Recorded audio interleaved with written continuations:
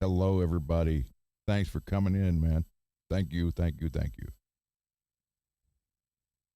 Oh, to get rid of that, there we go.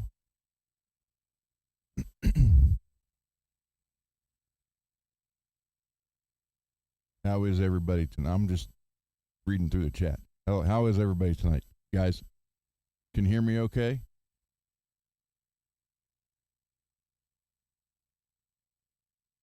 Okay, I'm hoping you can. All right, so let me go back and scroll, see who's all here. We had, oh, wow, Cheryl was first, then Mad, MPN, Resolution,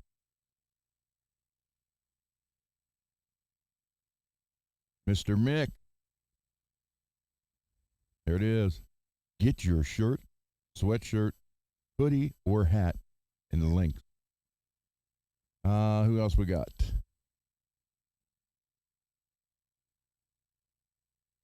DJ Play Nice. And Marshall. And Multi. There you go.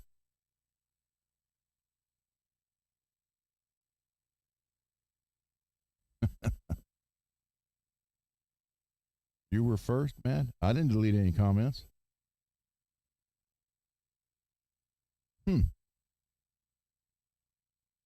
Don't know what YouTube is screwing up though. It's going across the platform. People's throwing a fit.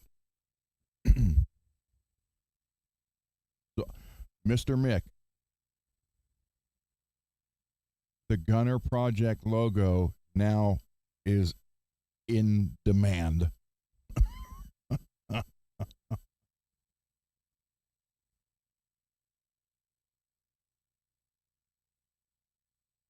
Hmm.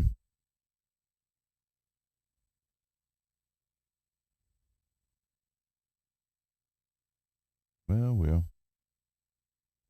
So, everybody doing okay? Yeah. See, Mr. Mick sent that logo to me, and it's funny because I just got a message that said, "Hey, an idea, just an idea."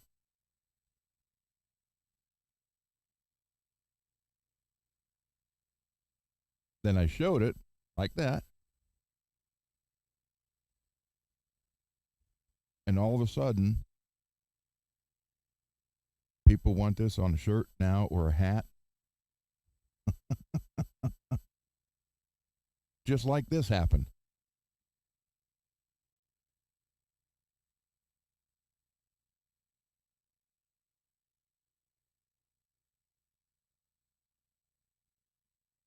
Mr. Mick. So we can talk about that. Okay.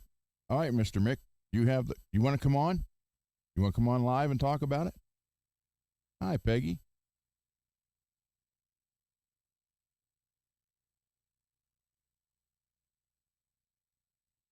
Multi, do you have bad hearing? How is that? Is that better?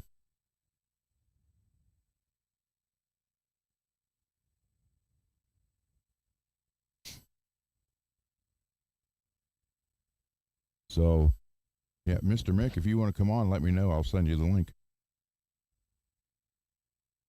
Lewis.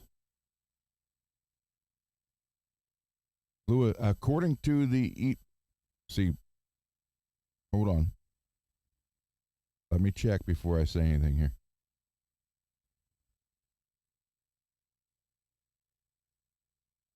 I sent 2 packages out this week. Track.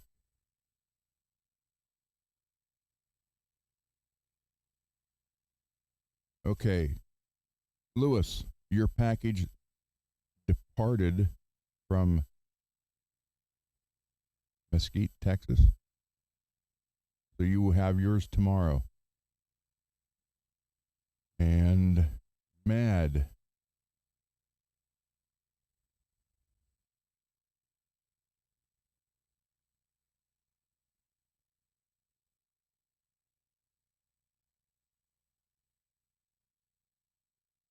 Yours arrived at Chelmsford, Missouri. No, Maine, sorry. Um, and I think it says yours is probably Friday, 22nd.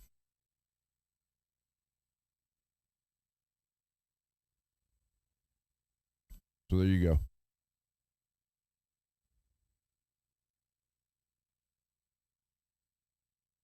Okay, Mr. Mick is on a cell phone. Um, for those of you who asked about the Gunner Project logo on a shirt, hat, I have no idea. Mr. Mick, please go ahead and talk about it. And while you will do that, while you're typing, I will play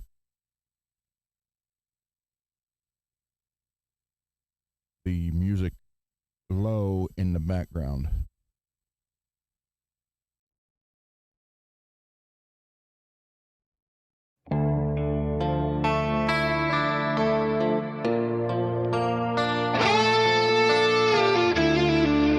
That's something to listen to while you're typing.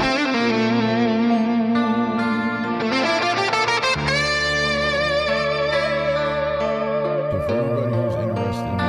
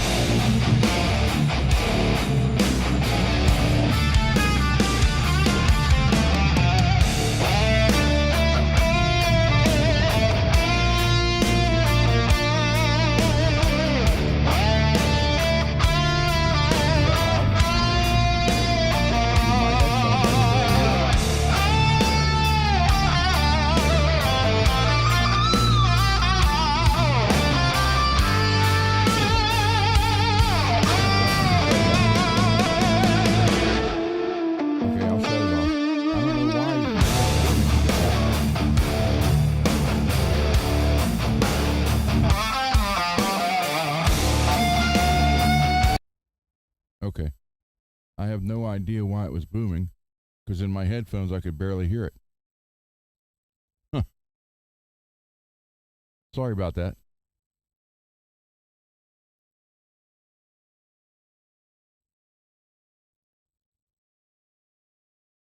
Hmm.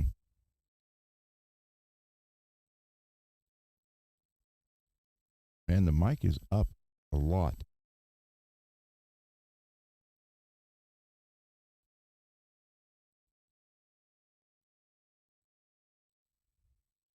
How's that? Is that any better?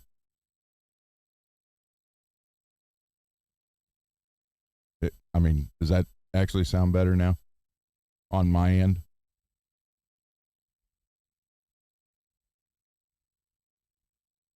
Same? Don't get it. I do not get that. Check, check, check, check. Hold on. Check, check, check, check.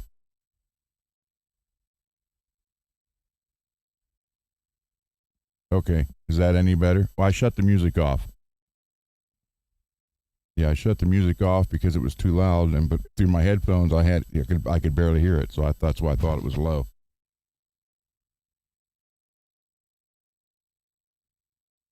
Okay, sorry about that, guys. Patrick, there's Cheryl, Greasy, Derek. Okay, well,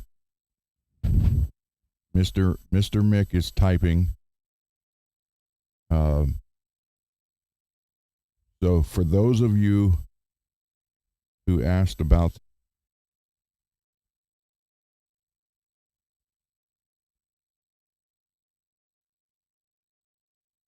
koozies too. All right.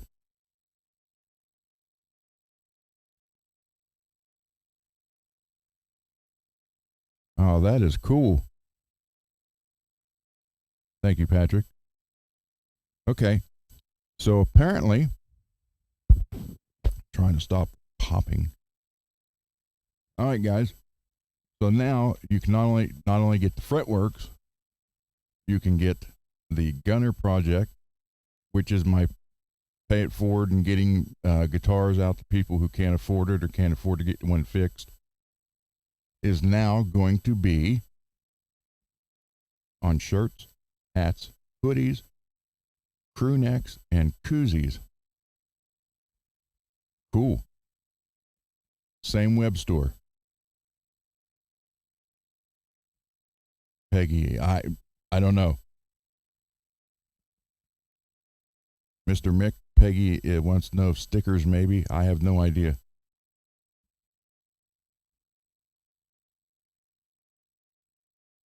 So cool.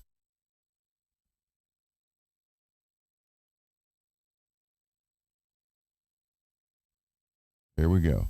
She will be out of town next week, and she'll work on it when she gets back. So there you go, guys. There's your update. Again, Mrs. Mick and Mr. Mick, oh, you can do stickers too? Holy crap. Wow. This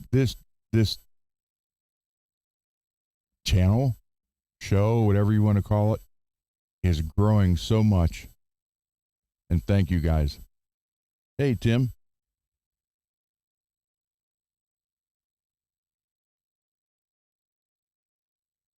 So there you guys go. Now you can get the fretwork. Oh, fretwork koozies also cool. So now you can get the fretworks shirt. This is the hoodie, by the way. And I'm only wearing it because it's 57, 90 some the other day. Now it's 57 and raining.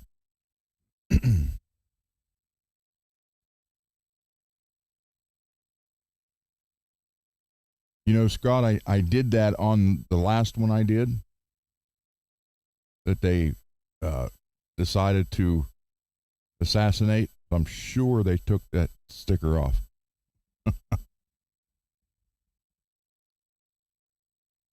So there you go. For those of you just joining, you can get Fretworks hats, which is right here.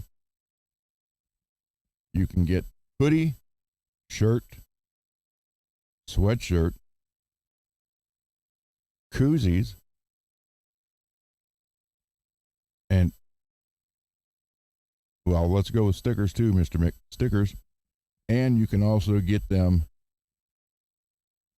now for the Gunner project. And that's the logo.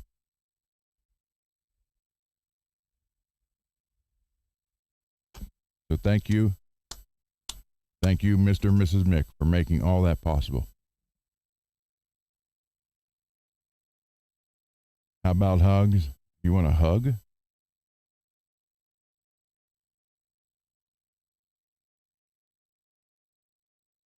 What's the link to the website? It is on the home page, but I will get it for you, Lewis. Hold on. At least it should be on the home page.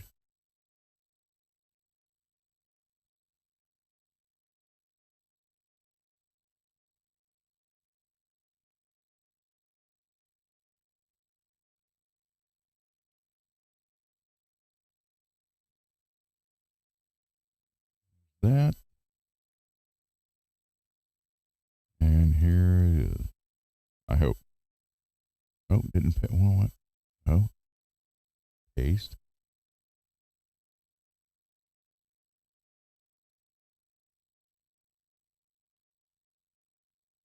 Oh, that can't be right. Hold on. Probably be best just to do this. What if I just do this? Will that work?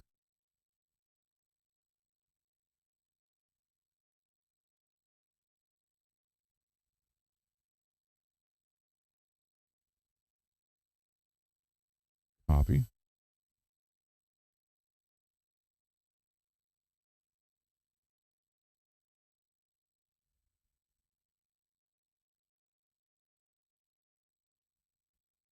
That should be it right there. There you go.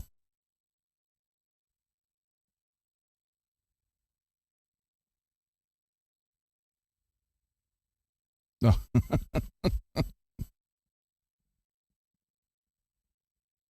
So please tell me when you turned it on 20 watts, it sounded better.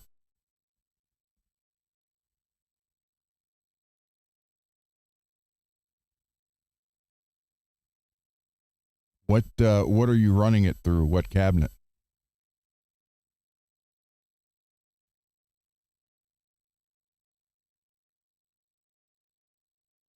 Yeah, Matt, I can do that.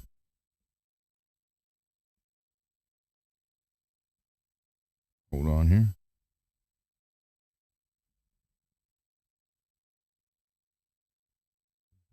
Hold on.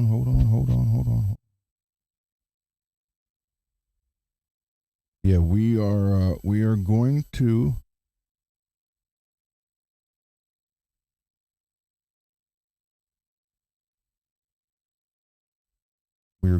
look at Marshall's guitar, and I have never seen one like this. I never heard of Paradise guitars before.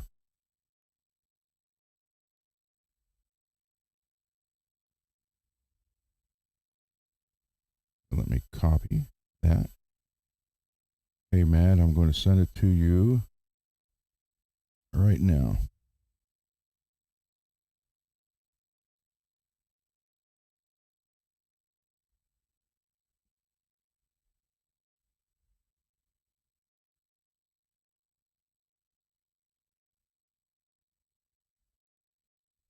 Okay, Matt, it is sent. Hey, Julian. 112 vintage 30. Okay.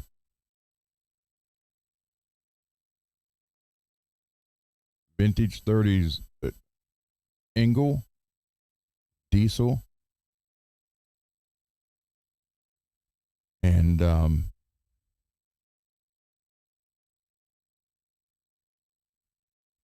Engel, Diesel, and uh, Hughes and Kettner. Love vintage 30s. Hey, CD.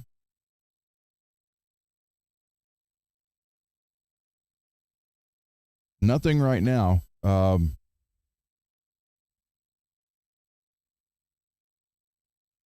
We were just going over. Mr. Mick informed us that since you guys are just joining, the other day talking about what I do getting guitars fixed, repaired, or whole guitars, new other guitars given to people. We were trying to come up with a name for it because I just called it paying it forward.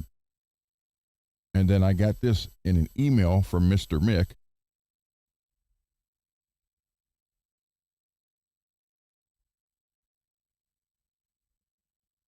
So now,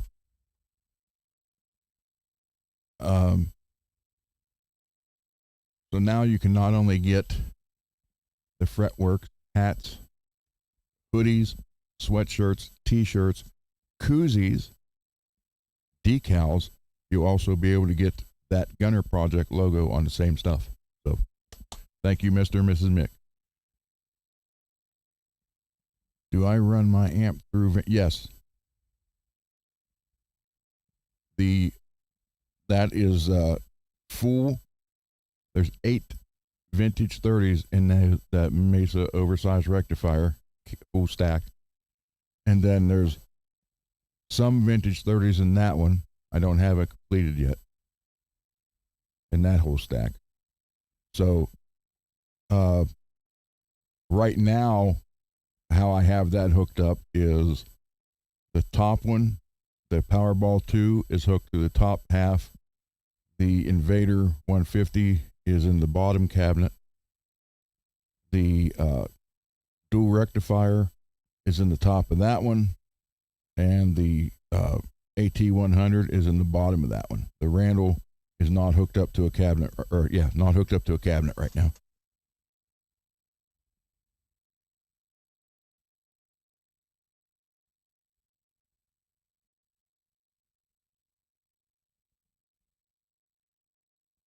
So I love vintage 30s.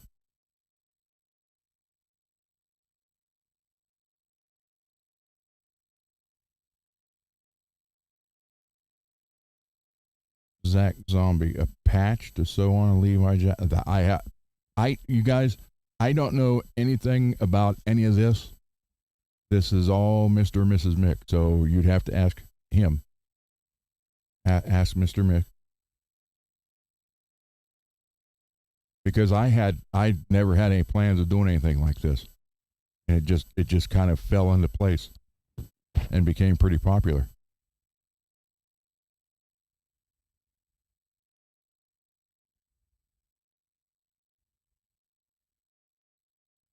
Would be a cool patch for that, yeah. But I know that entails an embroidering machine.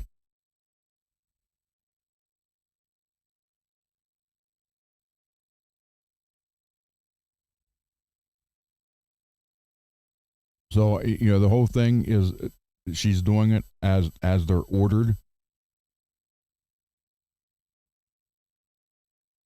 The Gunner project as a patch. That'd be pretty cool. Again, guys, I don't know what she can or can't do. I didn't know she could do stickers or koozies. I just found that out. So, yeah, you just have to ask Mr. Mick.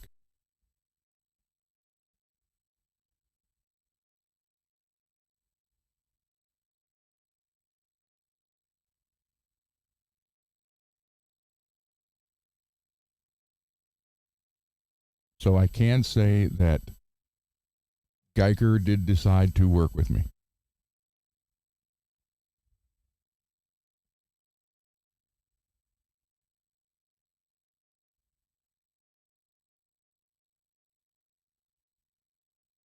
They are sending me right now the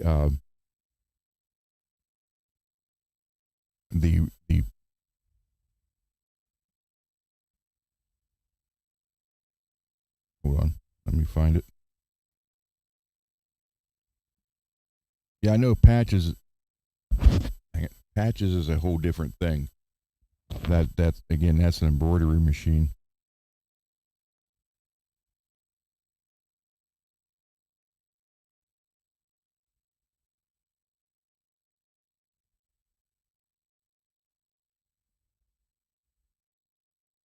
Oh, it's not a very good photo of it.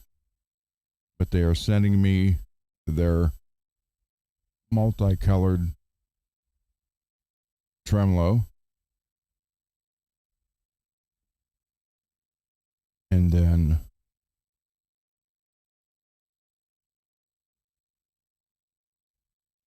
their titanium saddles,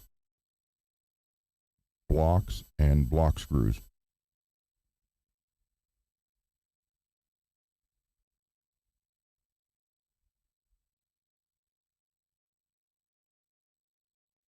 And then their titanium red screw kit.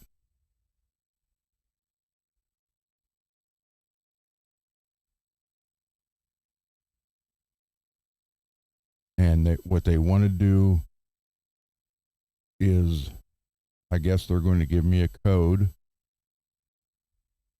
that you guys can get 10% off of anything you order. And then they offered me 10. Dang, I'm trying to keep this from popping on you guys. Sorry about that. They offered me, I think, let me check here.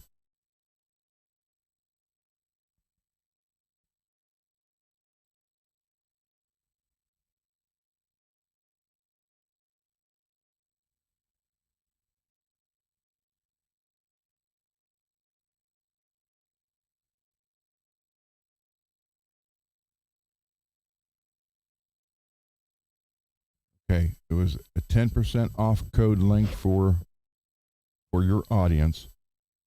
Then you'll be surprised on this one. 10% commission on every order made through your link. If interested, feel free to choose a product you want from our site and send me the information for it. So I wrote her back and I said I definitely want the link for the 10% for you guys. I said, but what I would rather do,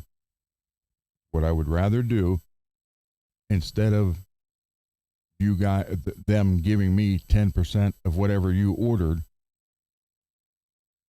I said, keep that 10%, whatever it would be, and just keep sending parts.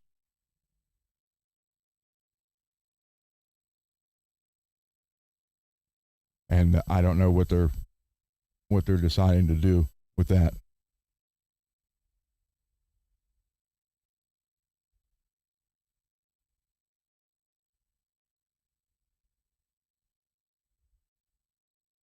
So she said, I wrote her back telling everything I wanted to do, and but thank you so much for your detailed message.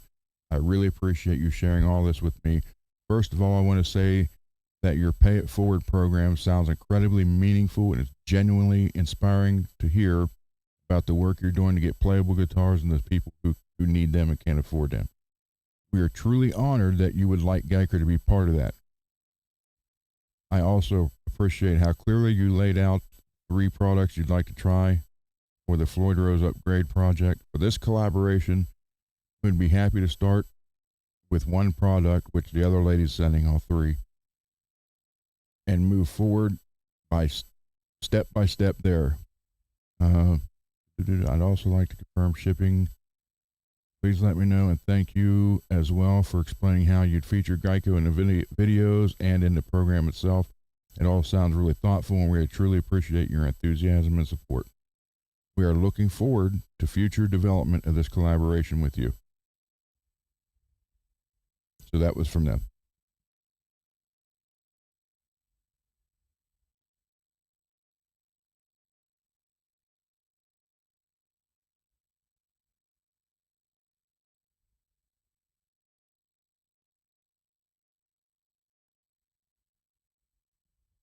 Hold on. Dang it. Stupid thing. If you modify the tele guitar, replacing the bridge pickup. Yeah. I would go with the stacked.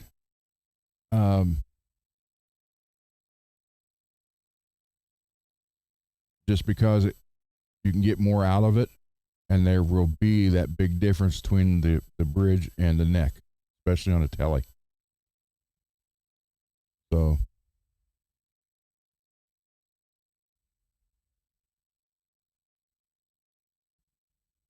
the original bridge rattles. They are having a big sale now through the weekend. Well, if I can get the code before this weekend.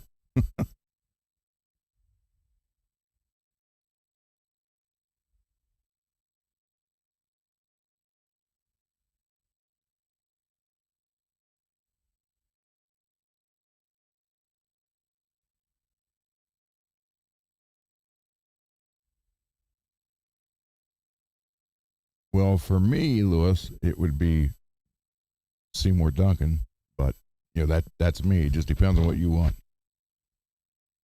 Again, like I said the other day, Seymour and DiMarzio are like the best bang for the buck.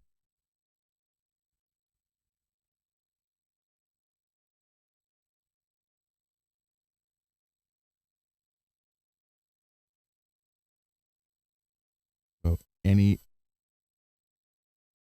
same thing. Yeah, you know what? Let's look. Let's look real quick here.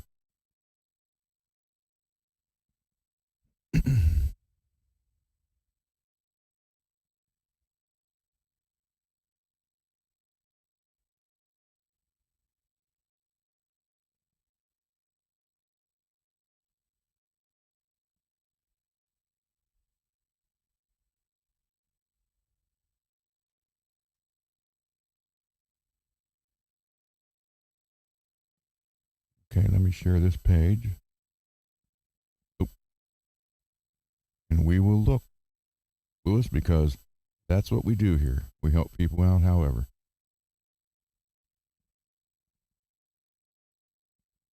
If this helps you out, then I helped you out, and that makes me feel good. All right. So for the rear pickup, here's an issue you're going to get into. I had a guy who bought 2 Fender Telecasters, and he bought 2 of these. Okay. And he's like, I want them put in a bridge. Problem is, the bridge is designed for something like this on a Telecaster. You have to have those 3 holes, or this just had the 2 ends. And I asked him, I should have filmed it. I didn't do it. I should have filmed it. I said, are you sure you want these in there? He's like, yes. Then I said, okay, well, we have an issue. I can fix it, but we have an issue. And I told him what was going on. So what I ended up doing, you guys can still see this okay? See the mouse hand?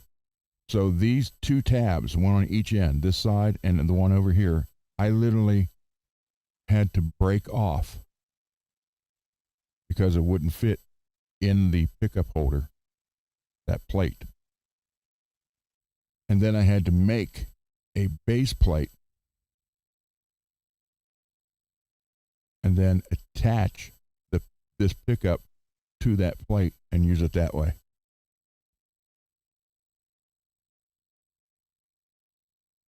Hey, Brian.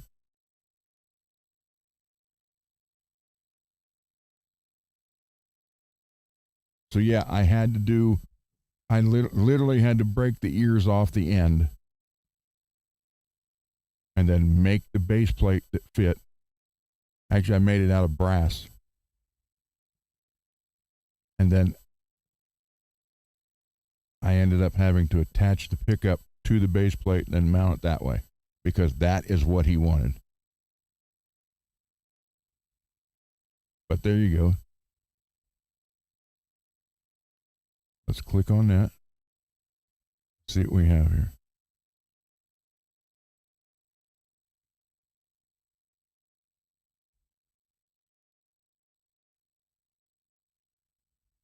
Oh my God, I hate when you get 1,700 things you got to look at.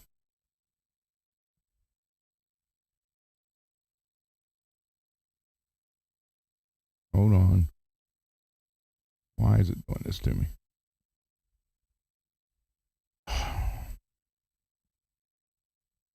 Hold on, I got to do it again.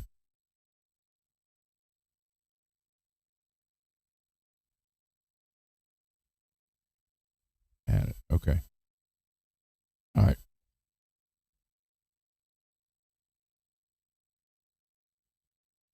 So I had to make this base plate, break the ears off the end of the pickup, then attach the brass base plate, or pickup to the brass base plate and do it that way. So it can be done.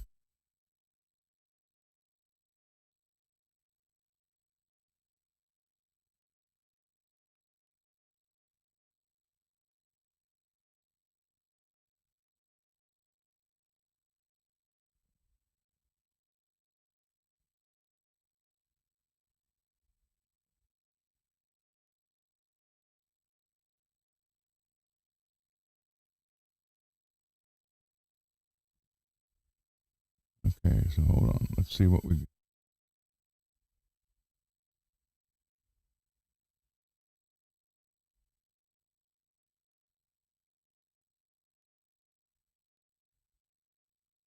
Slightly more warmth and input or output. There you go. Is that what you're looking for, Lewis?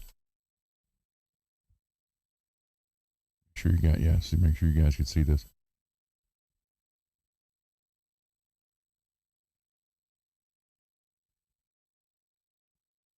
They want what, 109 for it?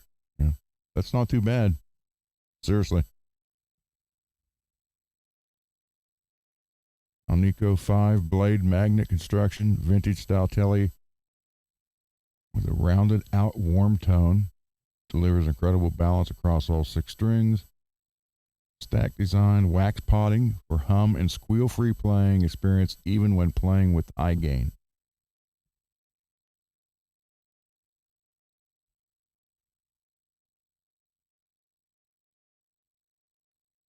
Four, but your red and white would be together.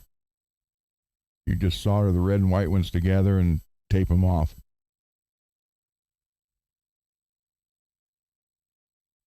Your green and ground. The green and bare wire would go together for ground, and the black would be your hot wire.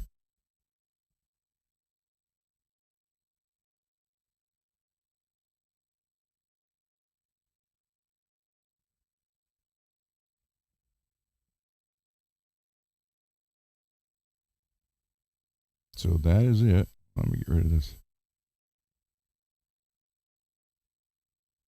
There you go. You can write that down if that's the one you want.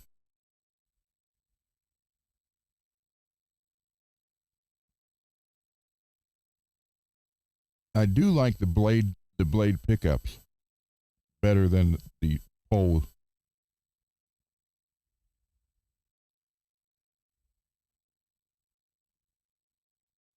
It's $6 off, so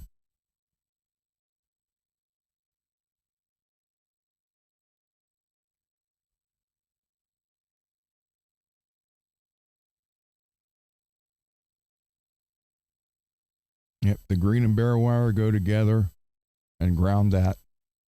Your red and white would get soldered together and taped off. Then your black wire would be the hot. You're welcome.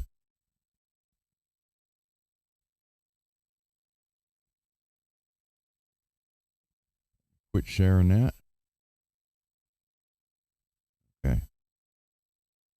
Any other questions?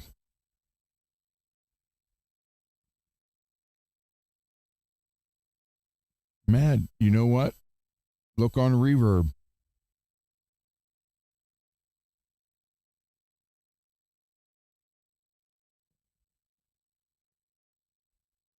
I had one I was going to put in my cart a little bit ago, but I didn't do it.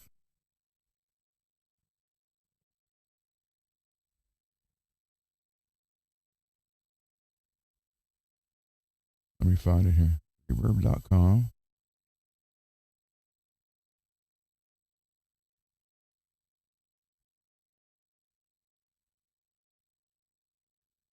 By the way, Squid Music is back open off vacation, so we're good there.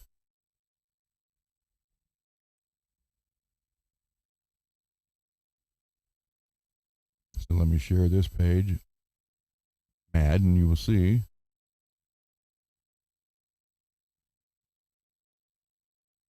Shatter page.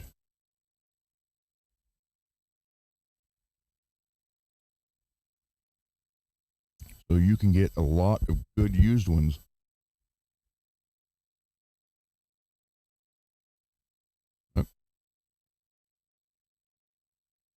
Trembucker JB4, $59. Quarter pounder, flat strap pickup. That's your neck one for $40. There you go, Lewis.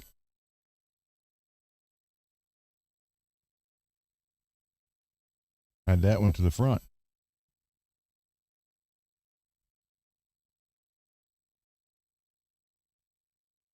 Oh, greasy. Look there, Nazgul.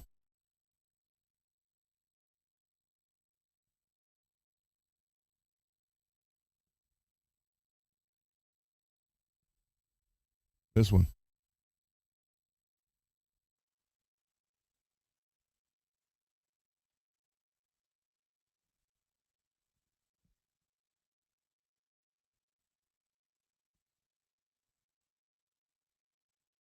$40.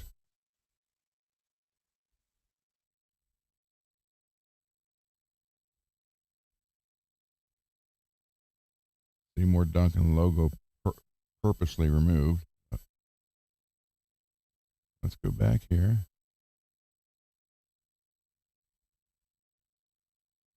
There's the 50th anniversary. $258 for two of them.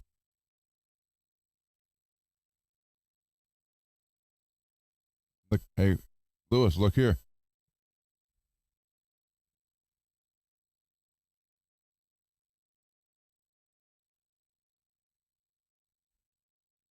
Yeah, see?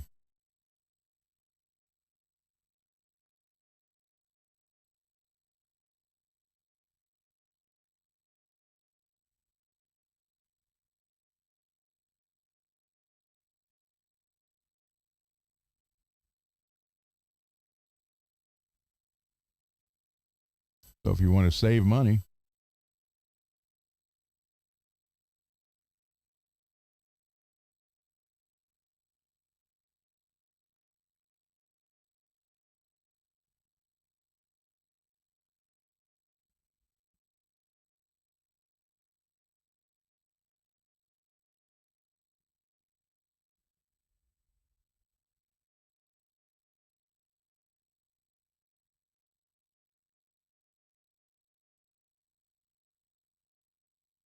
well, there you go, Greasy. You know where you got to get it. From Squid. That's on Reverb. Go back here. There's a sentient.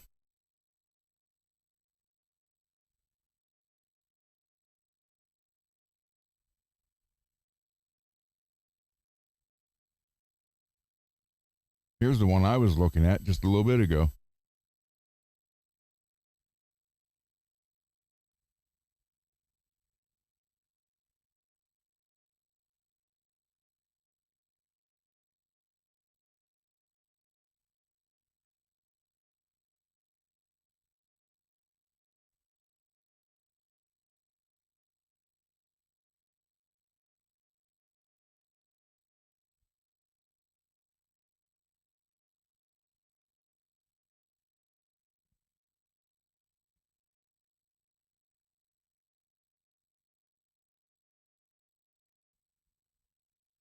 Hold on.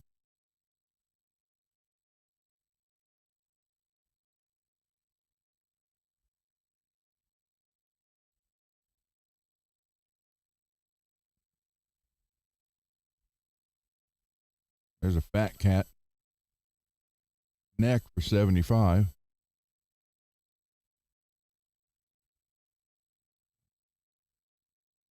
Jazz bass neck pickup 75. Pegasus for 80.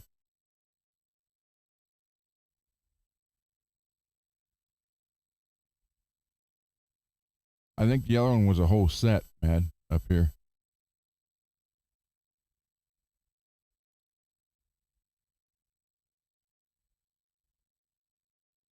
Yeah, that's a brand new Antiquity P90 soap bar, 278. But you get free shipping. That's for both of them.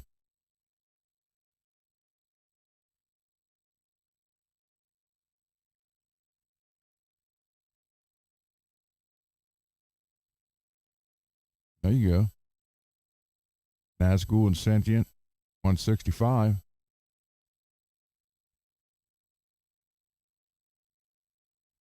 So yeah, I mean, oh, red and black set. Look at that.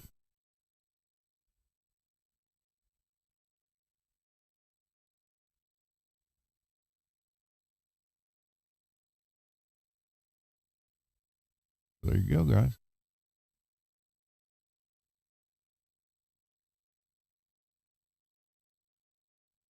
Yeah, I bought a lot of them on here used.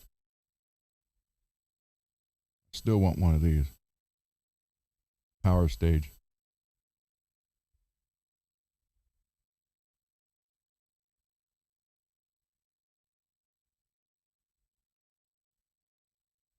That the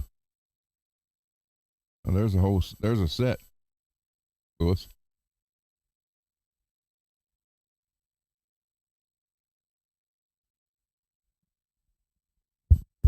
Brand new.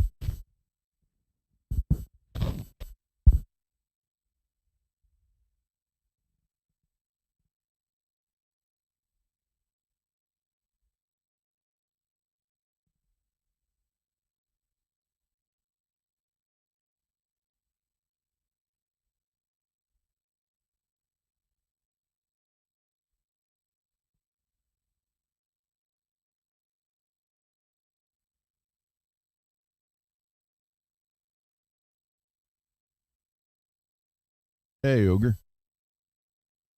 Lewis, you're welcome, man.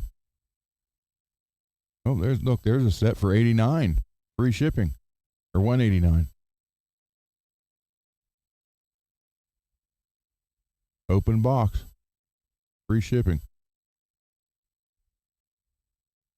Reverb. Go ahead and get a screenshot of that, Lewis, if you're interested. From Brooklyn, New York.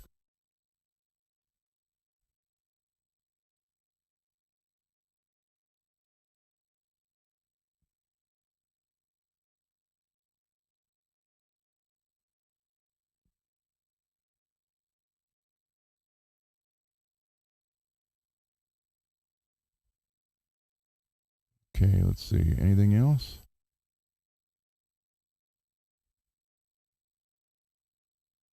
Black Winter.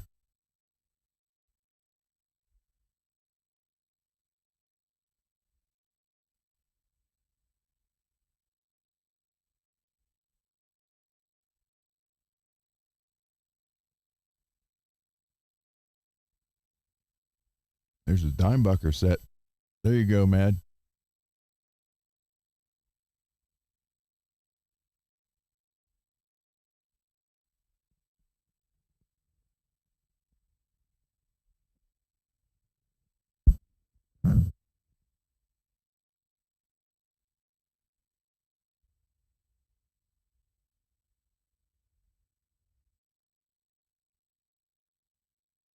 Yeah, if you really want to hear how your pedals sound, you hook them up through something like this into a cabinet.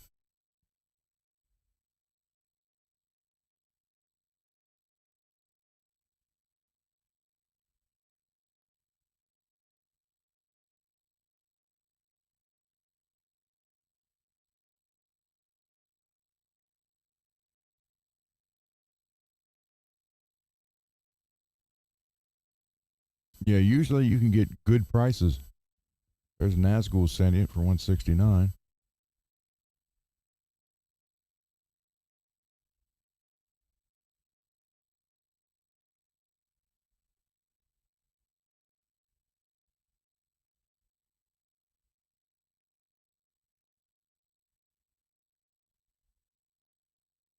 Hmm.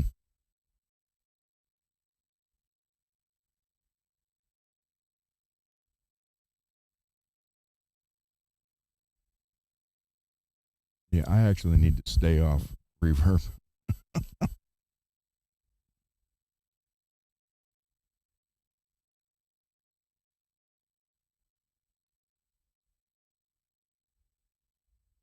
Set of blackouts.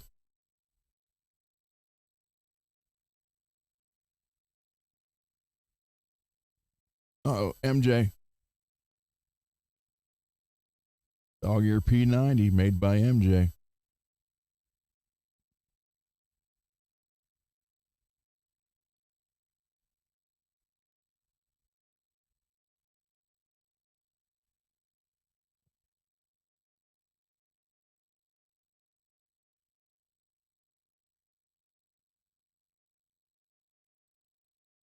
Oh, yeah.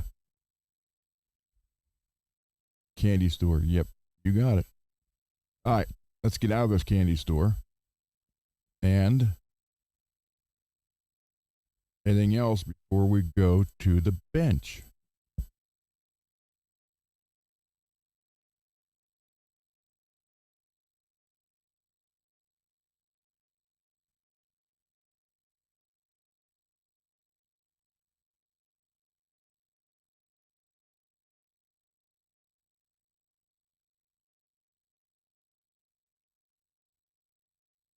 Any questions? I'm reading. I'm catching up. Yeah, I have 3 things coming, Brian. And I actually got from your contact and then from RJ's.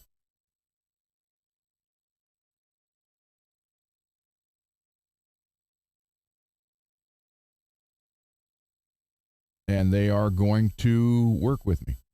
So, and they like the project, which is now the chat named the thing. It's called the Gunner Project. That's what it's called. And not only that,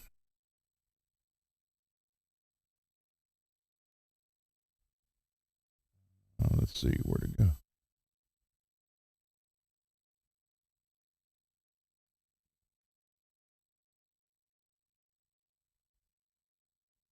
This is now the logo for that.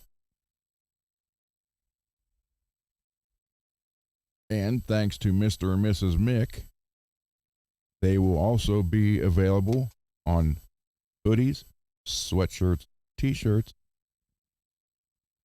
hats, koozies, and decals now.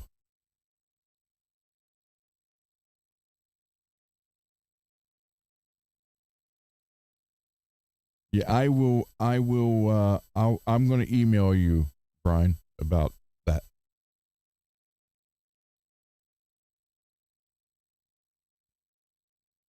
Ogre, I haven't been to a Guitar Center in probably 2 years.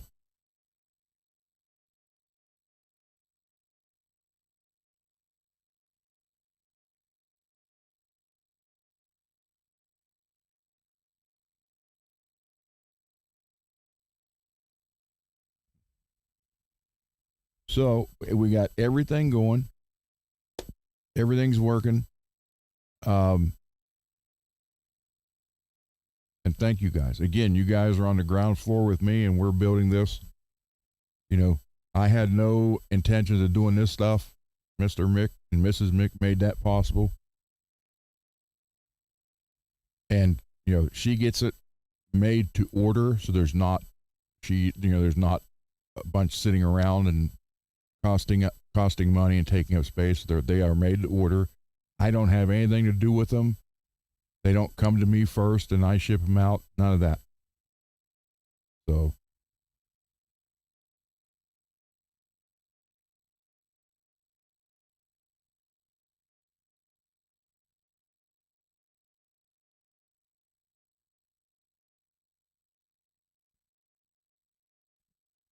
any questions, anything before I go on? Yeah, Peggy, that is a cool logo, and I had nothing to do with it. That was Mr. Mick, and the fact that there's a Jackson on it, that's great. I love it.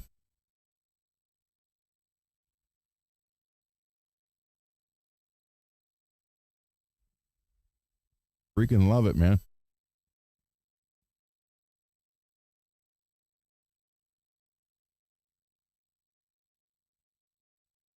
So no questions. Okay. All right, we will go to the bench. And what we are going to do is look at the Paradise guitar that I had never even knew existed from Marshall, from Hawaii. And I am kind of honored that this came clear from Hawaii to Ohio for me to work on. And thank you, Marshall, for trusting me with your baby. I will say I've never seen a guitar like this. We'll go into it over here. It is definitely a different guitar. Let me switch cameras and we will go over. There we go.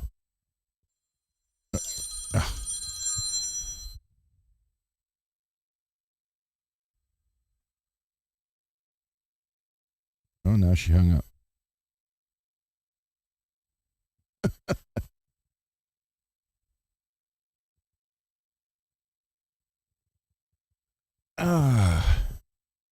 Okay.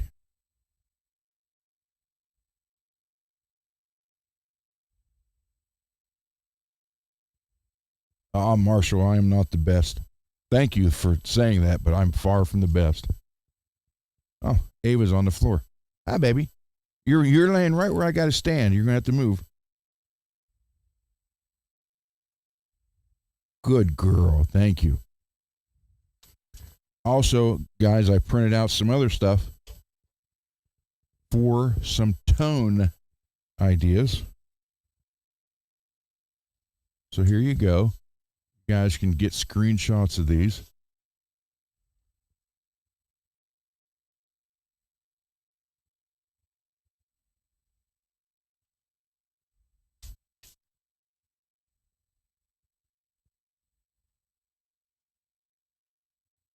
If you want that. Hold on, let me get this out of the way. You guys can take a screenshot. That's a partial coil split.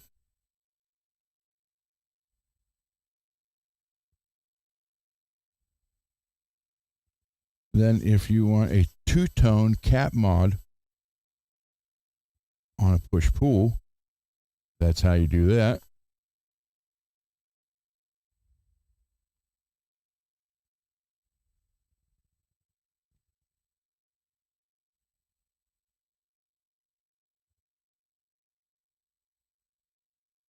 And then if you want a 50s tone cap wiring or modern, there you go.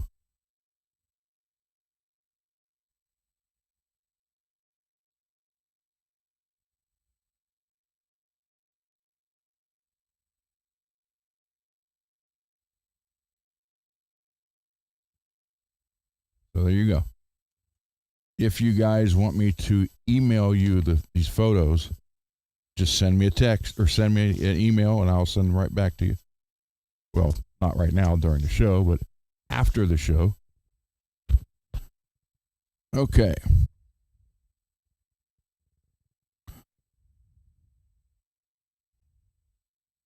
So let's get into this. And Marshall, I'm glad you're here while we're doing this. That way you can answer any questions on what all you want done or how you want it done. Marshall was thoughtful enough to tell me his playing style, the pick thickness he uses, and how he likes the adjustment high, or how high he wants the adjustment, which is good information. Very helpful information. All right, so we're going to look here at the neck. And you weren't kidding when you said you got the frets wore down. I see you do a lot of bending. A lot of bending. Flat, flat, flat, flat, flat, flat, flat. And it's not just the lower section, it's the whole midsection. I don't know how well you guys can see those. But you can see it, right here's your cords, and you get into the bending section. I mean, they are literally. So we are going with stainless steel jumbos on here.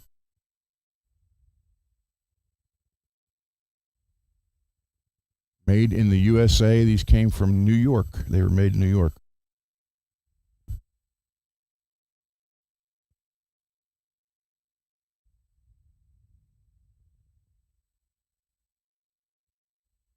Like, look at that one. Then you come down here, you start seeing where the bends happened. 3,000 hours live playing on this.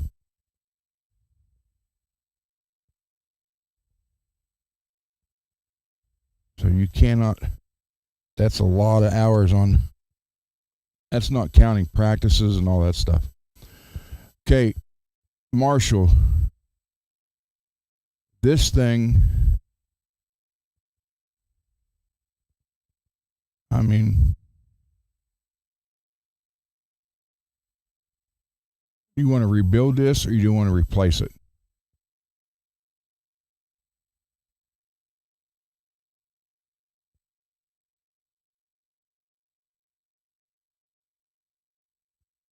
Yes, MPN, I'm putting jumbo stainless on it. The reason I say that is because the knife edges are worn and I can file them but they won't last that long.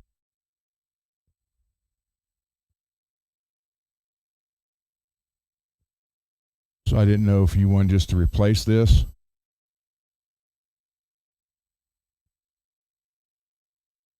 It's up to you. No, this is a Floyd Pro.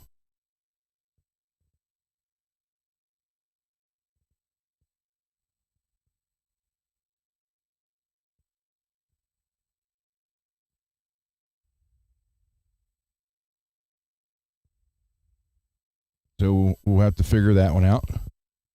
But this is, look how that is made.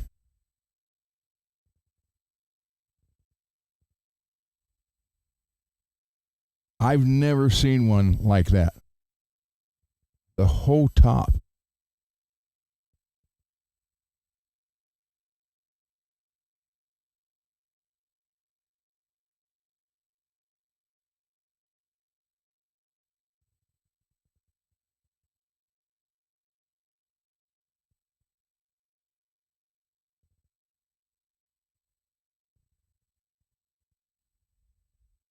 So I take it the flowered parts fell out of these? Yeah.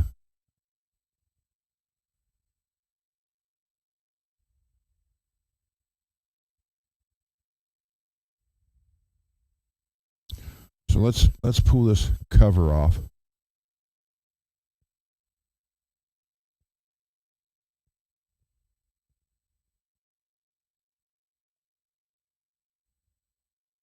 I've never seen that design before.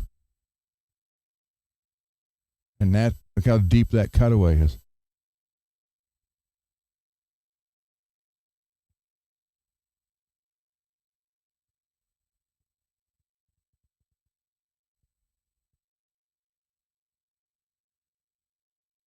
I don't know. That would be something that I definitely would have to experiment with, Marshall, as far as getting flowers back in there. Do you have them? If you have them, I can get them back in. If you don't, I'd have to come up with a way to make something.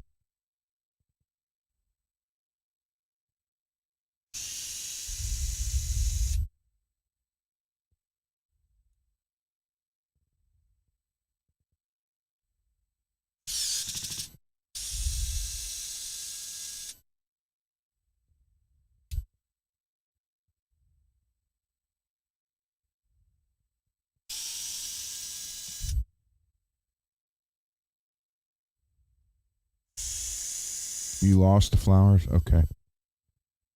I have to figure a way to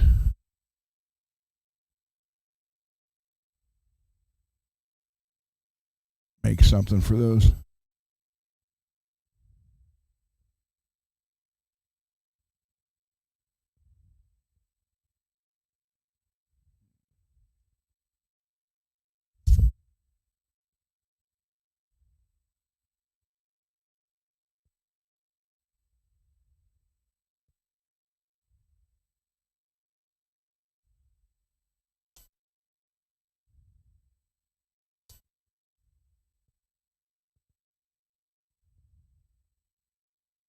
Well, who says blue tape's not very sticky?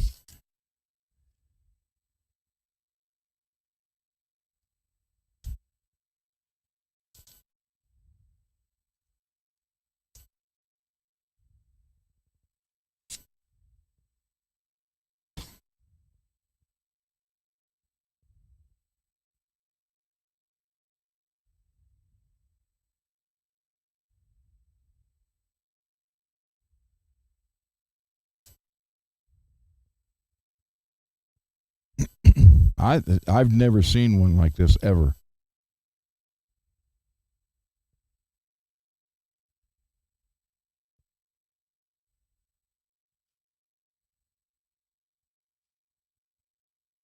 Definitely cool. And you have the distinction of being the farthest guitar ever sent to me to be worked on.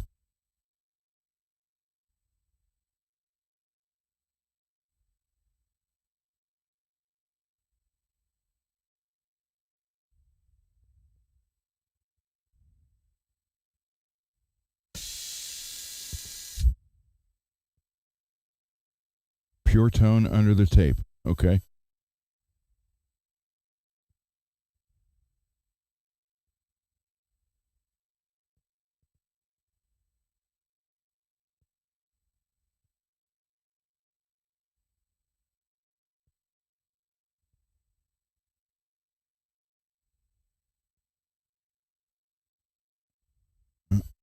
Do this.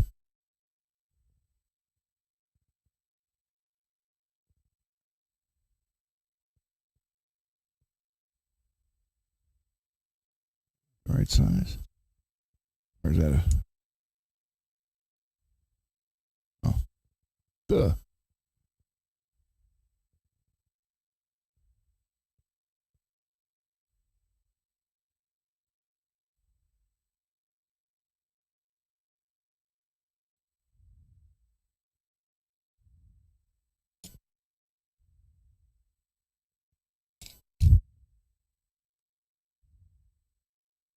Figured I'd try it if it was loose. Usually these are loose, and it didn't let me down.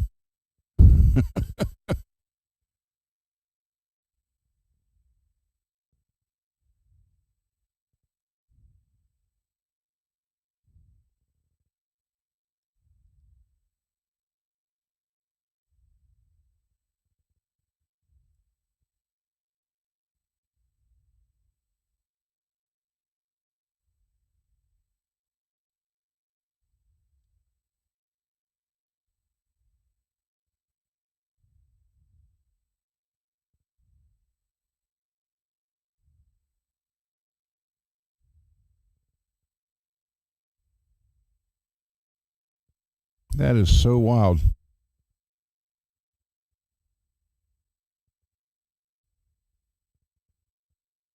So there's nothing behind that. Let's see.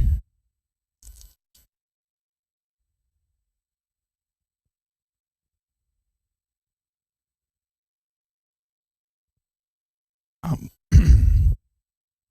I'm wondering if I could take like that silver filament I have, literally melt it to a liquid, then pour it in there. I may be able to fix those, Marshall.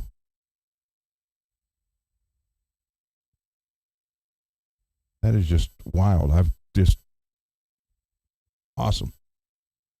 Set this over here, out of the way.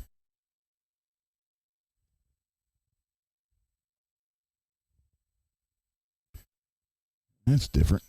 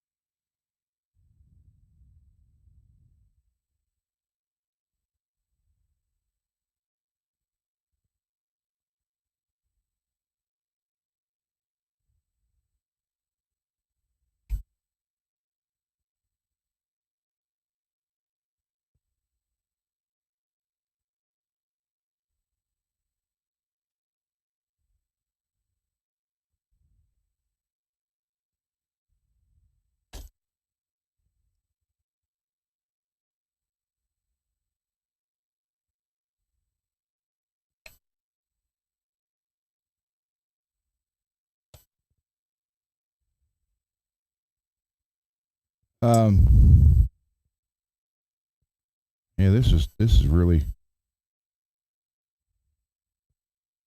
Actually, a pretty cool design.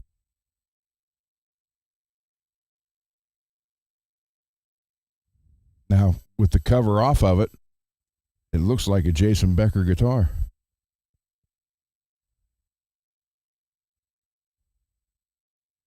No shielding.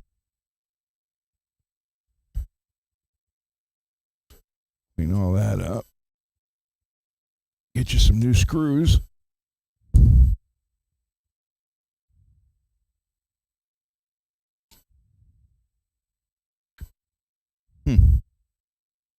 Let me put these back on here.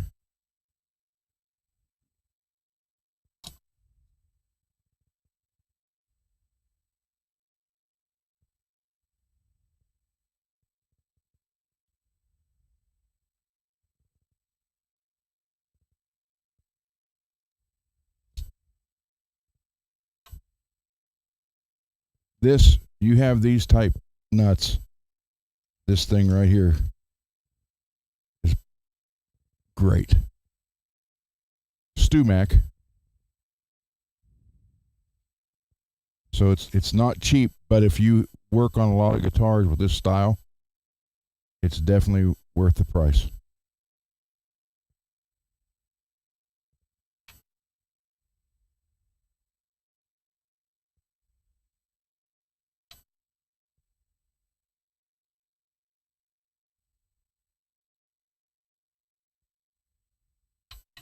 All right, just set that right there. Put a piece of tape across that, just hold them in place.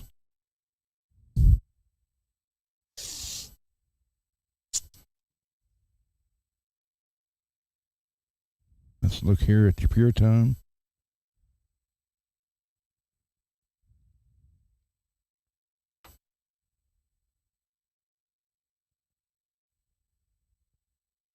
Up there.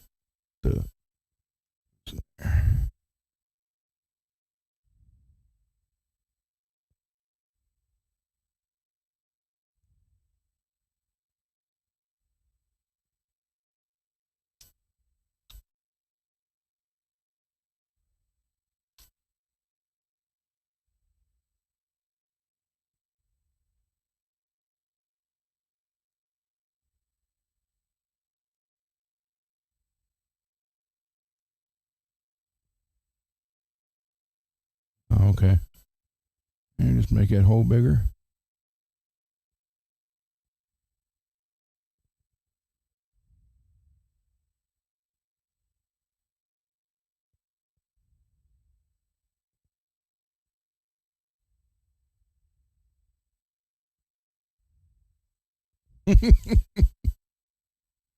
It's just, I mean, this right here looks like a Jason Becker guitar just like that.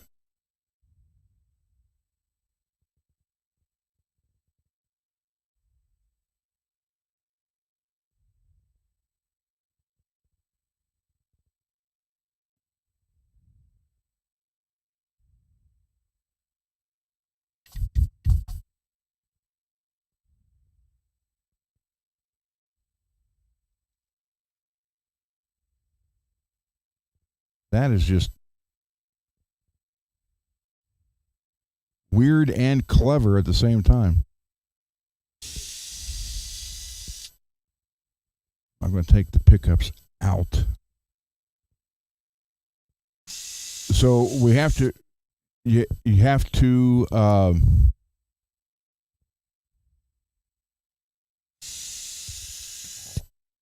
let me know. I mean, you can even put it there in the chat. Let me know exactly what you want done.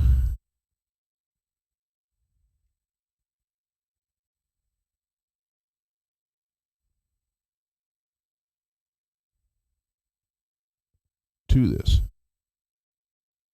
Huh. Look at this. Did you know this was here?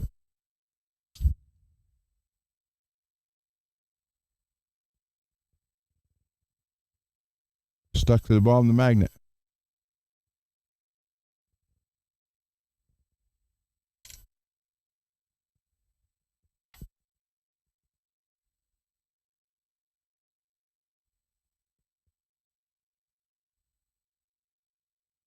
DiMarzio.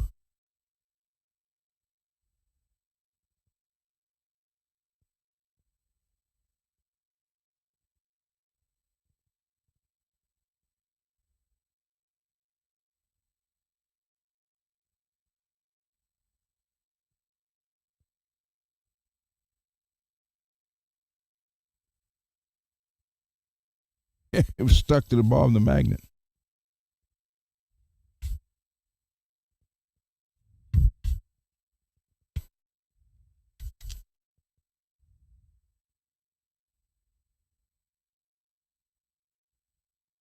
I gotta take all that apart to clean all that.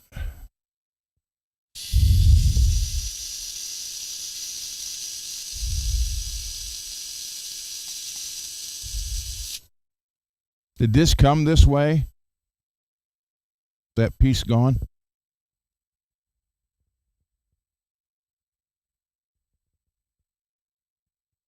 Yeah. That whole red was a top. A real thick pickguard, like almost.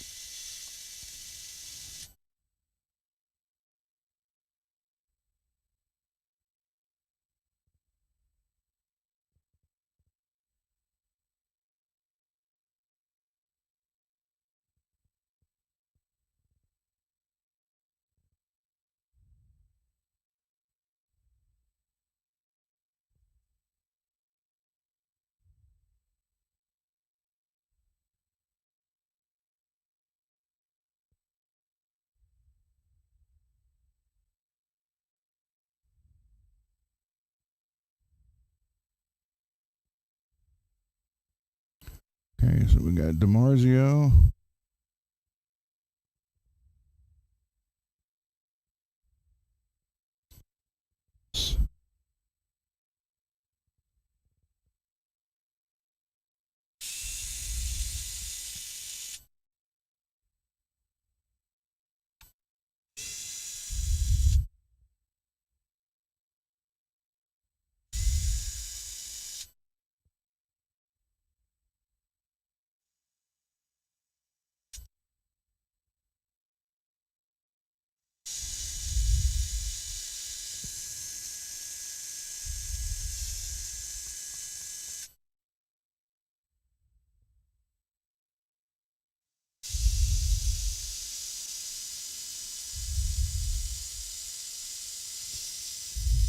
I mean, this is a really cool guitar.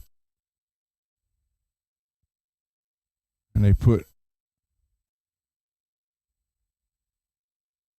it's like a mirror. This one's cracked.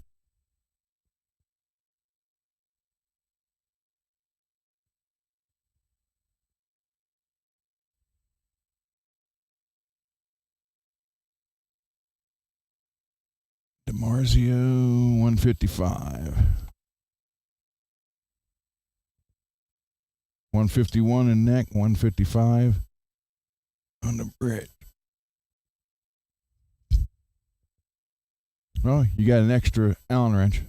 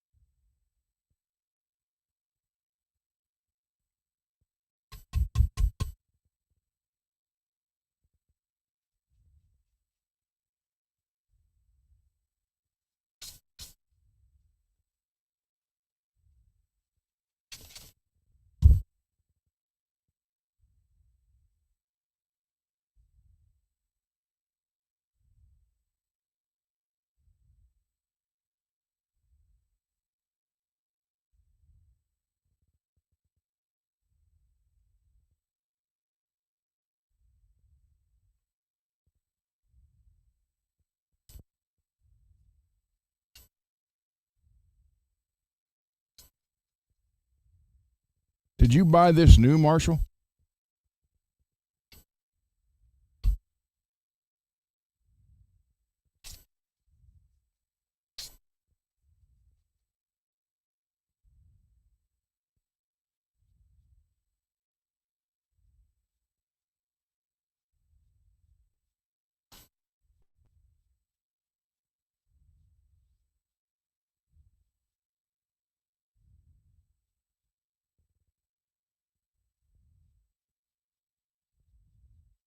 you don't mind my asking, how much was it? Because I'm getting a feeling this wasn't cheap.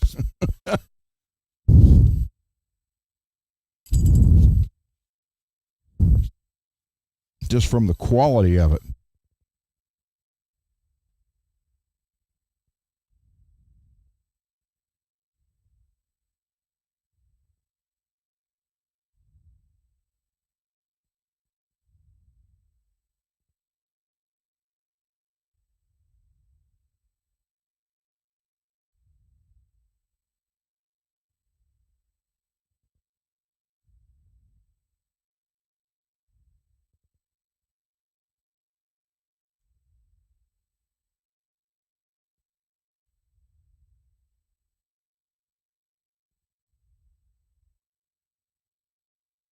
$1,500. Wow.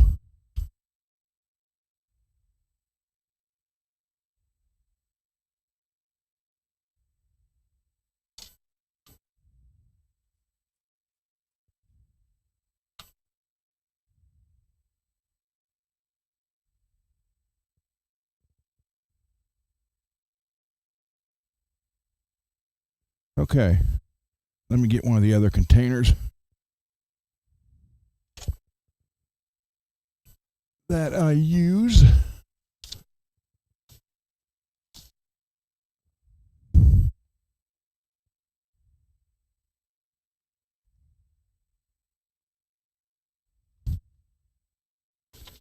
With plastic bags.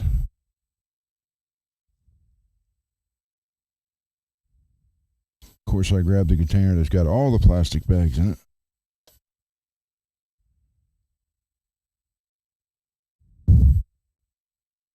So here's what I do with these guys. I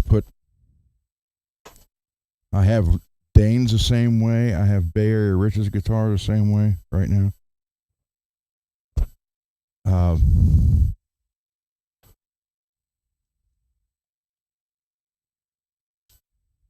Because I don't want to call someone up and say, hey, I lost your parts.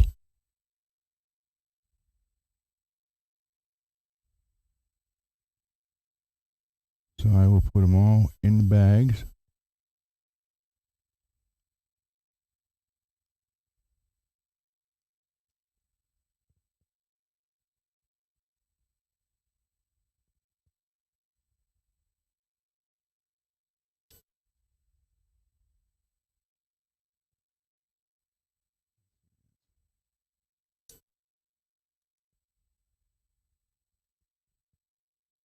Might find something else for support instead of mirrors.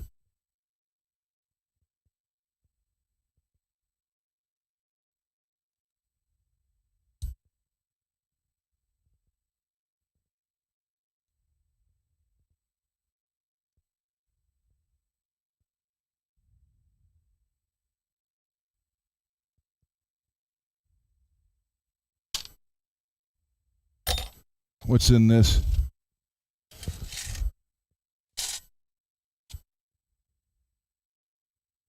Where is my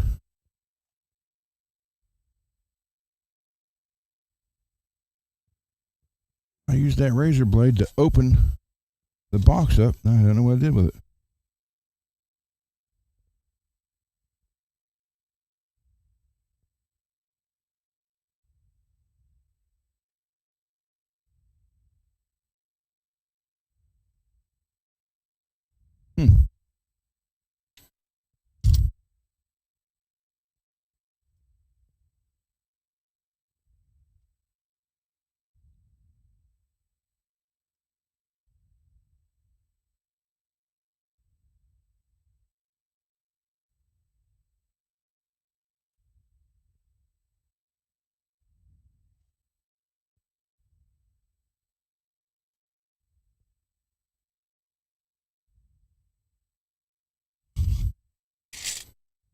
Oh, okay.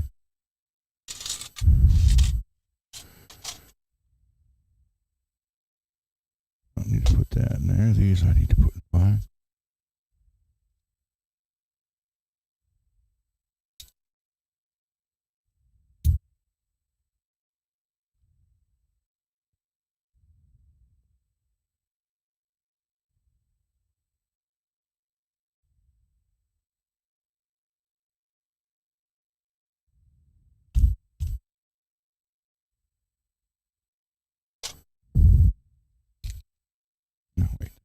these.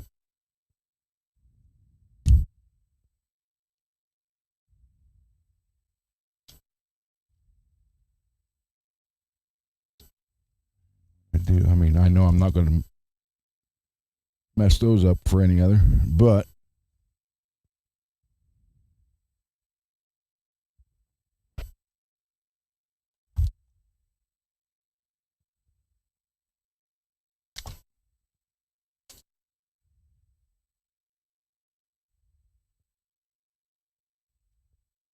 Marshall Paradise guitar.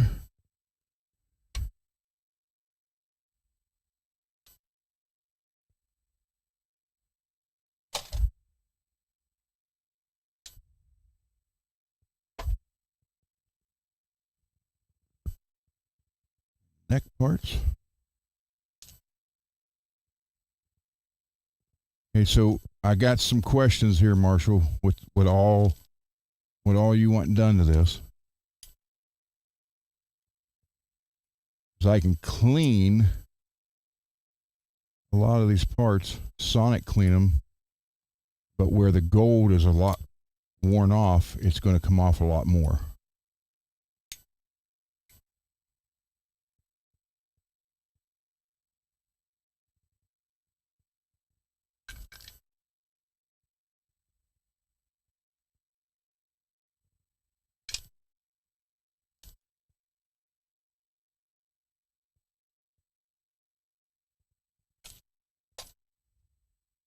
MPG, Marshall Paradise guitar, miles per gallon.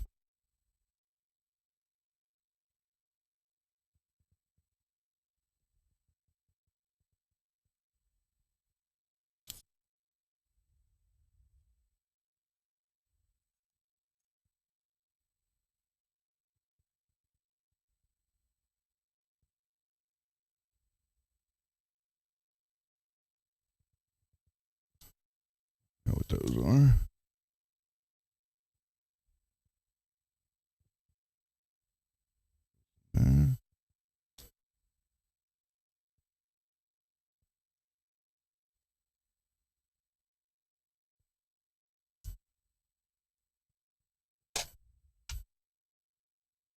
Okay.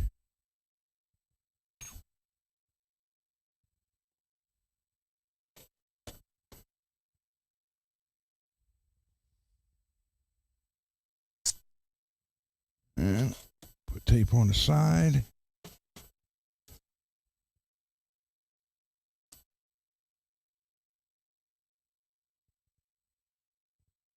And then right on it.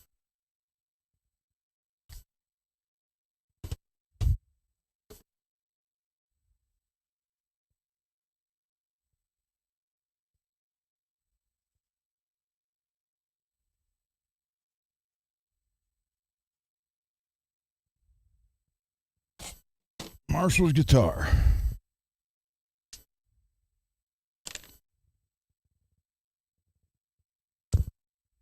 Okay, now let me get the top part back on here.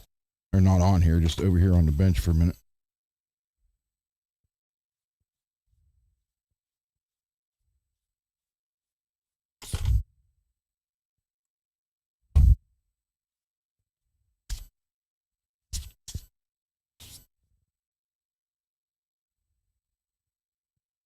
Okay, compare where I had that. Okay.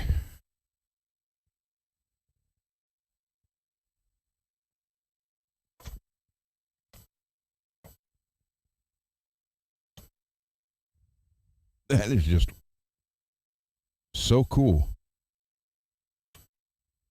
Oh, I see we're kind of warped right here a little bit. I'm thinking this out of the way.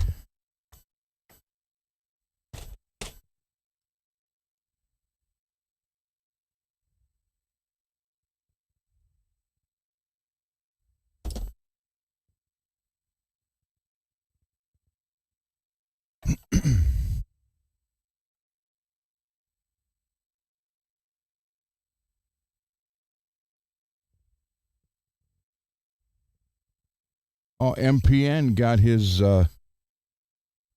white Concord style Firefly today. It looks neat as can be, man. I like it. Let me see.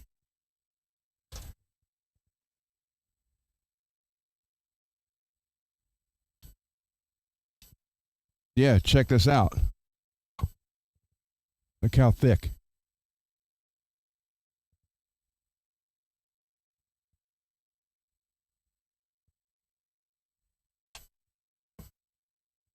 Let me check something here real quick.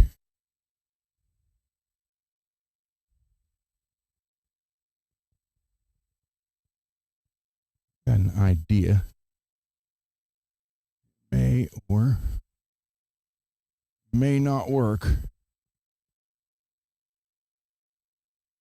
Wow. A lot of tape residue.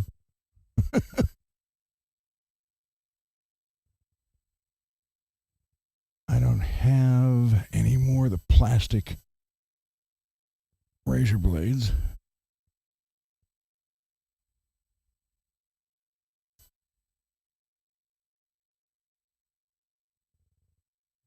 Stuff. Have that up there now either. Oh wait, that might be down here.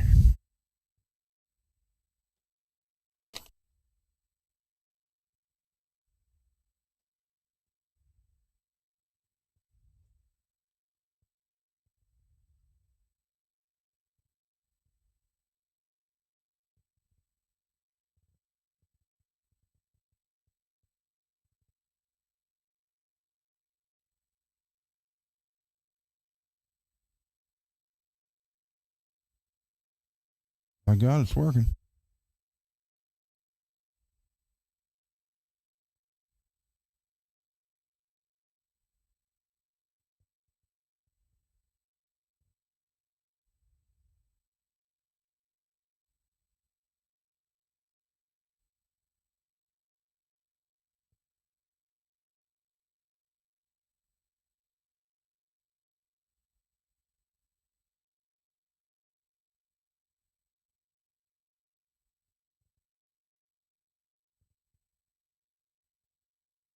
I have an idea I want to try. This is just a trial. I'll do it right here on this little one. Because if it works,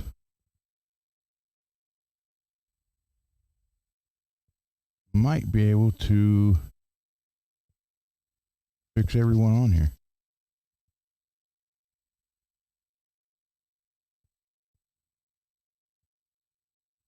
Maybe.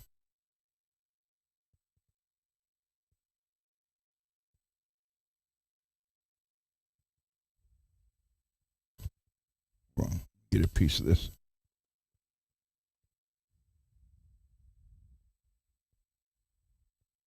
Hi, Avies.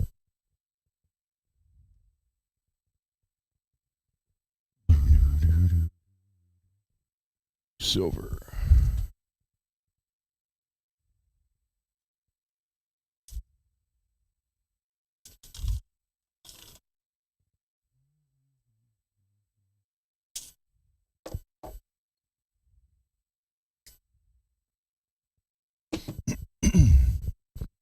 So this might just work, and if it does, we're in luck.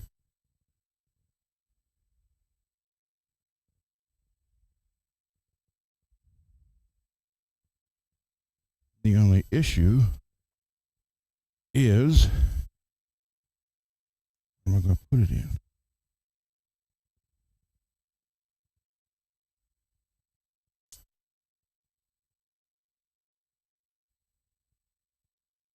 This is where you got to kind of think on the fly and kind of think outside the box. Granted, not everybody's going to have that. You have to have a 3D printer.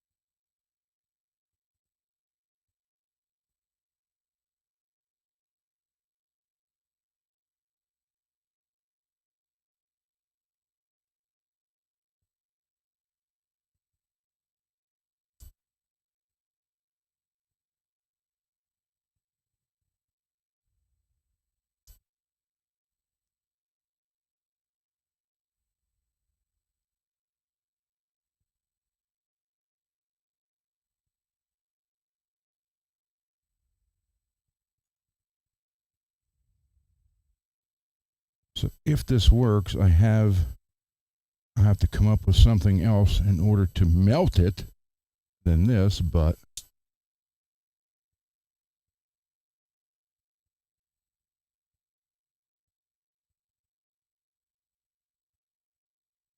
yeah, I gotta make it more liquidy to get it in there.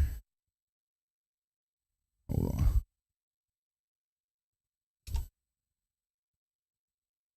Which means now the only problem with that is, oh, that's for that black base. Put this in a bag.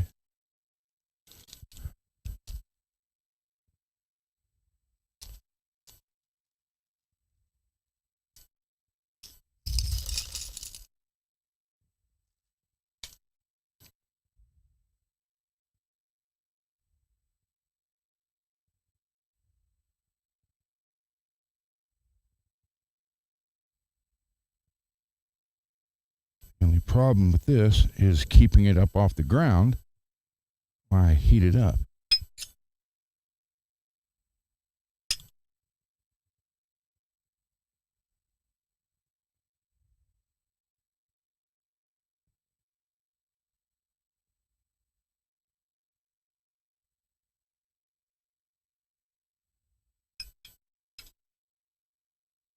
Had 1, 2, 3 blocks are too big.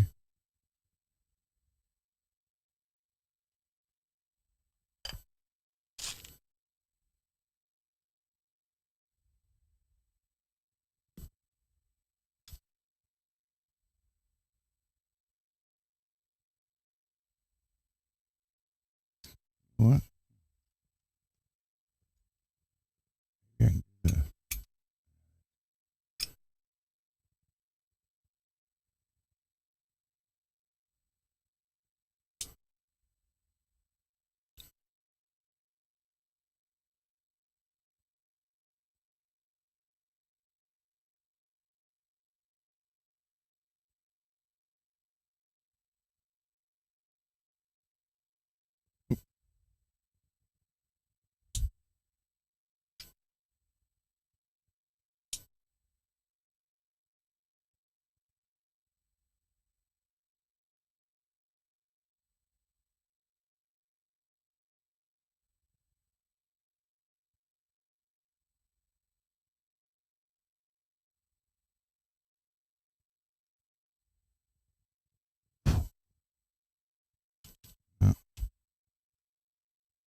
okay, that won't work because it turned it.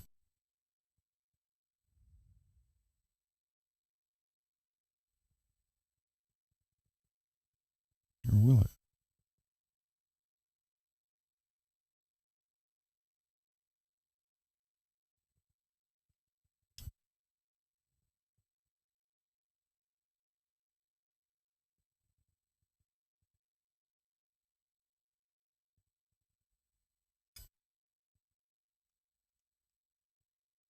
That's cold again. Wow. I have to figure a better way to do it, but this might work.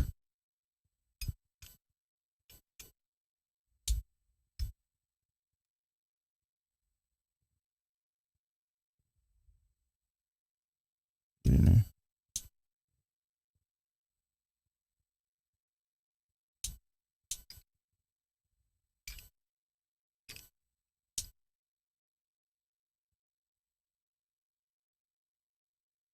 That's silver. Come on, don't run out on me.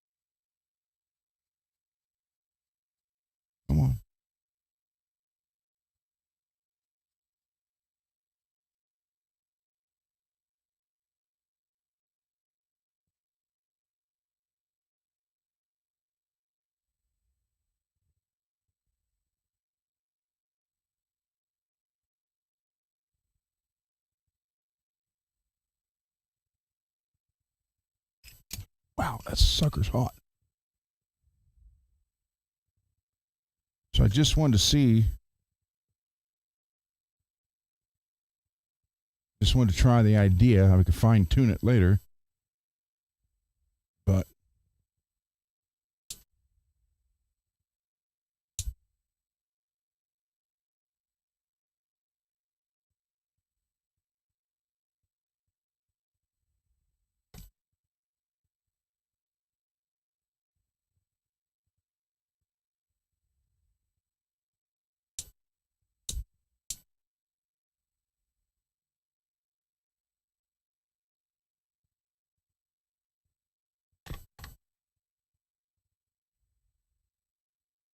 ow. Hello. Yeah. If the idea works, I can fine tune it. Obviously, I didn't fill the whole hole. I just want to see if it'll kind of do what I'm hoping it would do.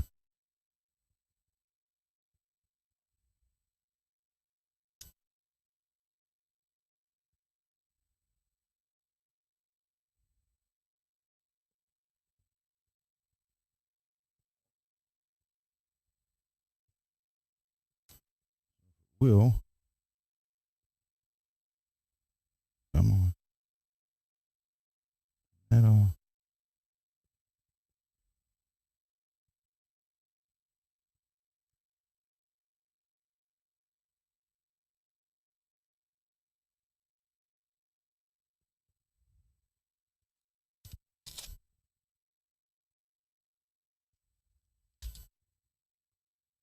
Granted, I didn't push it in there to shape it. I just want to see if it would work. But I think we may have an answer there, Marshall.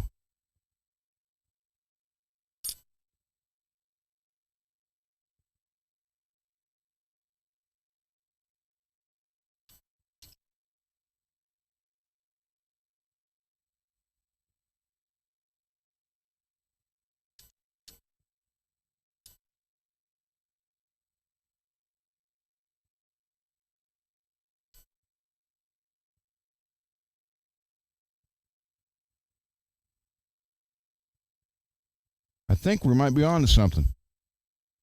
And I can tell you this, I've never done that before, ever. You just saw the very first time. That was just thinking outside the box. So if I can get it filled, okay, and then what you do is this with the tape, which Derek, this is what I was telling you for your binding.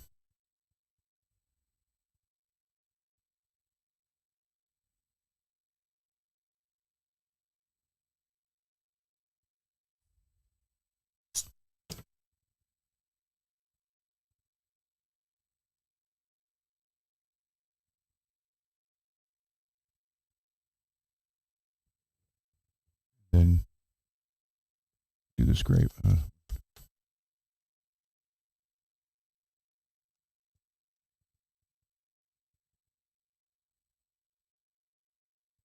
So, I mean, I didn't purposely try to fill it completely and top it off. I just want to see if the idea worked, and it does. And I do have silver. So, it'd be better, put it this way, Marshall.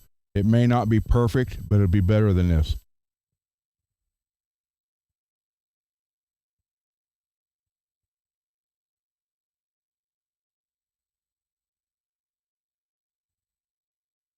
So if you're okay with that, that's how I'll approach that.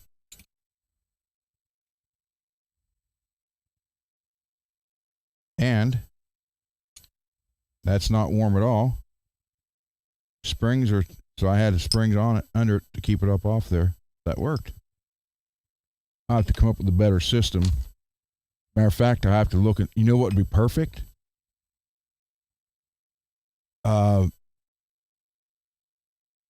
If I could find one of my old containers from reloading because they were only about that high, not quite half of this, and they had the spout on them, so I could heat it up and just pour it in there.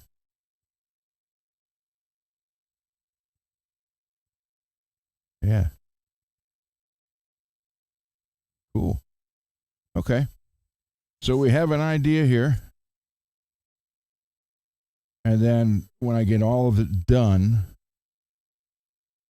I will run some polishing compound on here, clean this up, and then swirl remover, and then hit it with the wax, the cleaner wax, make it all nice and shiny. I'll take these out, clean them up. I'll actually wax pot them again, then put new tape around them.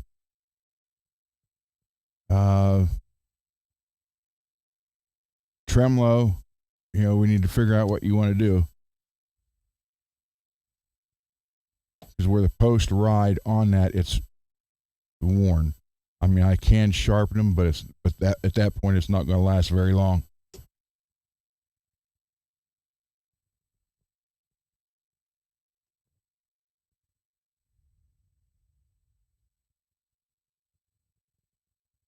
Yeah, I mean, it's not completely full. I just wanted to see if it would work. So, we still got residue there.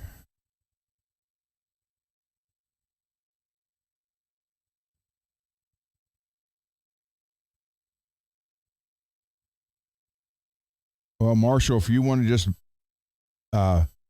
just buy what you want and have it sent to me, and I'll install it.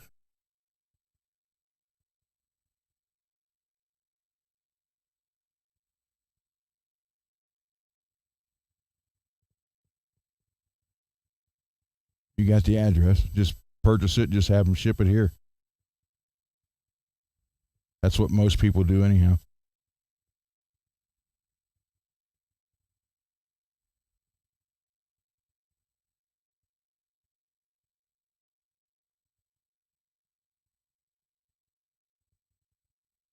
Yeah, whatever you want on here, just buy it and have it shipped to me, and we'll do it that way. I mean, that's literally, unless they already have the parts and ship it with the guitar, people just order it and have it shipped to me. So let me look right here real quick. This is even without any cleaning whatsoever. I just want to see if just a little bit of this, just a cleaner wax will make a difference.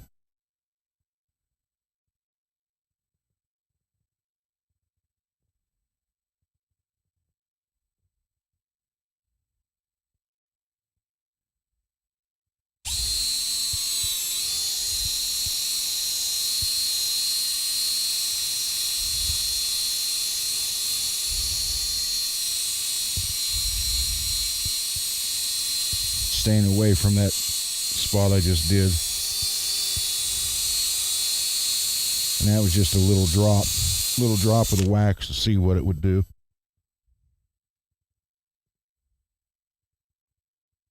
Oh yeah. Yep.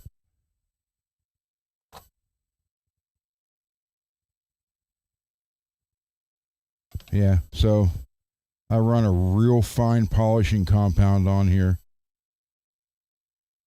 and then buff it out.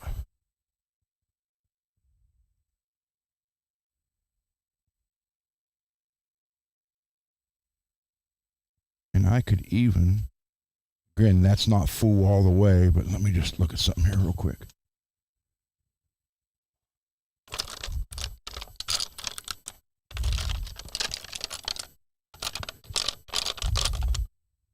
Maybe.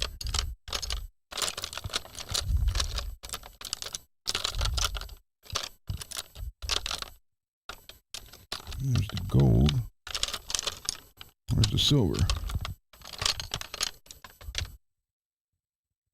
Well, the little silver one's gone.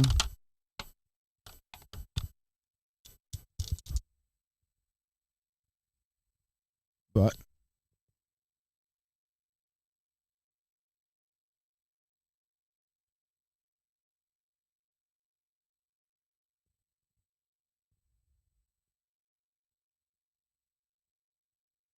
So we can get looking better than the duct tape.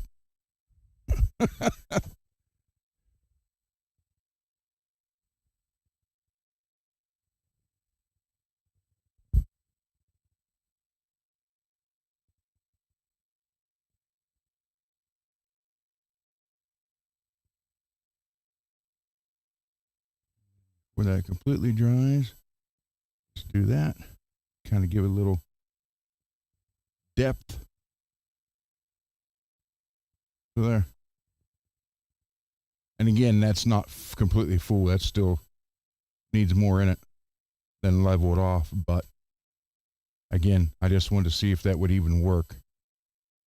What makes it, and the reason I thought it would work is because that's just not a through hole. It's got backing on it.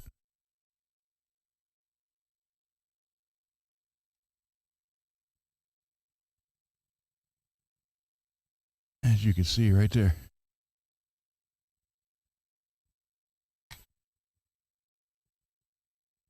So there we go.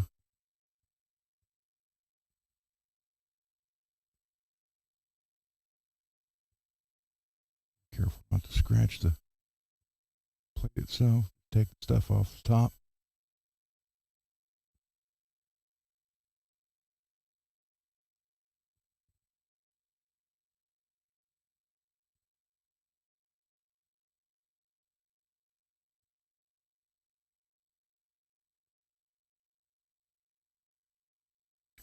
Actually, I have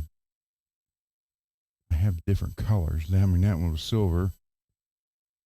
Got silver, blue. I have blue.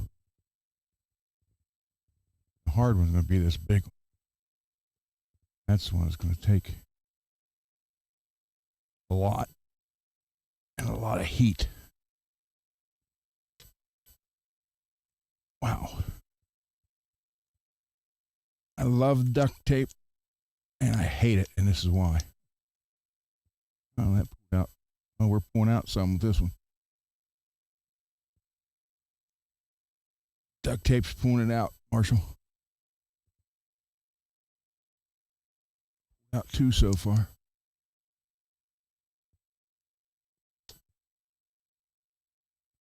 Three, four.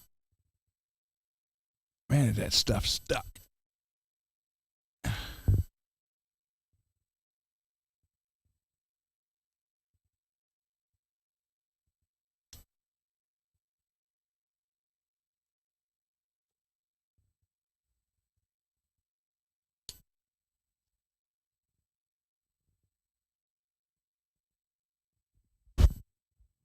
Okay, pulled out 4 pieces. We got it.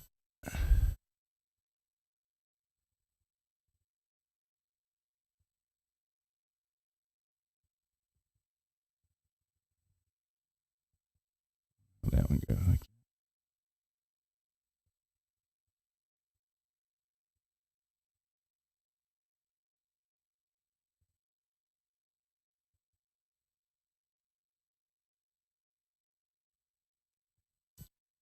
that one. Is.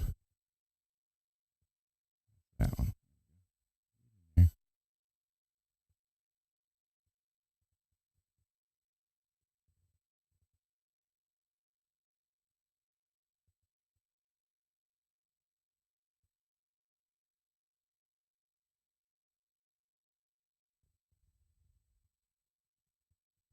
Okay.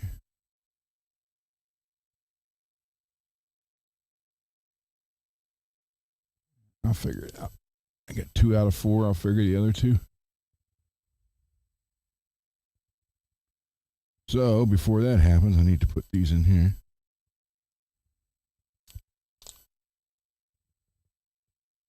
Oh, this is going to take a lot of work, Marshall. That one come out. Yeah.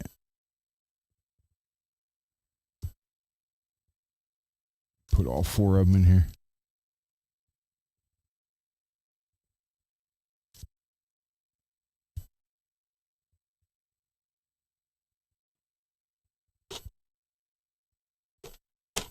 Okay.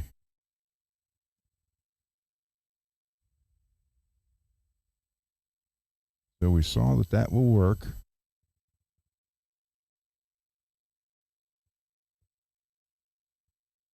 Hmm.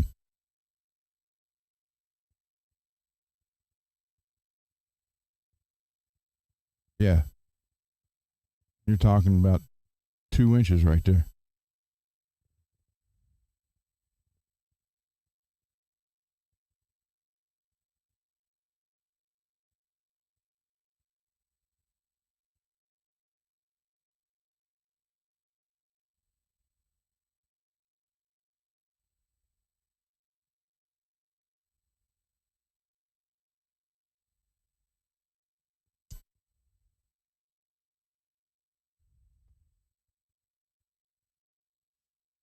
Okay, guys. So we tore it apart. We saw what we have.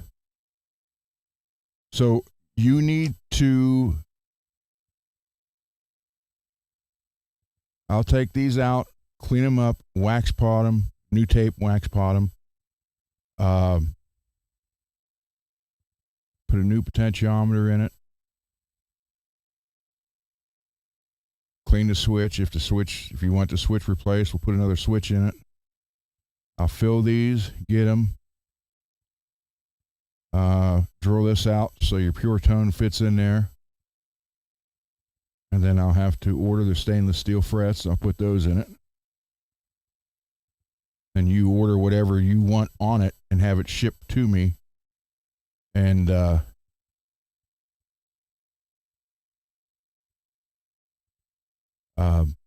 that's what I'll put on it.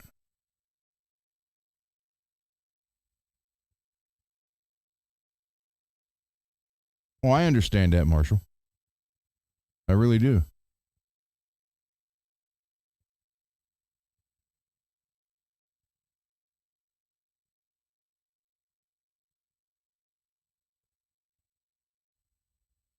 So we'll get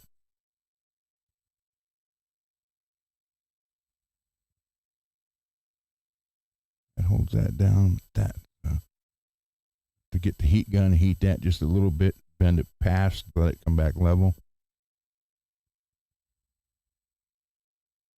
The body, you just want the body cleaned up. Just clean the body up and leave it alone.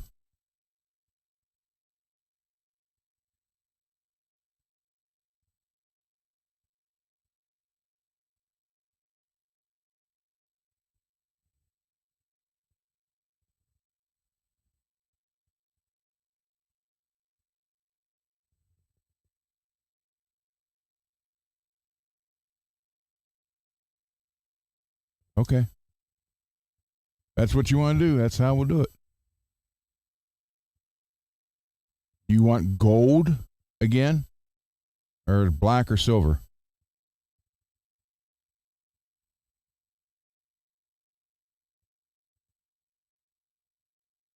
Because with these flowers, silver would work too.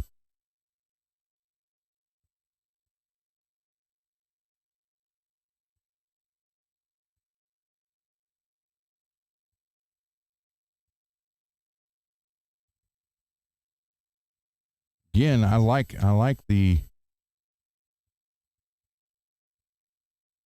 Oh, you want to paint the. Okay. So paint it red, then go with gold hardware. Okay.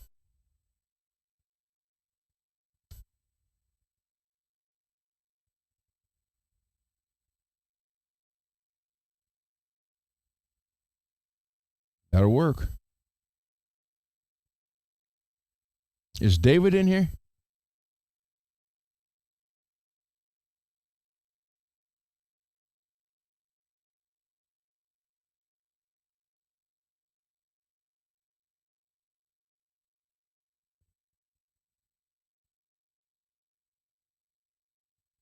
Yeah, I'll get these.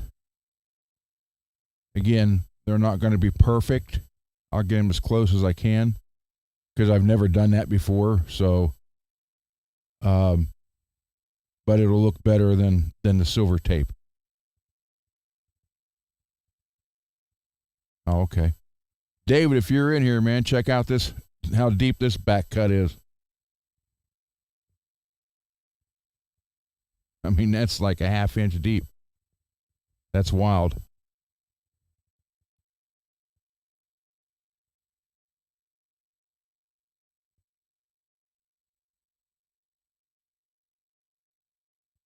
Okay. So we'll go with red. Paint the body red.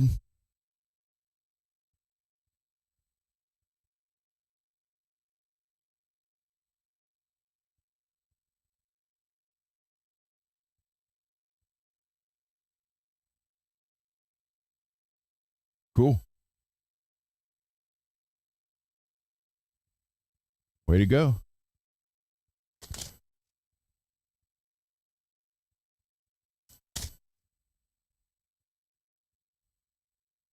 All right, let me go back. Here's your parts.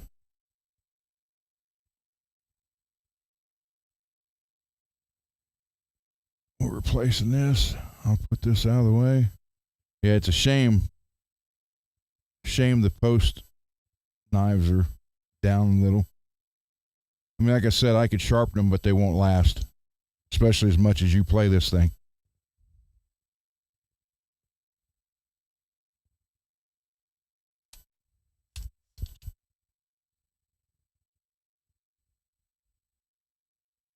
Okay, let me go back to the bench. And we...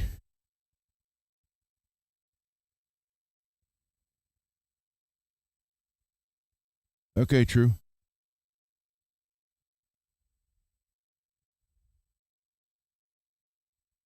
You want to use the same tuners or do you want new ones?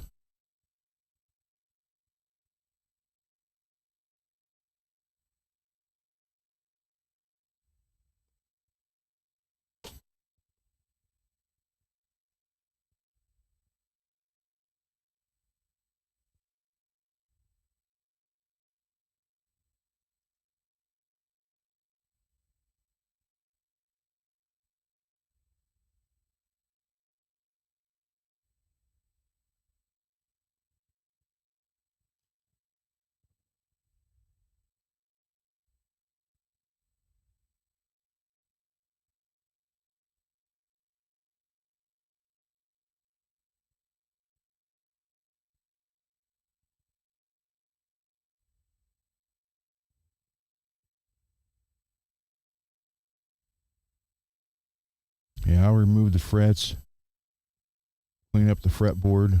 We'll go with jumbo stainless on it.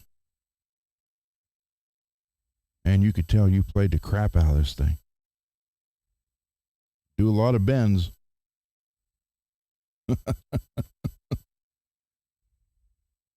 I'm sure that's what Randy and Eddie's frets look like on their guitars.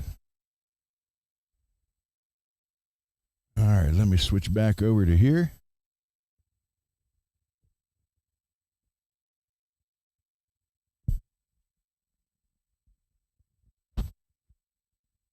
Hold on, guys. Switch cameras.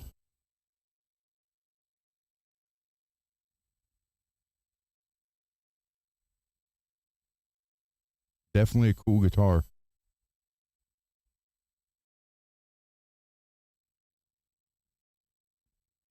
Hey, good night, Tim. Sorry I missed a bunch of the chat, but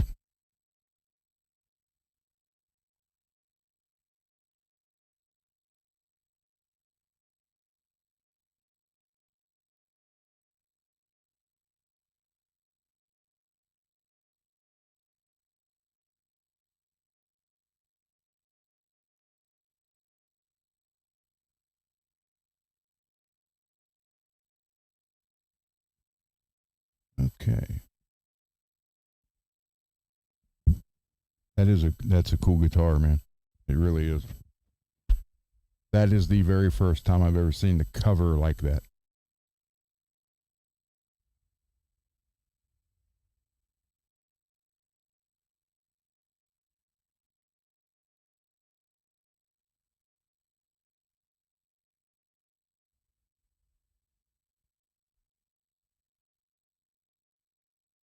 the red, or they're saying original, or even a gold.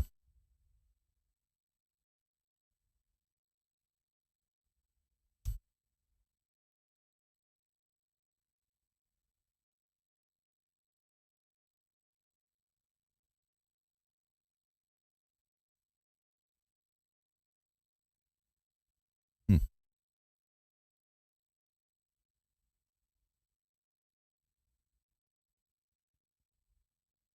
Now it's getting hot in here. Is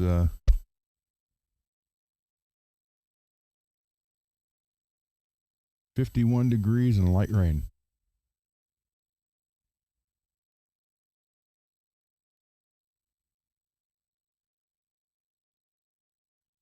And he likes the gold though, true. So we're going to stick with the gold stuff.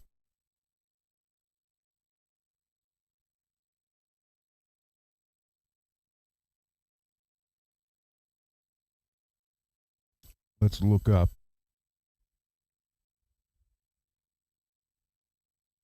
Here, this will give you an idea, Marshall. And I'll go to Reverb too, so because they also sell new stuff.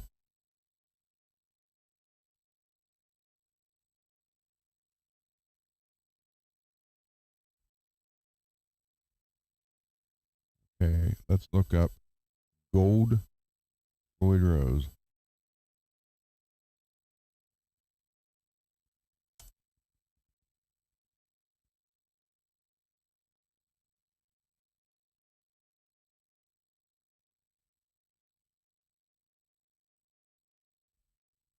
Okay, let me share this page. This will give you an idea, Marshall, of what you're looking at here. Gold Floyd Rose, share, add to the screen. So there is a genuine Floyd Rose 1000. Oh, that's 7-string.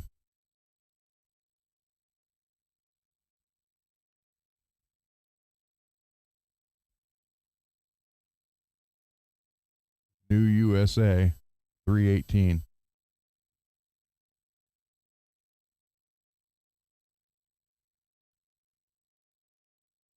There's one here, 245 used.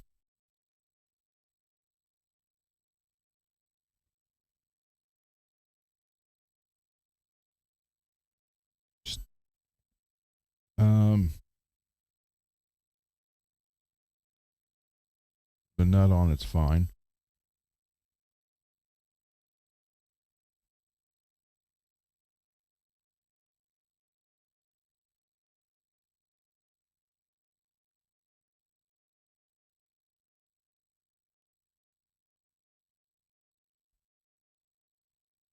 Special.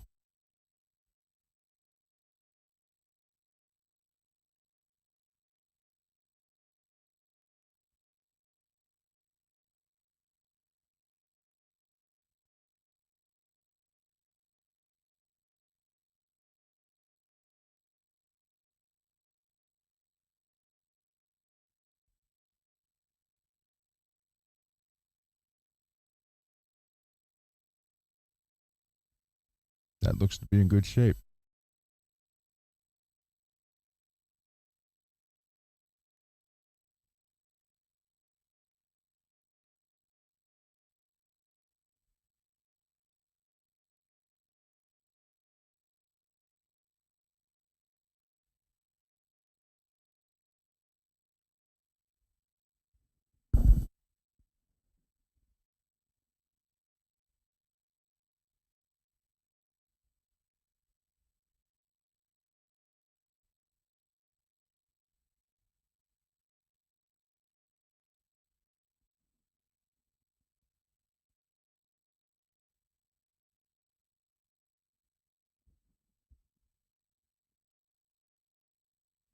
Yeah, Marshall, that's a good one right there.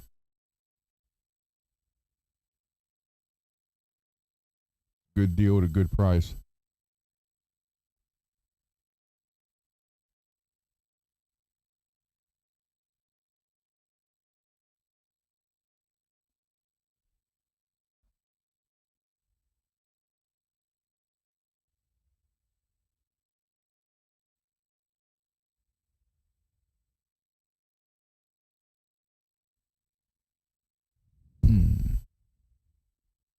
on. Now I got to find that on here and save it.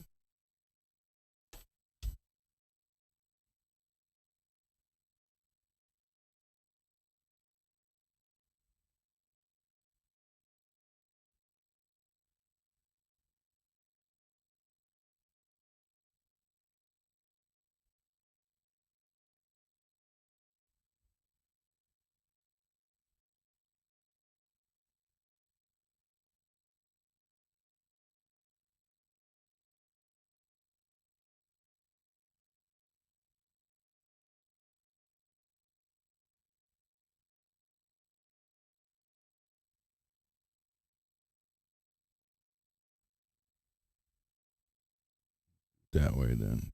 Gold Floyd Rose. No, no. 1,000.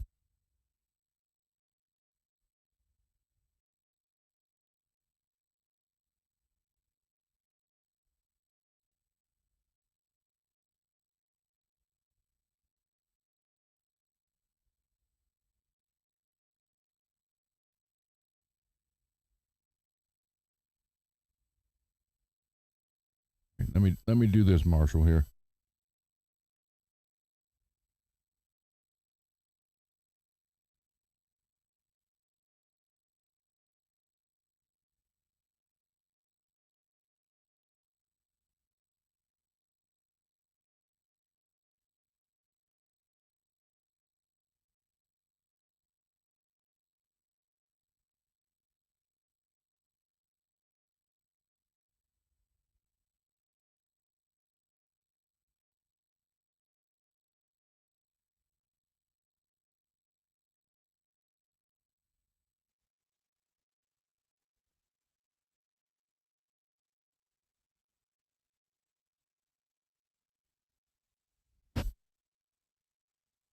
Okay, Marshall, check your email.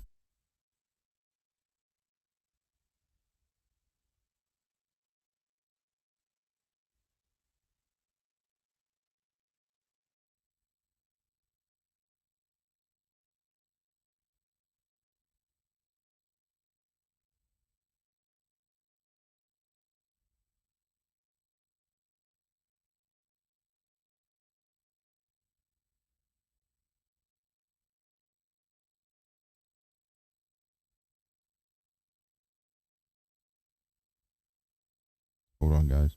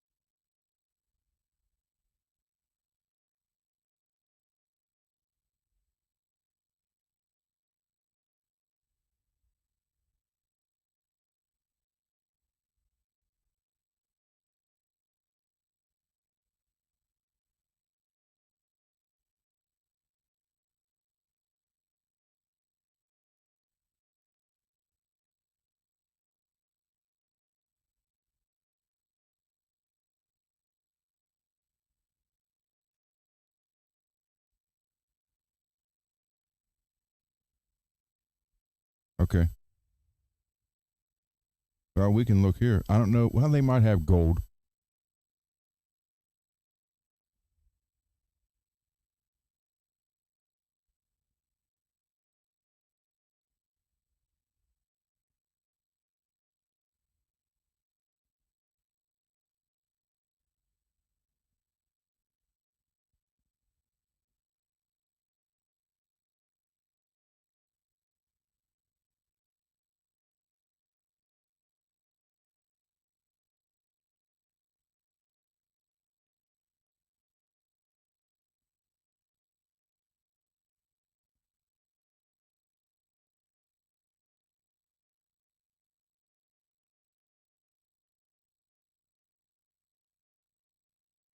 Seven string.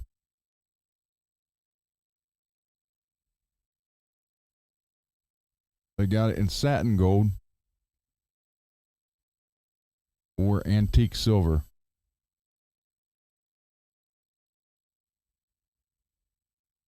Okay.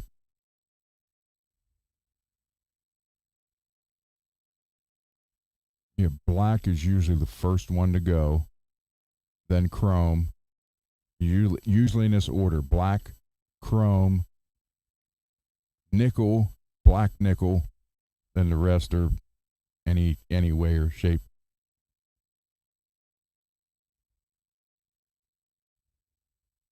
So just for kicks, let's see what the new one.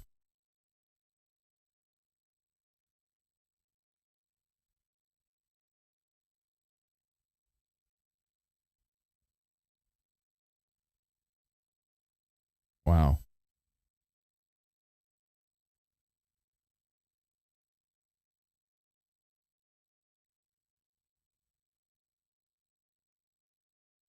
Hmm.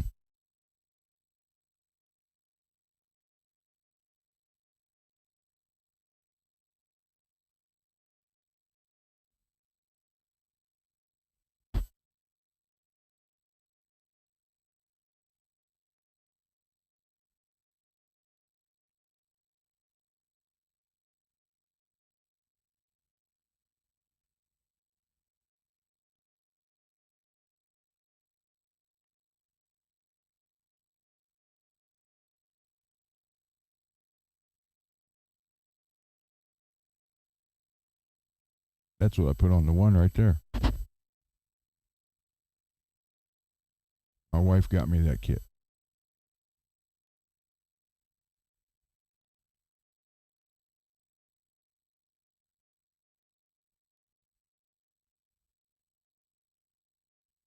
Well, they're already out of.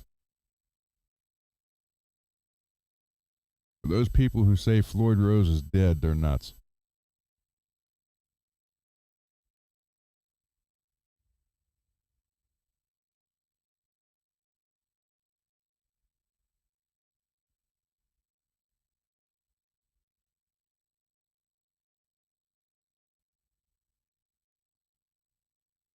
The Pro is just like the one you had.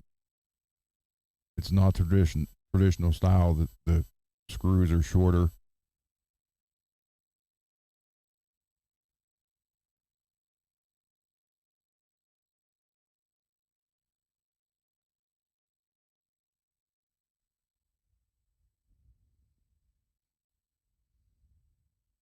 And actually, they were talking about discontinuing the Pro because it's not as popular as the original one.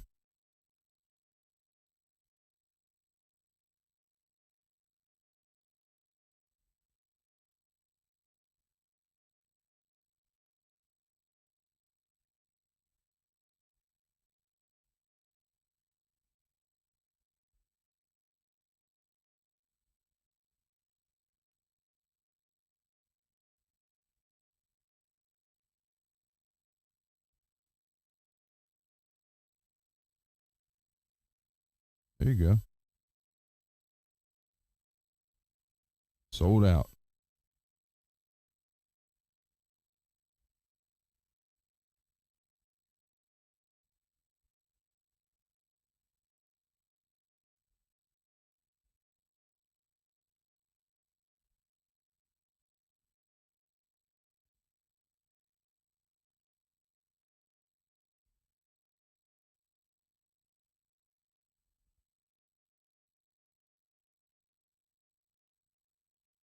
Hmm.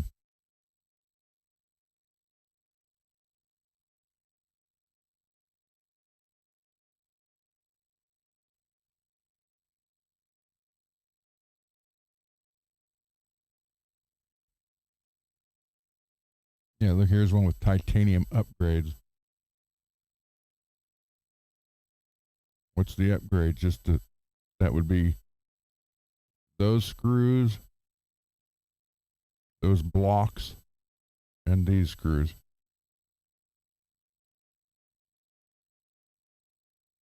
Now, Geiker is sending me all this: 6 screws, 6 saddles, 6 blocks, and these 6 screws, and they sell them for $350.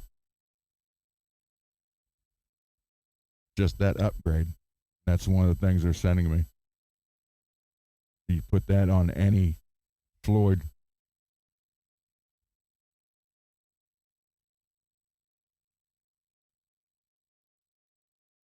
Hmm.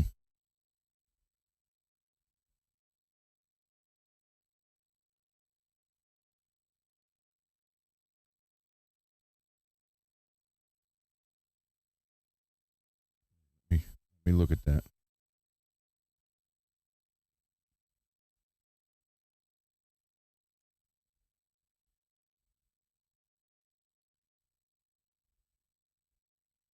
Hold on.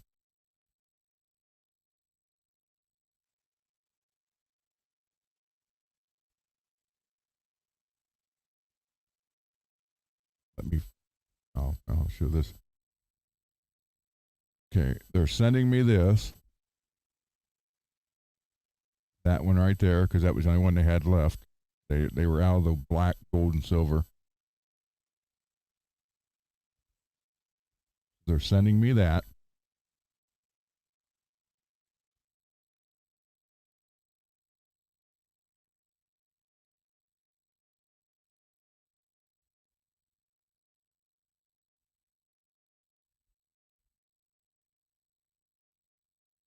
Oh, that was from the last time we were here.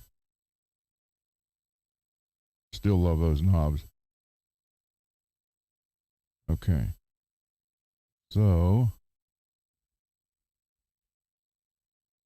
there is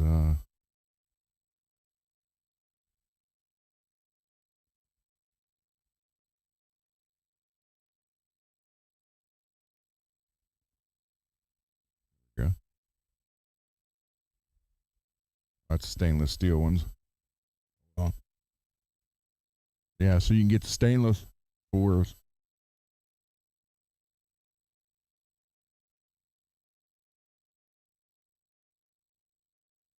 $76.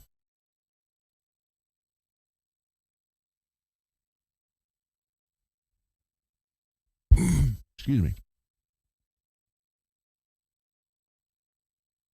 So let's find the other ones.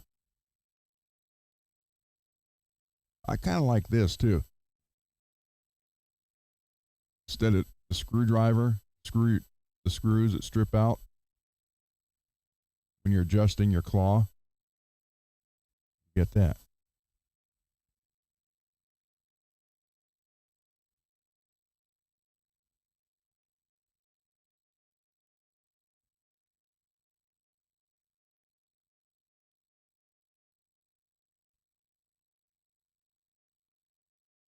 That might be something pretty cool.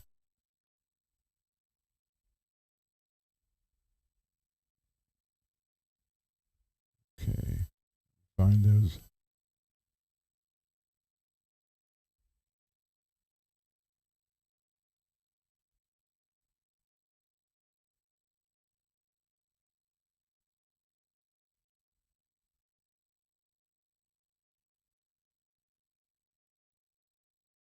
Not there. All right.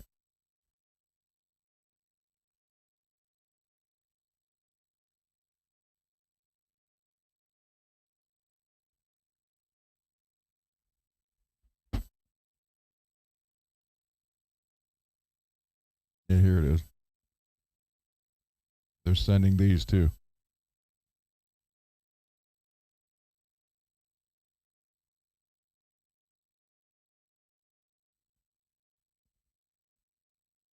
Now it says here chrome.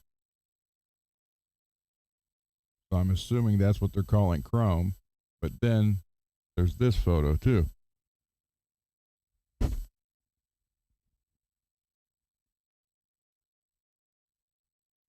So that's all titanium.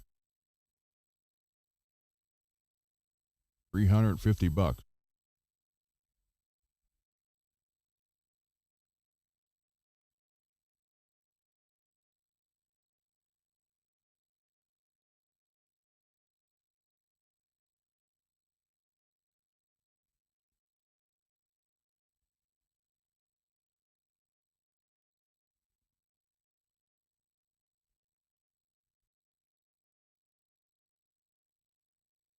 So that's kind of the Godot and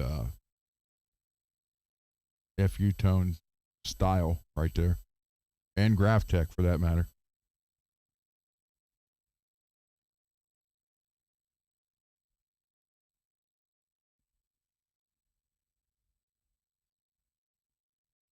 But those are not ever supposed to wear out and strip out, so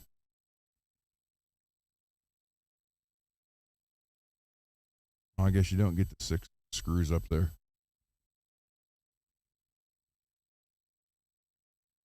So they're sending them to me, and we'll see how they work.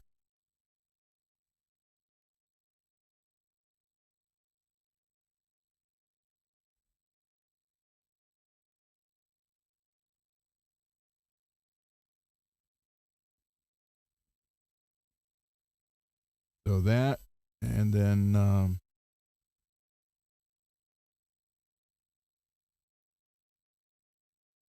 they're sending me that rainbow tremolo, those saddles, and this kit right here, which is also titanium.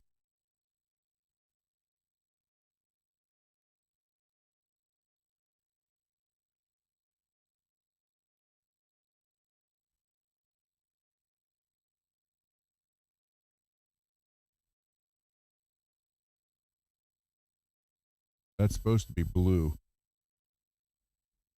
The only blue I see is on the threads. The rest of it's green.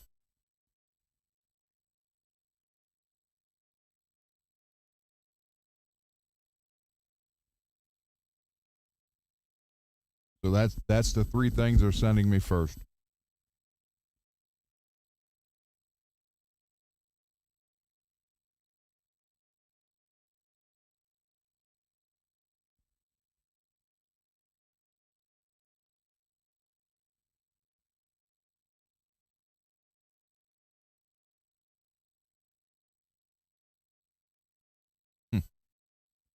So it's going to be interesting.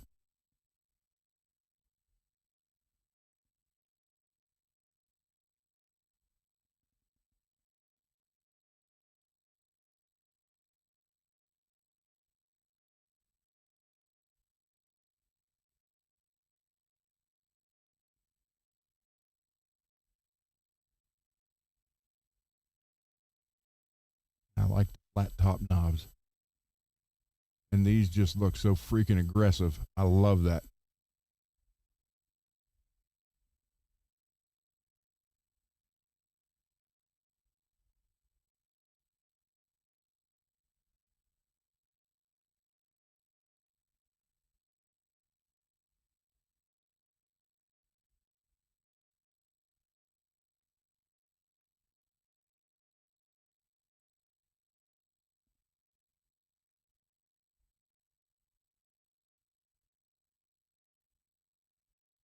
Three-piece.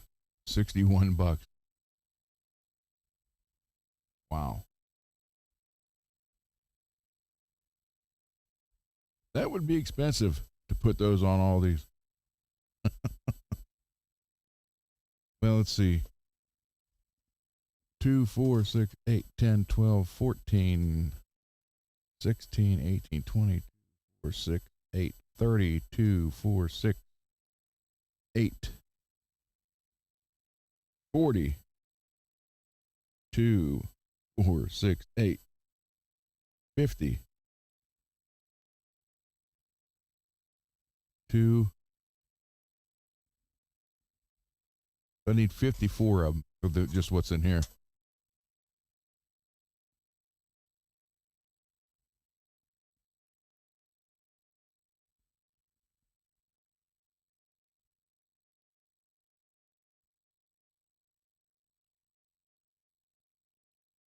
But I don't know why. I cannot answer this question for you guys because I can't even. There's no way. All these guitars in here had the original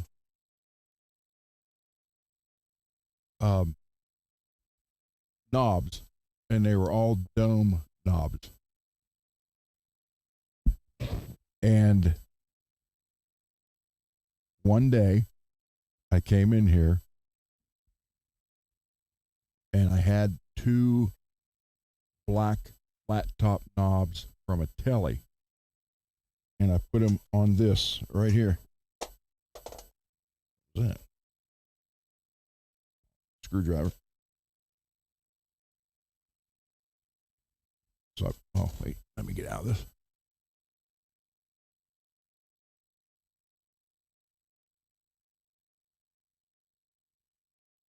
So I put them on here, flat tops, and I freaking fell in love with them. So over dang it, over a 4 to 6 month period, I ended up replacing all these with flat tops, which is why I have so many dome knobs now in the thing for whoever giveaway fixed guitars.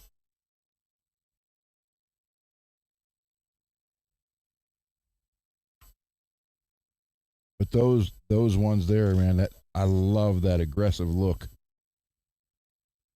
and feel. Dang it, what is it? Oh, screwdriver and T Allen wrench.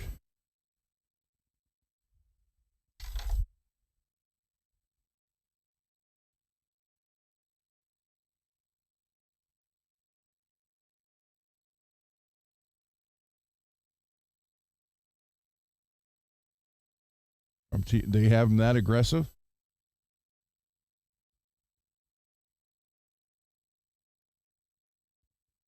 I mean, I really like. I mean, yeah. But I'm weird that way, because not very many guys buy titanium. Well, I don't have any on this one. What are they on? They're on. Okay.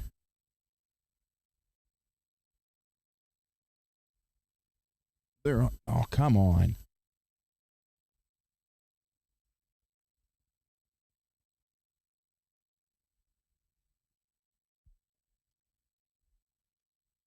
Okay, the plastic washers that break underneath you tighten these down. So I put titanium ones in there and titanium washers, red to go with the guitar. I mean, not very many people do that. They could, care less. But I just like to do it because it kind of makes it personal. And then the red titanium fine tuners I have on the red Jackson Soloist. This one still has the black, but it's got the red everywhere else. Plus, I even paint the Floyd Rose. That's how OCD I am.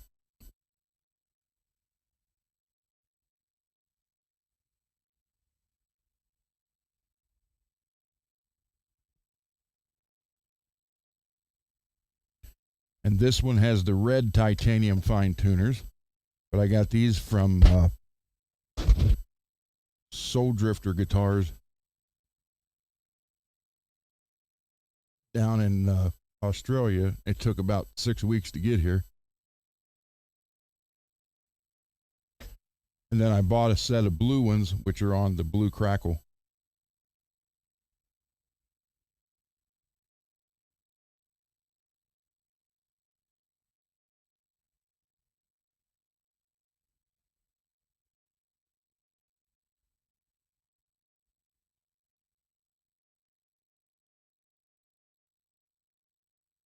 Oh, you changed those on the Charvel? Greasy, you want to come on?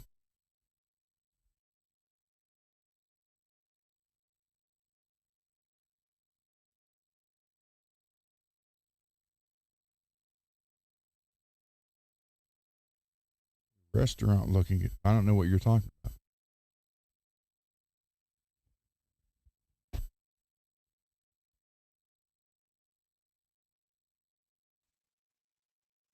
Oh, The last one?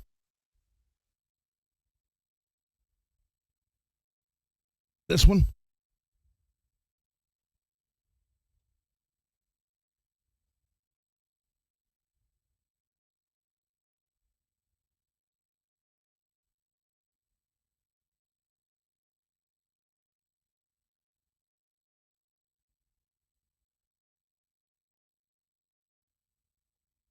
I even did the red tremolo or Floyd Rose logo in that.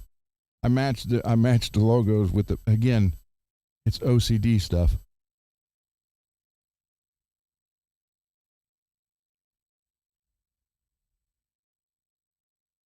Okay, Greasy. This one has the active Fishman's in it. So you get two tones. Yeah. It's a Jackson.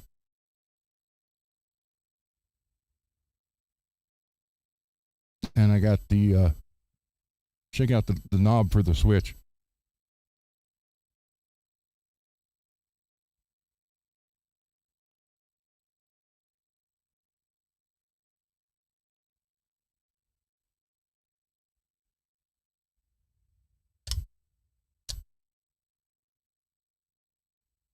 Now, this knob, let me tell you about that. Yeah, it's the Punisher. And what that actually is a cap for air on the tire.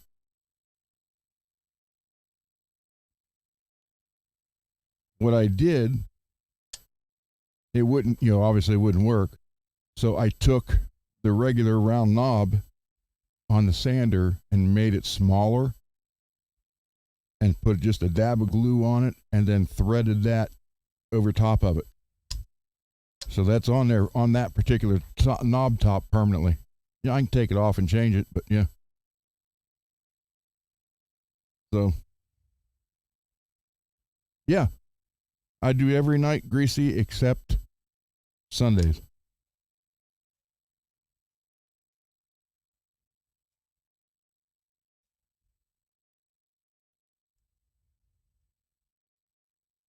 So, again, between that red here, painting the color of the guitar and the Floyd logo, and going to the red up here. A lot of people don't do that.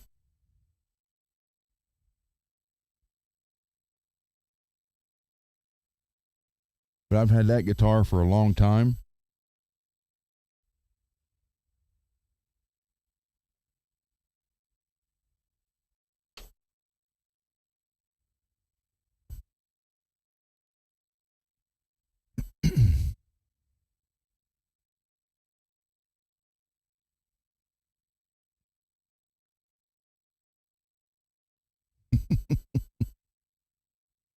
Grids. Hold on, let me move that.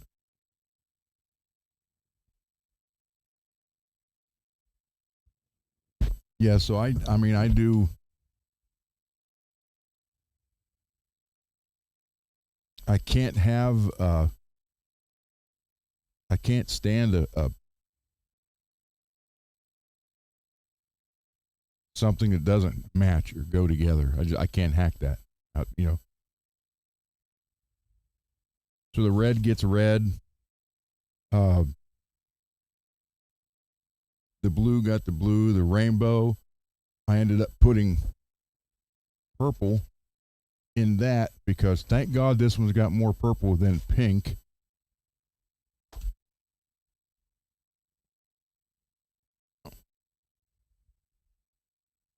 So I went with the purple stainless steel upgrade kit because the tremolo, the purple line goes through the tremolo. So I went with the purple upgrade kit, which these are purple also, and I put purple underneath of them, even though the orange light makes it look a little funky. But and then I did the Floyd Rose in rainbow colors, the logo.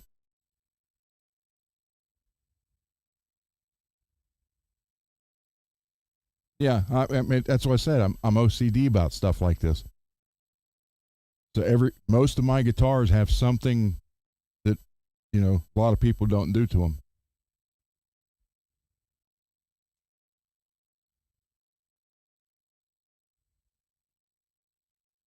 So yeah, we got purple there. It kind of goes through that purple stripe.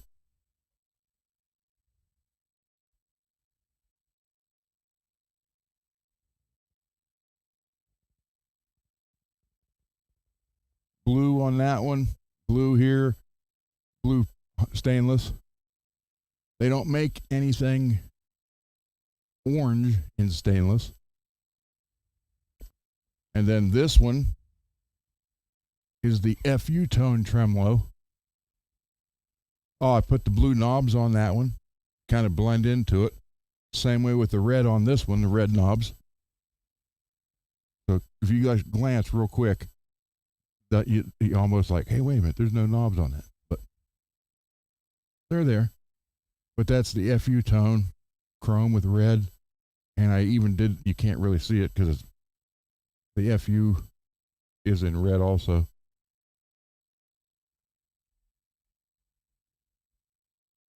I got red up there and underneath the pegs. Come on. So,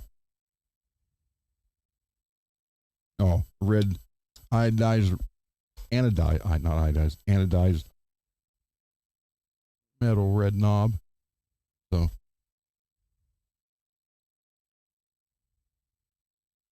the green crackle, I had green stainless steel hardware on it, but the green didn't even come close. So I took it off, went right back with stainless. I'm not worried about that one. Then the gold one, or the yellow and black one here, I did with gold and chrome.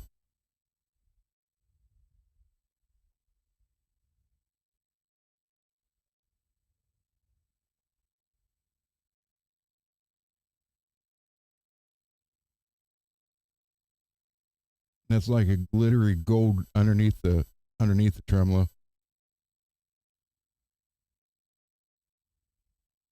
But they don't make these in gold, so very limited on a bunch of this stuff.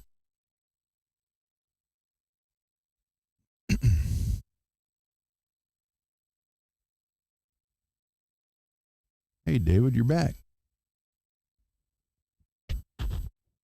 Thank you. Beautiful guitar.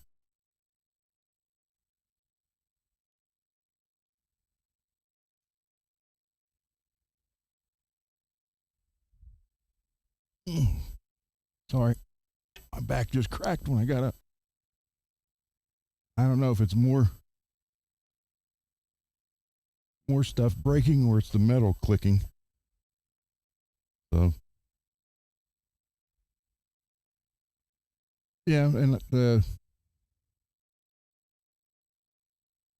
bones, I thought about putting a skull volume knob on. That's too much.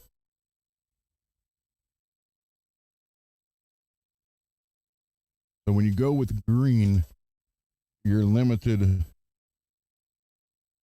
You're very limited on the hardware because the green doesn't match any color green guitar. It's either too light or too dark or too aqua looking.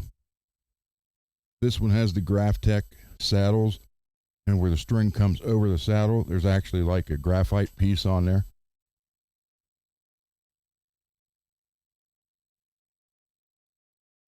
Did the lime green on that Floyd Rose. This is the MJ pickup, one of them.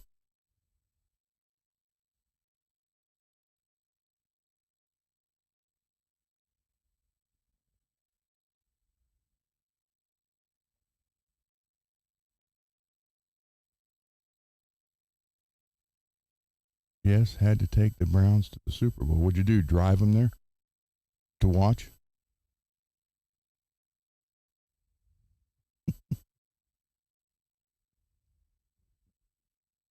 My uncle is a diehard Browns fan. And he's like, "Oh, up until the Super Bowl, we were the greatest." So, 60 years you haven't done anything.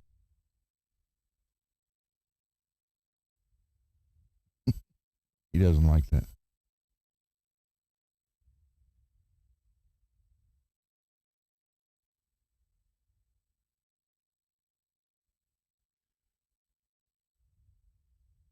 I did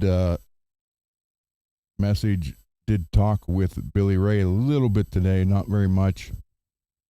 I know, what he's going through and getting everything packed to move by the end of the month. Um, I just asked him if he was doing okay, and he's like, he's working on it. So that's a good thing.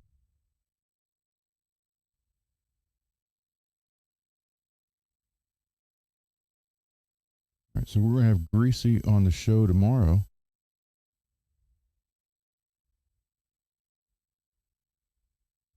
And I want you to show your blue Charvel.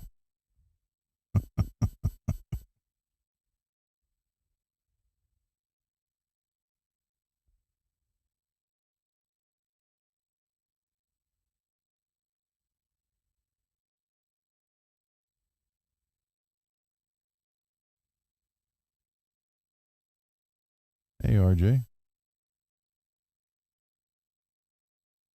Oh, that's right. You do have a pink. Yeah. I don't care about that one. Unless it's got a maple neck and you want a nice ebony neck. I got 3 ebony necks now, Charvel. I will trade one to someone for a maple one.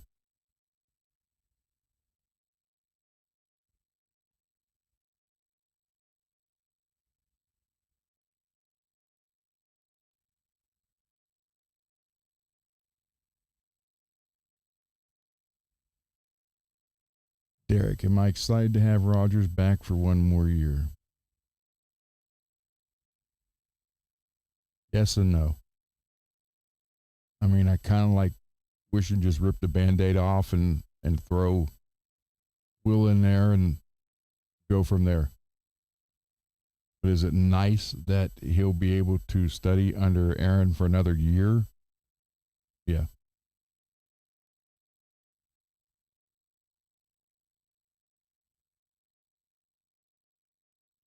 Is it a Charvel? I want a Charvel neck, just like what I want to do.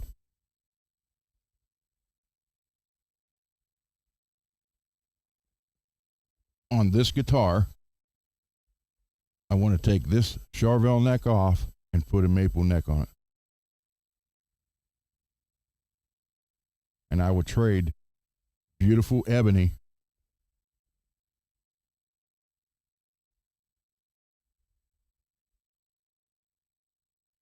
with jumbo frets.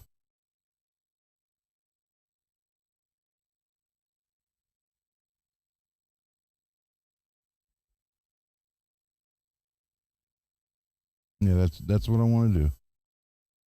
Someone who's got a Charvel with maple neck, swap. I'll swap them even.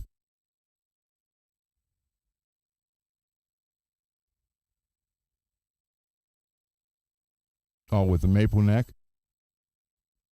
Yeah. I mean, I love this color.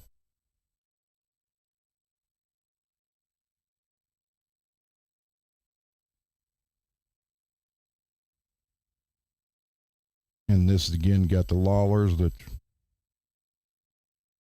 were they worth $400? No. Yeah, because if you look at that color with the maple back here,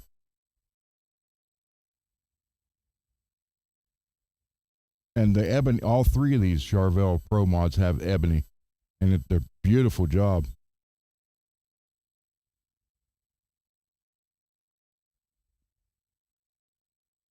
There's no marks on the frets. They're jumbo, and they are polished and nice, and feel them.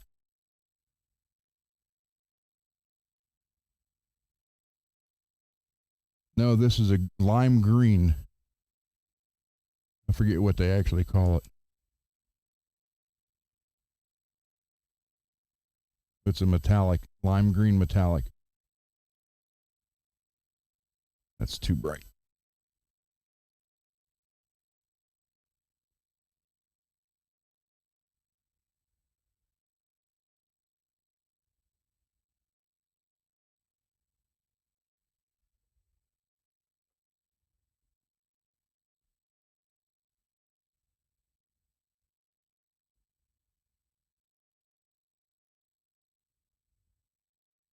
Yeah, they have one, but they want almost $400 for it.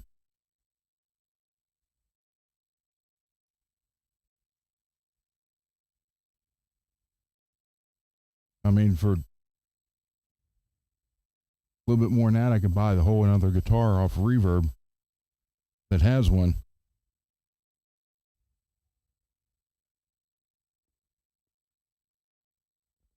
So all three of these have beautiful ebony fretboards.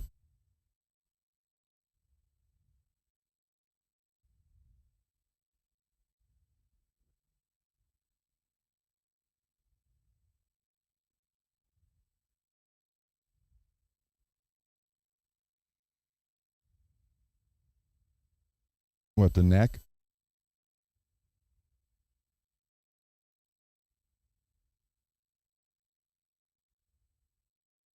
Yeah, someone told me to take the neck off of it, list it on Reverb, sell it, and take that much, take that and buy the other one.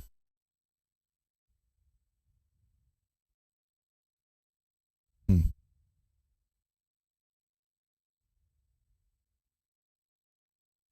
Man, that sucks.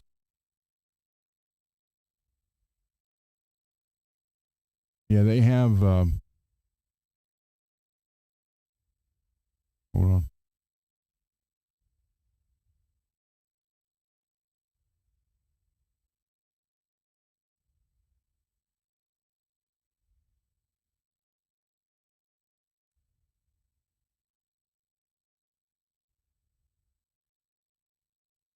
Let's share this page and look.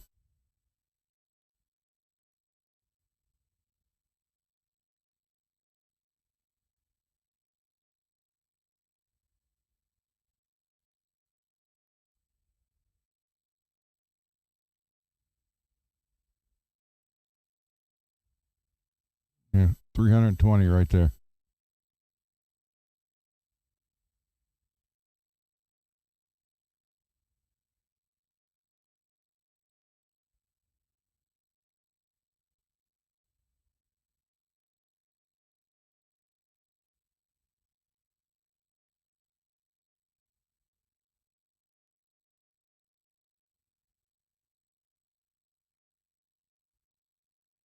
Would I like to have it? Yes. Can I afford it? No.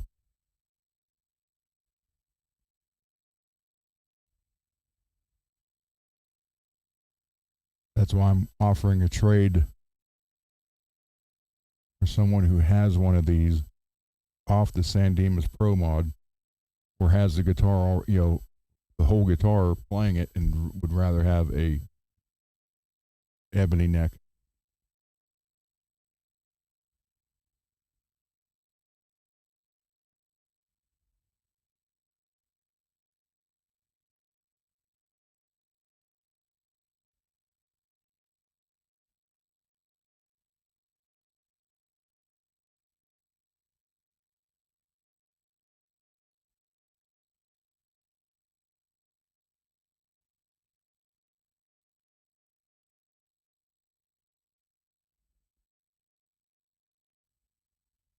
Mm-hmm.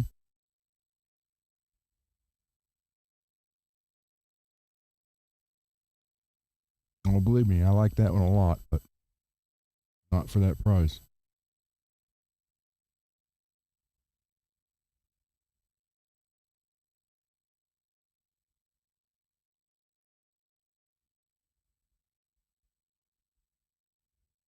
I mean, look at this one, $395.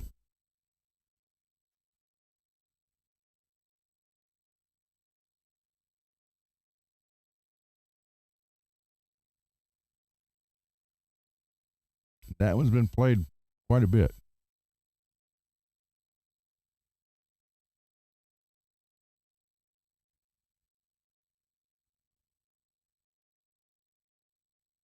Uplander.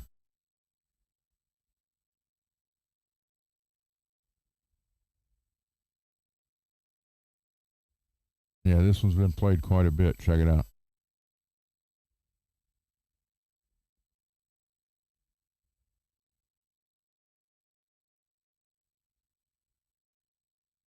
This guy's proud of this neck.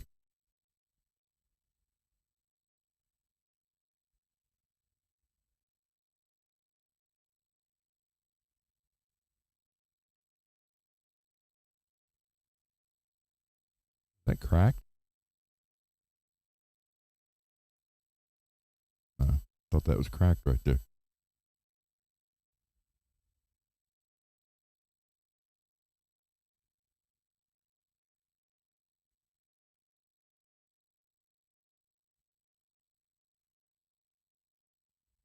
So yeah, that's not worth the.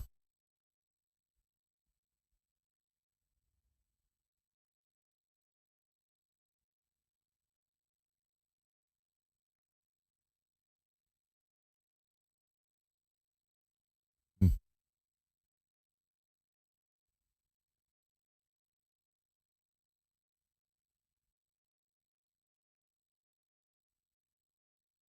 They do have beautiful ebony on them. I just don't want 3 of them with ebony.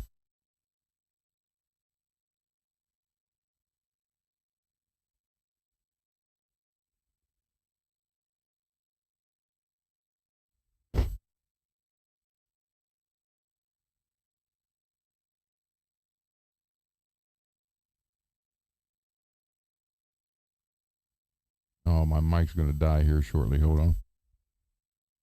As we are at the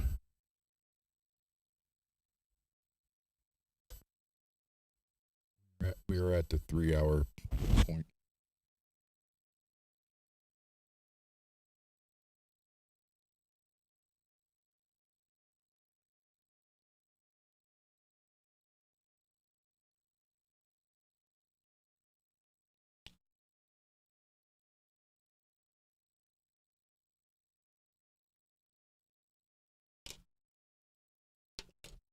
So, yeah, you can see, what's out there.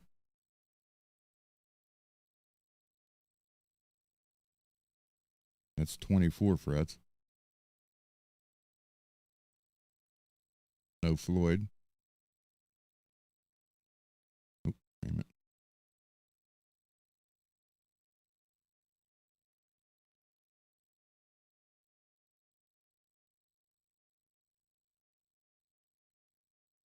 I like this guitar. I like this color. It's not too outlandish, but again, we don't have a maple neck. That's called Pharaoh's Gold.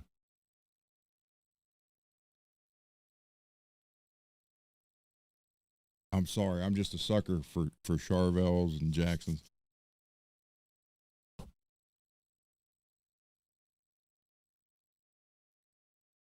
But I like that color gold more than I like the gold bullion, because the gold bullion's kind of gaudy look to me.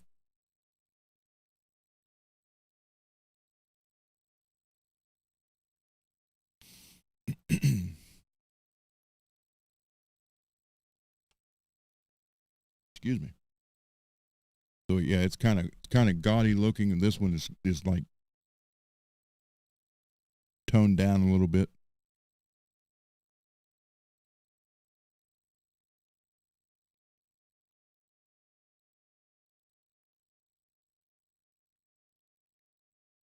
All right, let's see what else.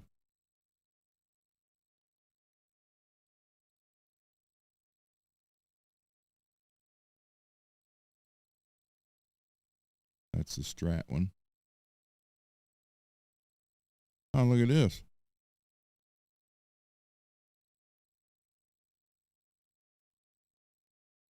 740.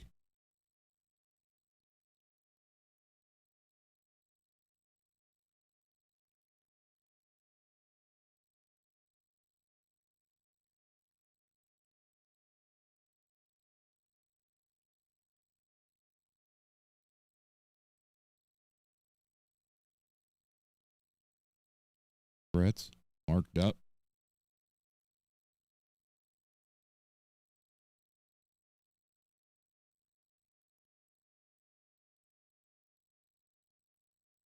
Yeah, for that price, it's going to be on sale for a while.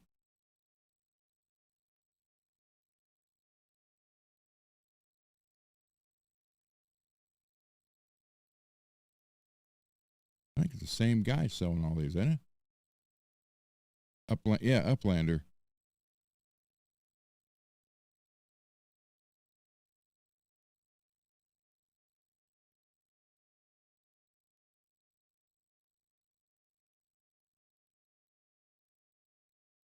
No, not looking at the pink one.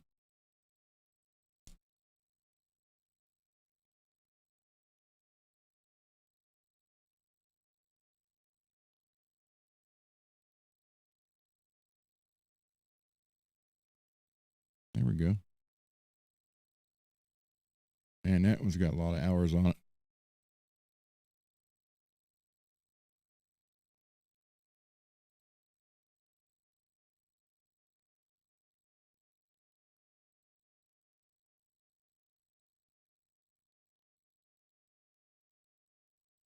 Made in Japan. I mean, that all gets cleaned off.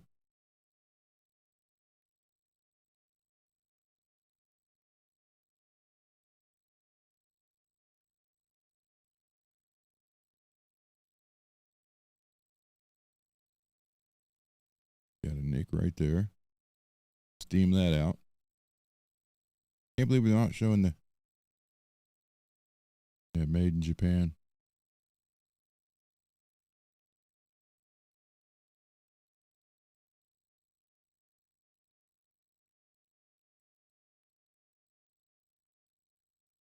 There's a guy here, Peggy, that I do unhook it. There's a guy here that I do his guitars about 3 times a year.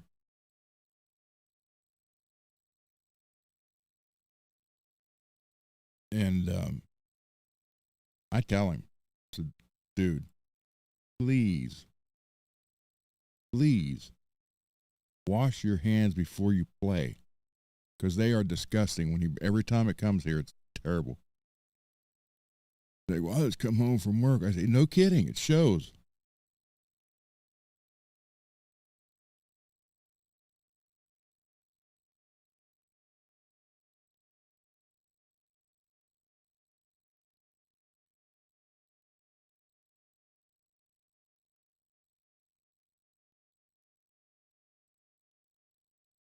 Another Pharaoh Gold for $970.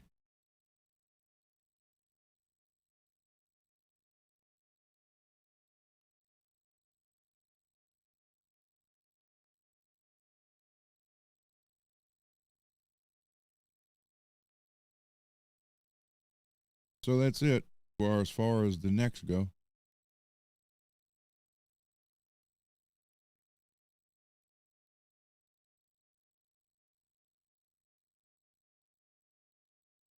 There's the brown Model 4 86, black cherry, stupid Kaler.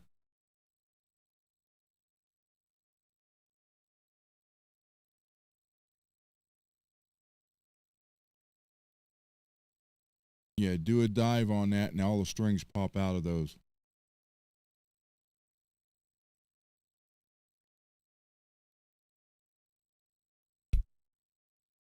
I almost bought one of those in '87.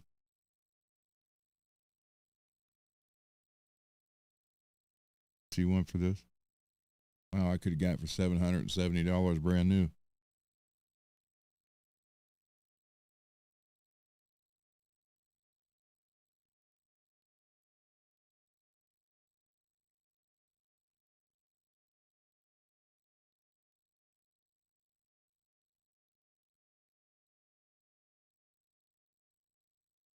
Is that what you got, Greasy, right there? That blue?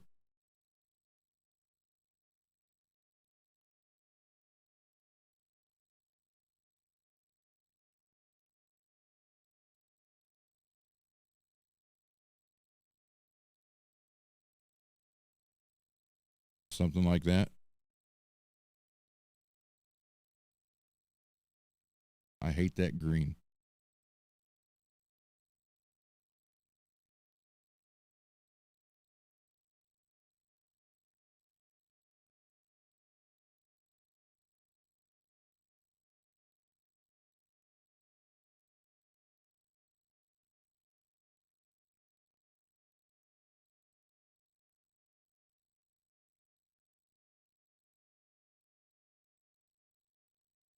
There's my neck.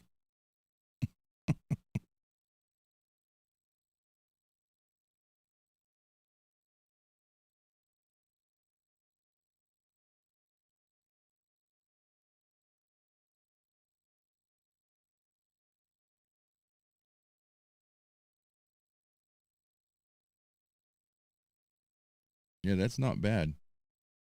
That's a satin finish too.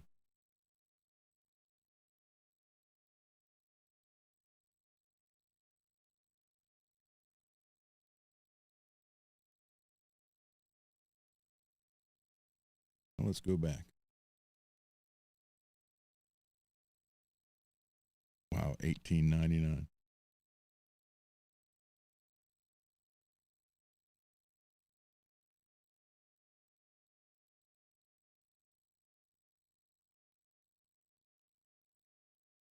Hmm.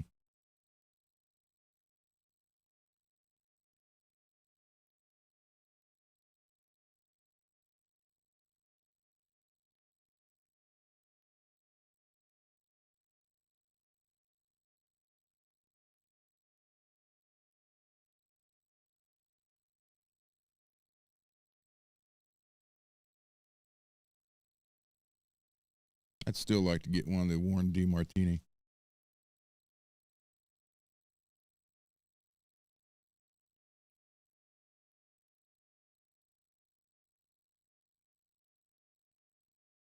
Model 1.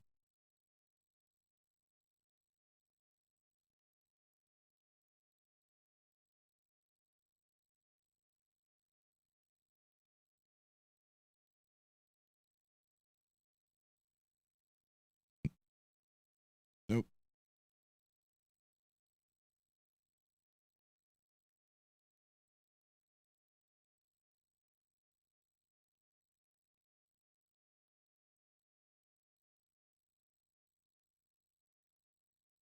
Hmm.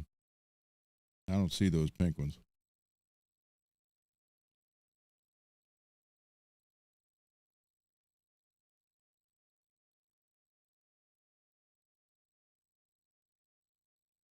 I can see pink. I choose not to. Hey, there you go, Greasy. There's now look, 1,800 for the other one. Here's one for 750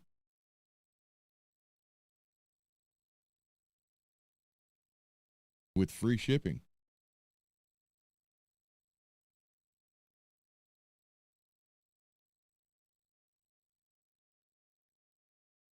Only 2 photos.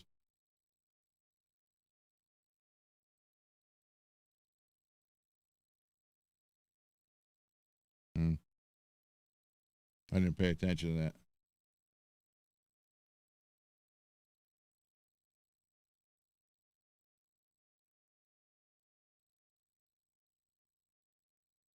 Another Model 1.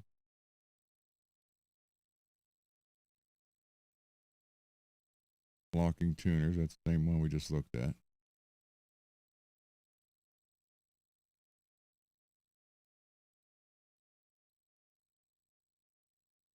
Oh, I like the looks of this one. Snow White. Ebony.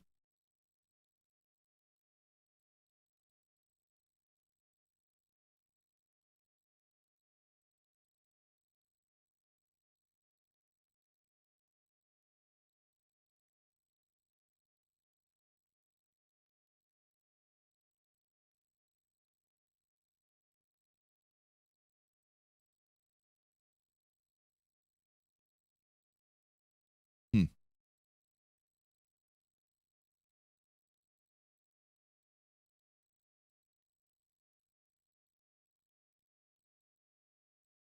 The only thing I don't like about it is it's not gloss, matte.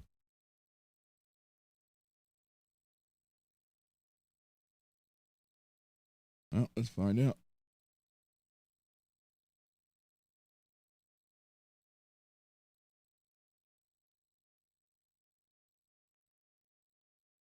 Doesn't say.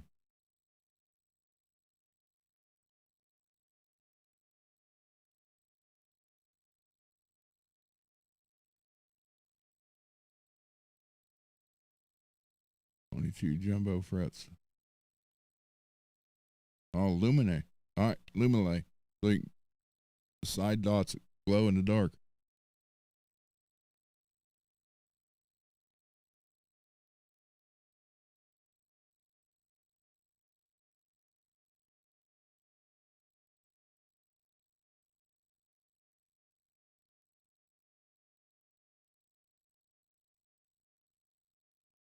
I do like that guitar though.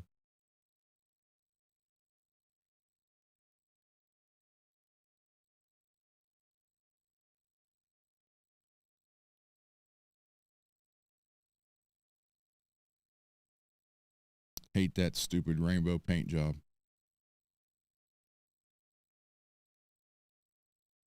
There's one for $8.72.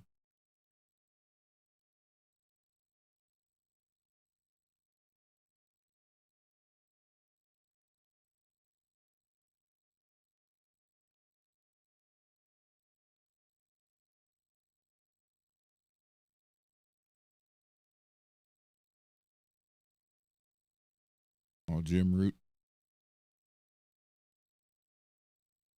900.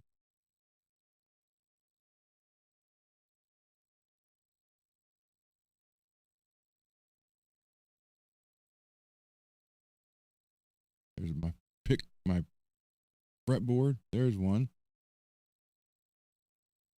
SoCal. That's the Strat style.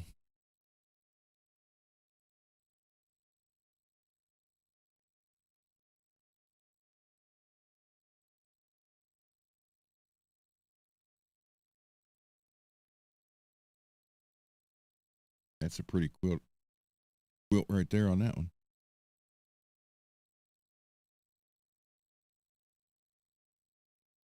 Jim, you here? There you go. Left-handed and pink.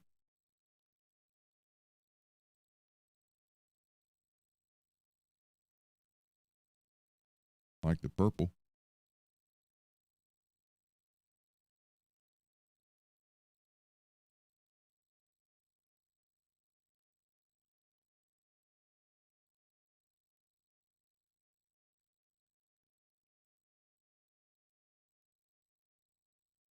That's when it said by Jackson Charvel. That's because I had some on headstock said by Jackson Charvel by Jackson Charvel, and some of them said Charvel by Charvel Jackson. Yeah, I can't hack that color green. Not at all. Another Model 1.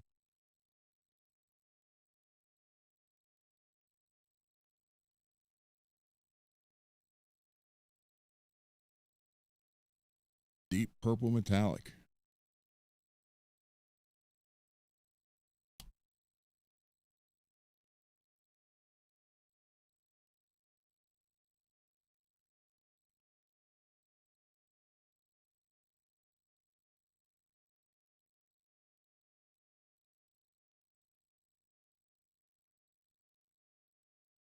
Hmm. Well,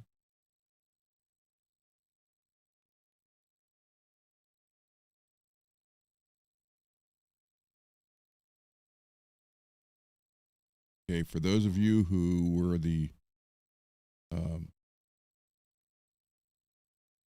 disc, Mr. Mick. Those of you who were the disco era, oh, yeah, nope, same one. Disco era guitar.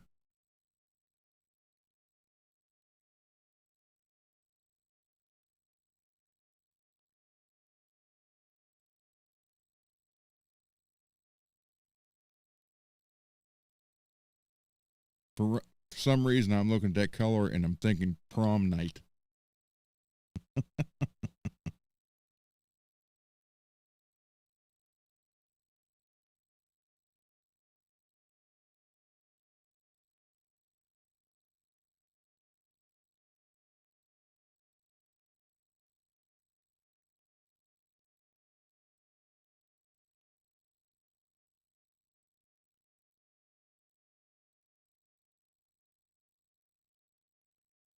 How much is it?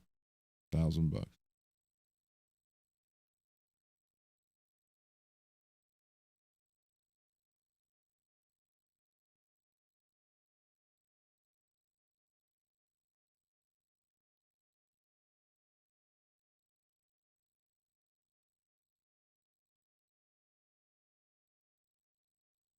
Hmm.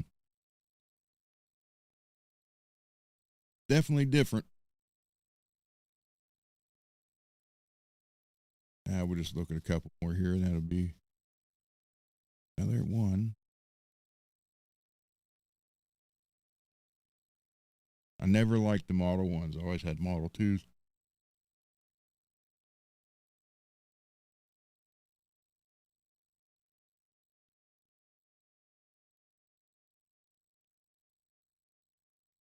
Okay, now we're talking.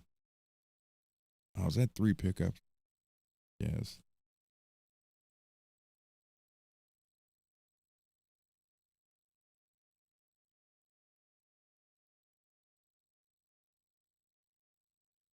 Hmm.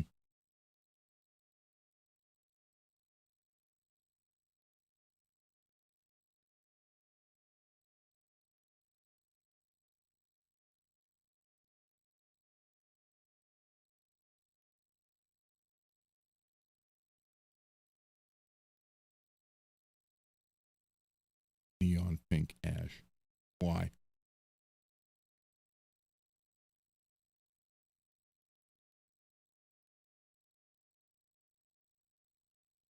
Art series. I had one of those. I sold it.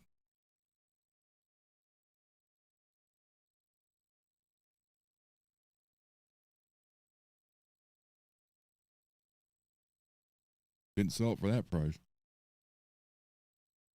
Should have held on to it.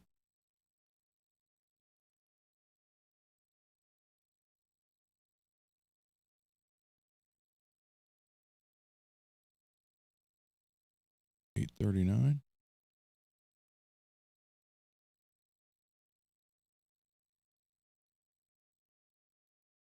Hmm.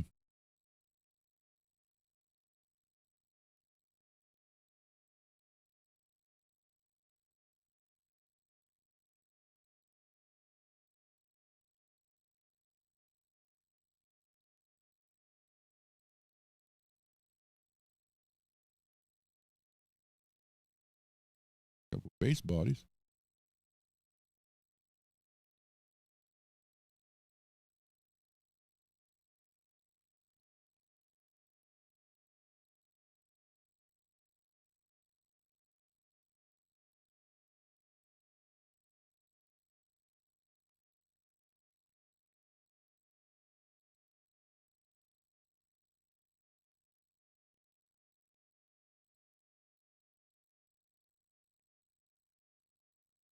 So yeah, there's nothing.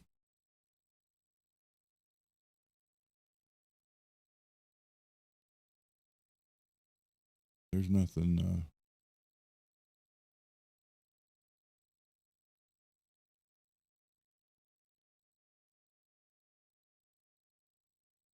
3 single coils on that one.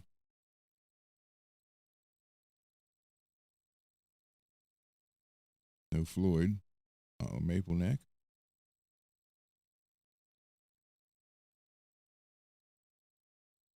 Dang it.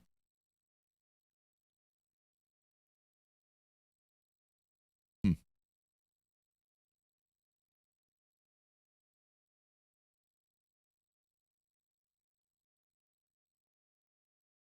Yeah. Oh, another Model 1. There's another one of those glitter. Surprised Dane don't have one of those.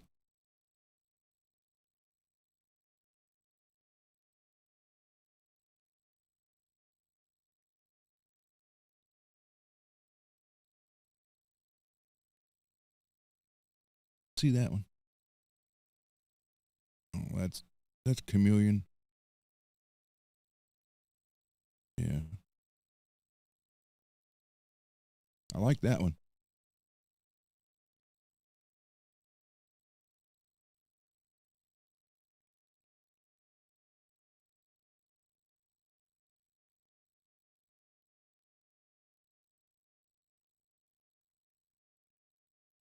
I don't like the white pick guards and back covers, or the white pickups and back covers. But I do like. How much is this?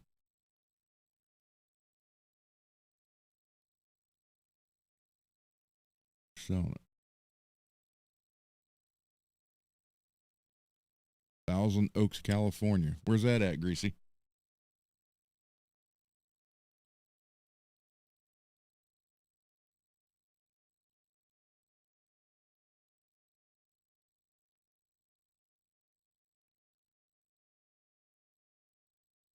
Yeah, I like the looks of that one with the maple neck. I just don't like dark necks on every freaking guitar.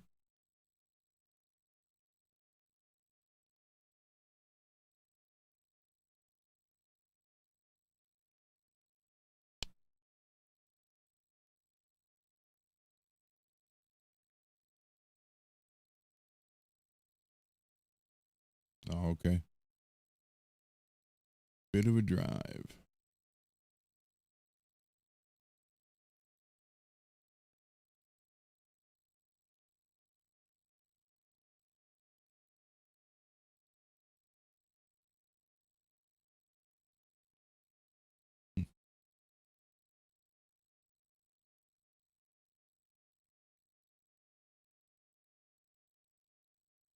Oh well. 769.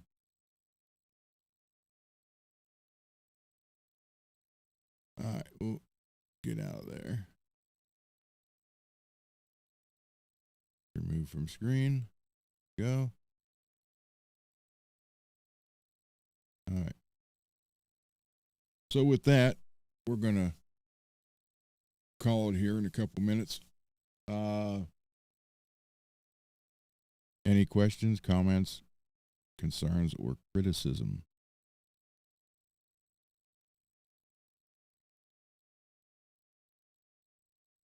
Again, I'm looking at the chat over here.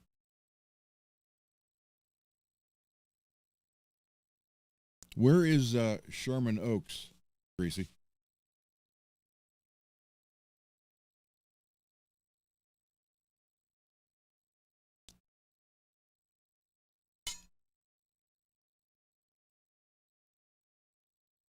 Oh, you're welcome, David.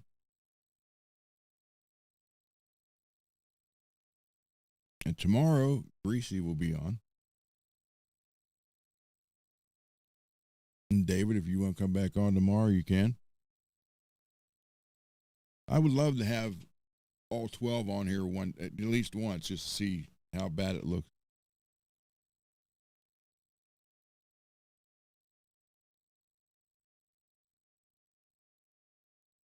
Oh, okay.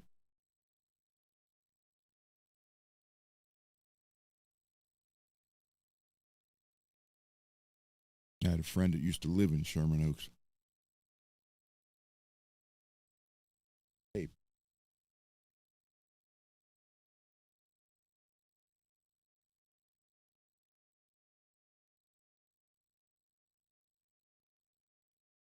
Okay.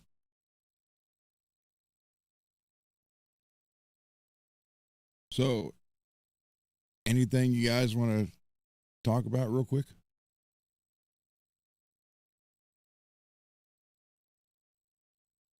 Or do you want to hear one song before we end?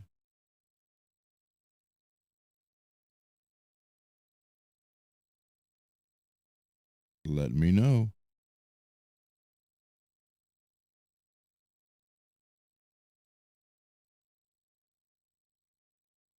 David saying yes. I assume that's for a song.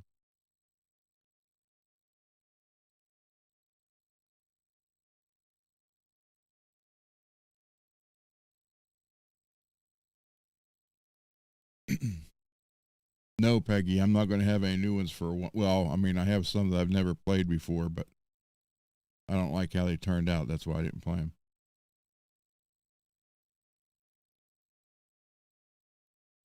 All the King's Men. Okay. Here we go with All the King's Men.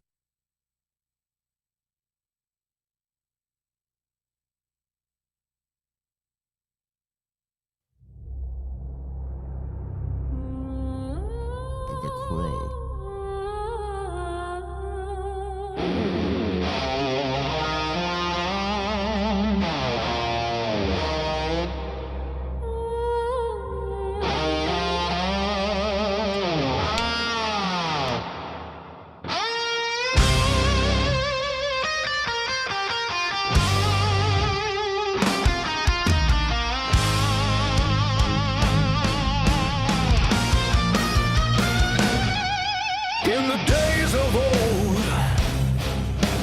Kings and queens in a land of dragons, wizards and dreams.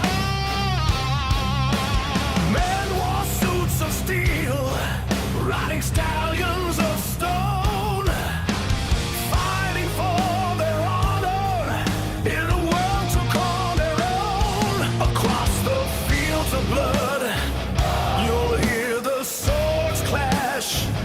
You'll hear their shields smash, though many have fallen. Their souls will never die, just one dreaded listen. You'll hear the dreaded cry. All the King's men, driven from within, fighting to survive.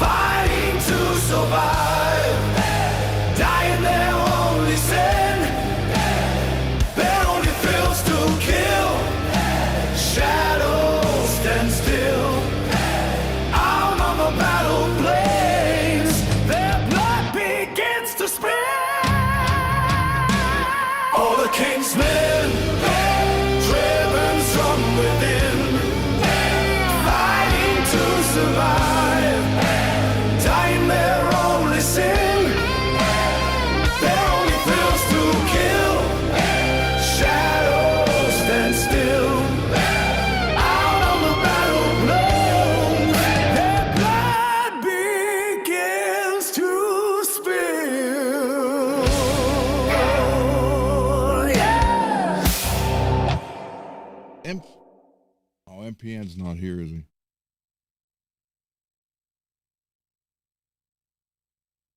I won't show the photo then. He sent me a photo of him holding the white guitar he got today.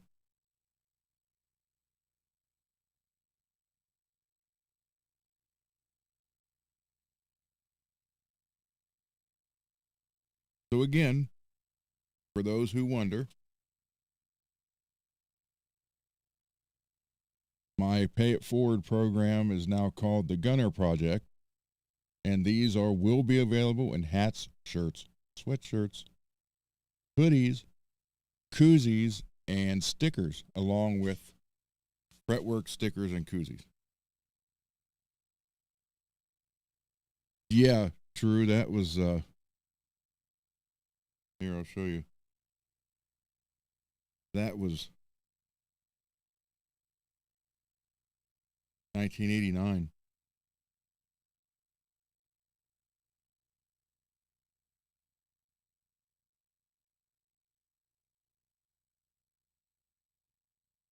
Hold on here.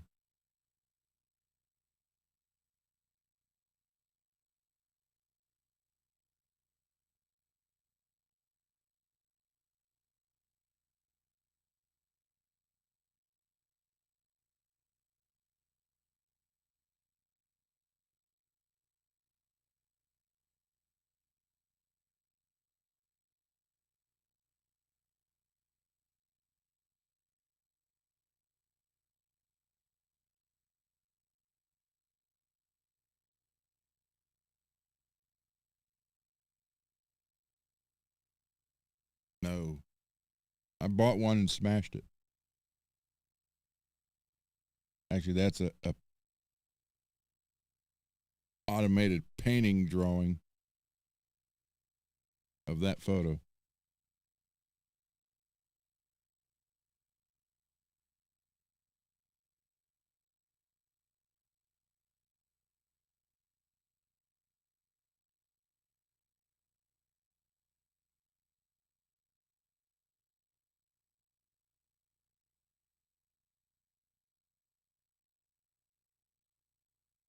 Yeah, I bought one and actually smashed it on the show.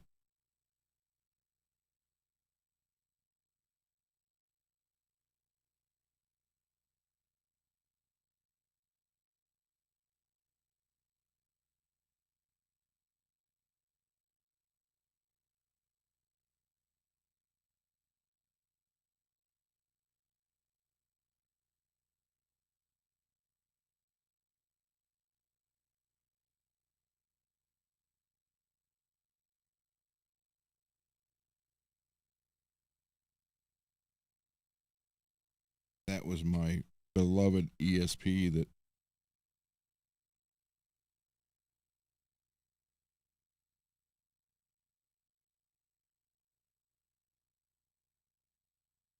this is me. The singer it's in that photo for the where the king all the king's men is. That's the guy that the record company gave us, and we ended up firing. But this is him and I in the back room of the studio. We were writing a ballad. I have no idea how to play piano. I couldn't tell you what I'm playing, but I can play a little bit by ear. My wife is the one that used to be a concert pianist. And part of that photo, oh, the one that was like they paid and had shots done from all of us. So that's why we're all in a chair, but he's not because it wasn't in the band at that time. And the guy you're hearing sing right now on all my songs is this guy, and he's on this end in the black leather jacket. We were all in our 20s here.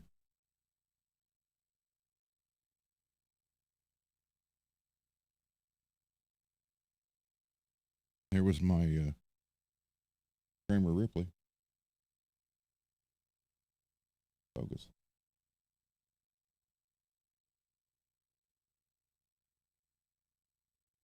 That was in the studio.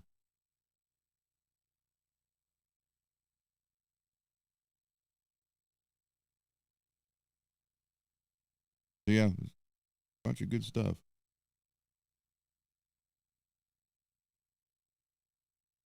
So you guys will be able. Yeah, we actually lost two. It was $3.95 yesterday.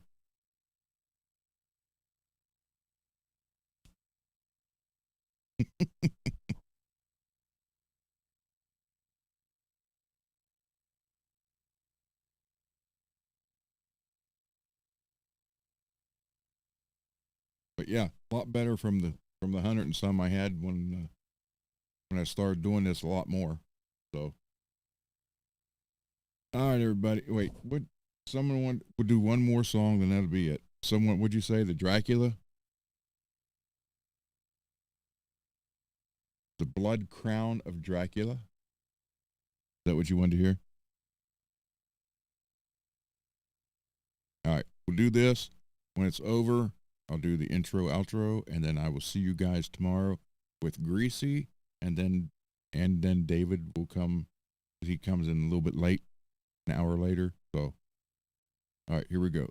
Blood Crown of Dracula.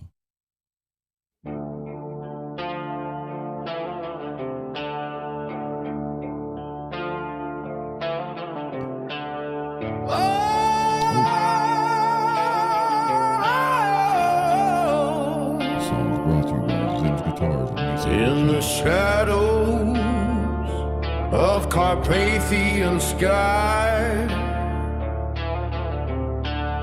wolves begin their mournful cry.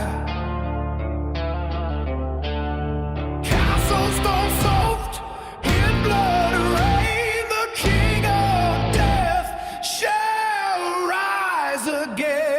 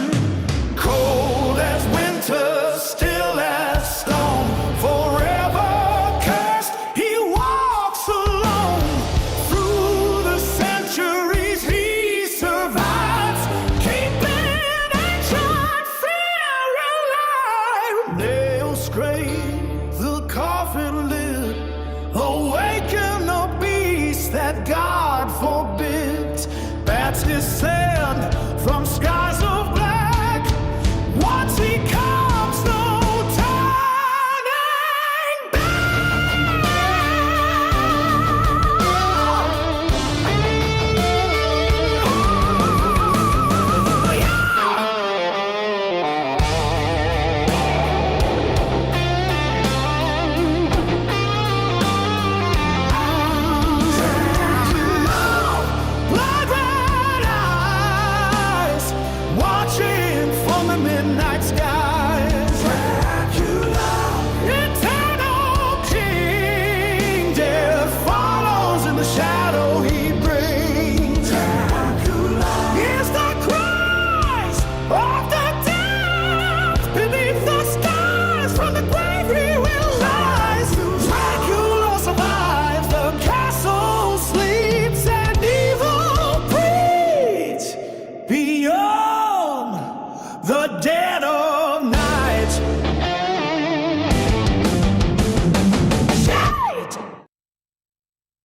You never heard that before, Ogre?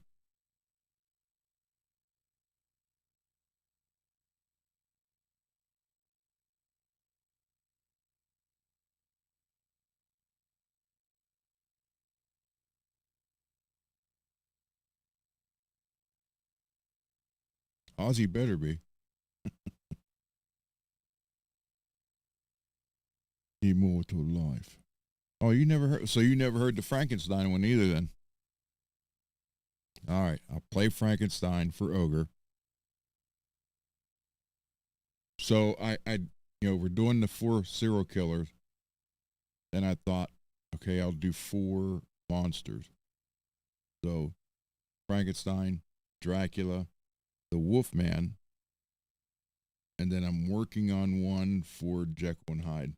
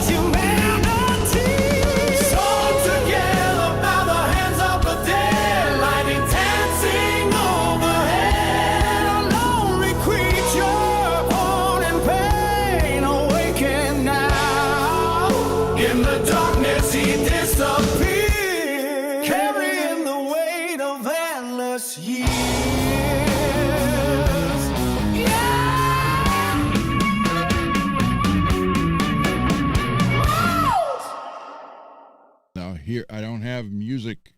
Well, I have music. I don't have it mixed. Here's the words to the Wolfman. Can you guys see that?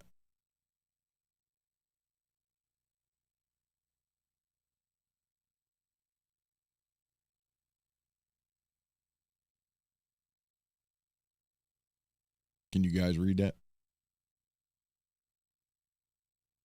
So I have to put everything out like that because, excuse me, when I give it to Dave, he looks at it this way.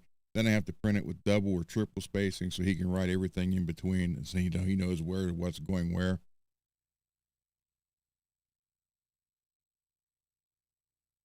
I think you can see it on the TV. There you go, Peggy.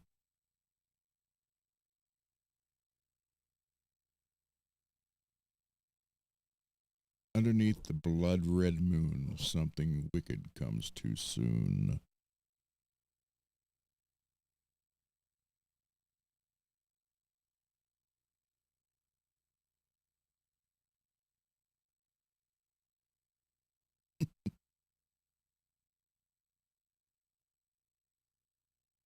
So anyhow, that's the words for that.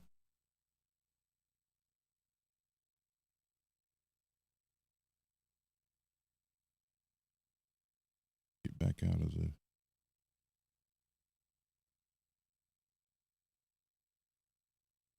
Okay, we'll do one more. All right, no, two more. We'll do two more. Here's your choices.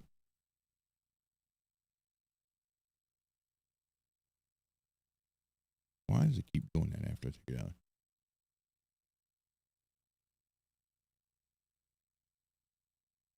We have Death is Coming, which I thought was great until he screwed up the chorus. So I don't really like that one that much. One Night Eternal.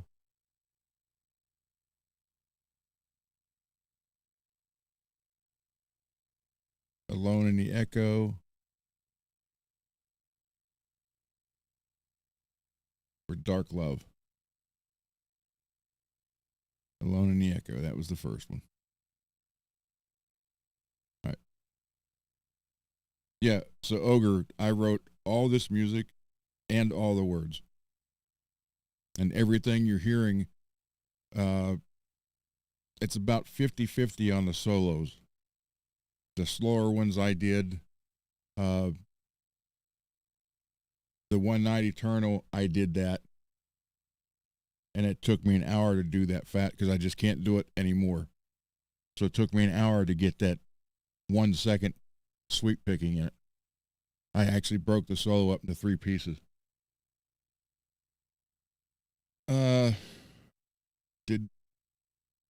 No, I didn't do it, Julian. But all the rhythm guitars you're hearing is me. And on most of these, the bass you're hearing in here now is me. And then, yeah, I did all the lyrics. And what would happen is I might, like Dave or any one of the other guys, I'd call them up and say, hey, I have this. Here's what I have. What can I replace this word with? So a couple of them helped out that way. But, yeah. All right, so here's Alone in the Echo. Where'd it go? This is about not wanting to die alone and by yourself and not leaving a mark.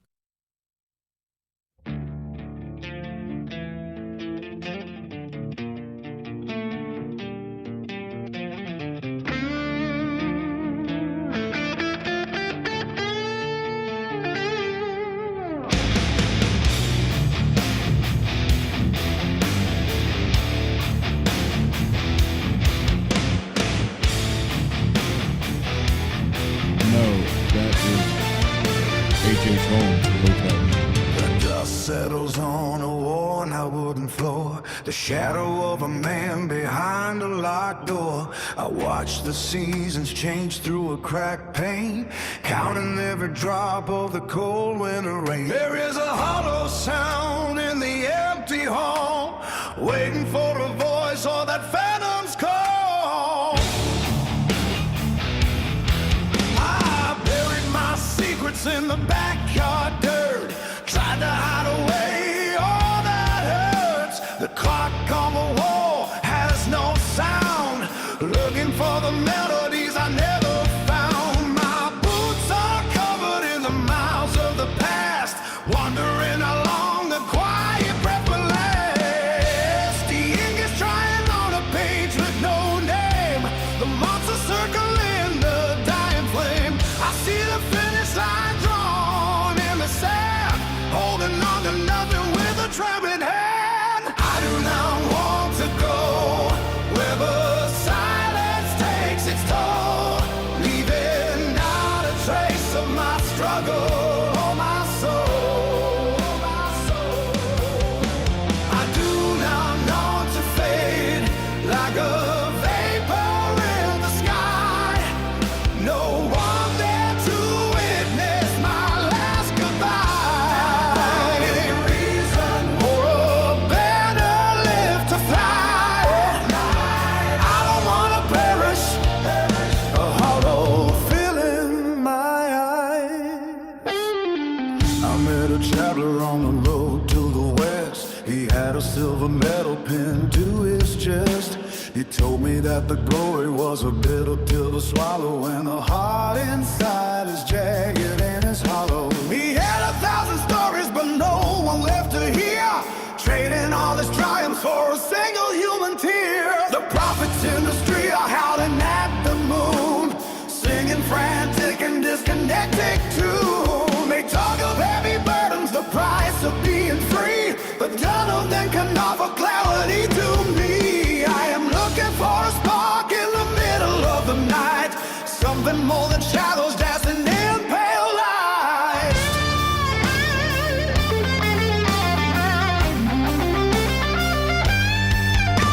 The ink is drying on a stage with no dame, the monster circling the dying flame.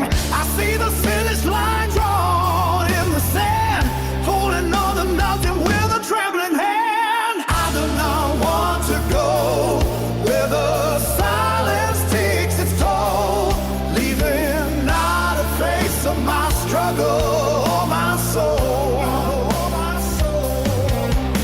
I do not want to fade like a vapor in the sky, with no one there to witness my last goodbye.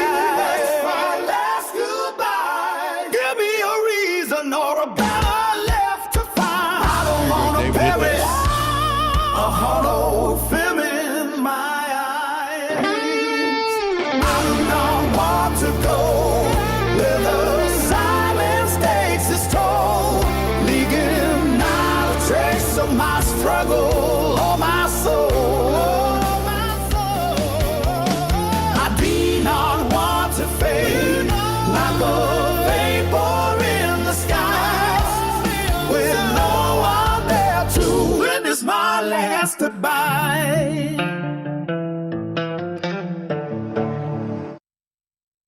So the weird part about this is usually when a band has songs and they're in the studio being recorded or mixed, the band is there and you hear the process, and depending on who the producer is, you can make suggestions or what have you.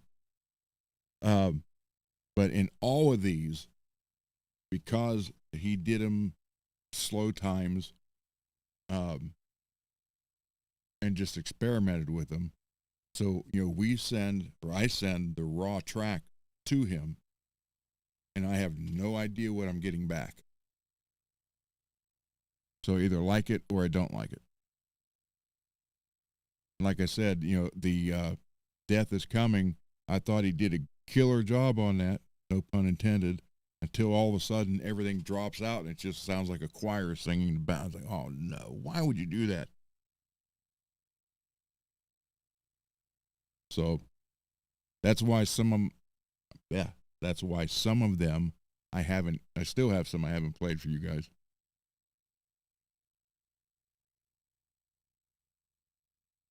All right, so one more, guys. We'll do one more. What do you want to hear?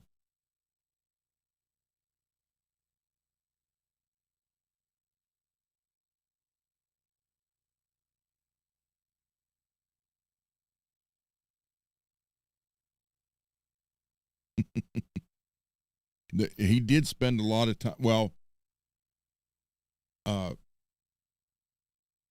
two that I do know he spent a lot of time on was One Night Eternal and then Some Strange Reason. The rest, I don't know how much he spent on it. Some of them seems like he did, spend a good amount of time. Other ones like, okay, let's just get this done. The Hotel Song. That is the Devil's Blueprint. It's about H.H. Holmes. That's with my baritone guitar back there.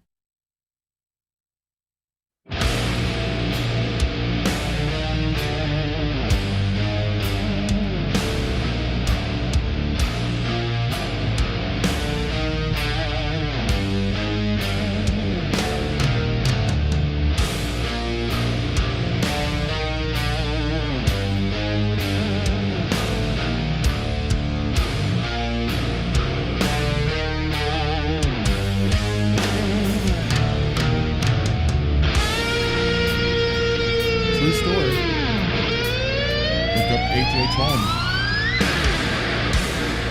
In the shadows of Chicago streets, a castle built with wicked deeds.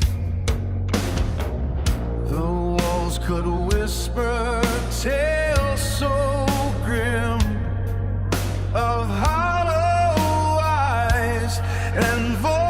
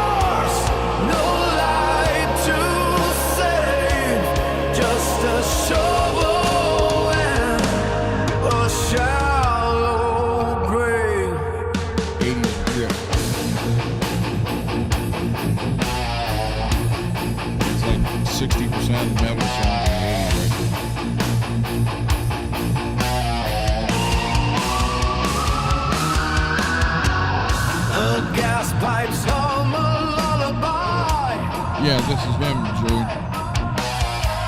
For souls who came but never left alive. And he was a doctor. A smile so sharp, a heart so black. The clock ticks on, no turning back. In shadows cast, where echoes take flight. Whispers low, where secrets ignite. In dreams we find, where truths unwind. Paths untrod, where mysteries unfold. Shadows deep, where legends breathe. In silence.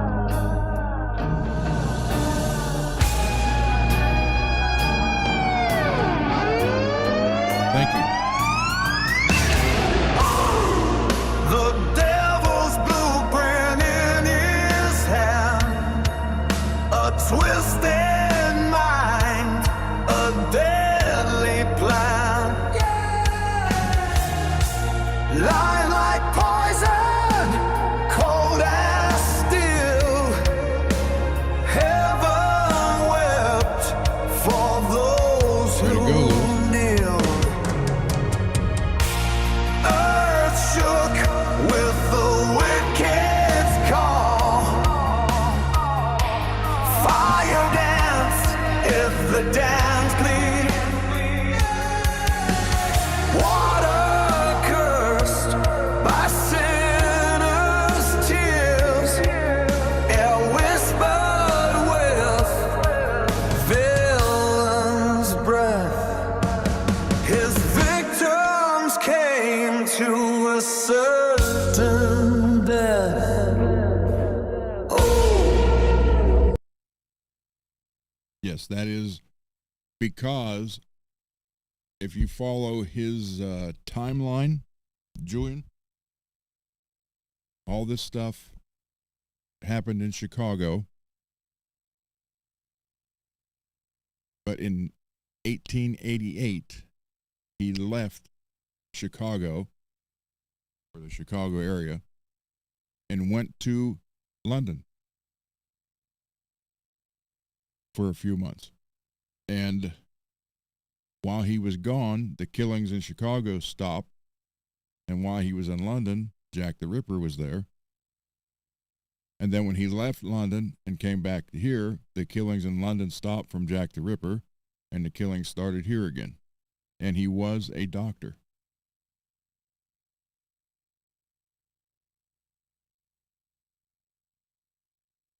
Now, again, these 4 songs, I mean, I had, well, one of the two in out west was worried why I would write songs about serial killers. Like, you don't want to be one, do you?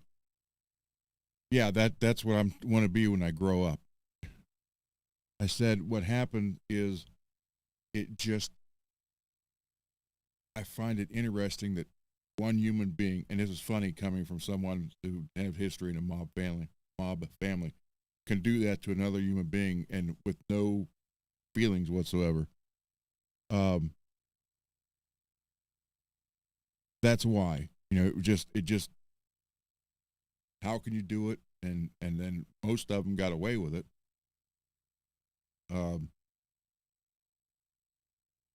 So yeah, there is a big following that H.H. Holmes was Jack the Ripper. Timelines, it fits perfect. And the fact that they're saying, well, Jack the Ripper had to have some kind of knowledge. Well, H.H. Holmes was a doctor, graduated from Michigan. So I just wrote, what I did with this is, with these, took the facts from all these cases and then started going through them. And like I said, I either write about stuff I lived through or someone I know lived through or something I studied. The only thing that was complete make-believe was All the King's Men. I never fought with swords and knives and shields on horses with guys in armor for some king. I never did any of that.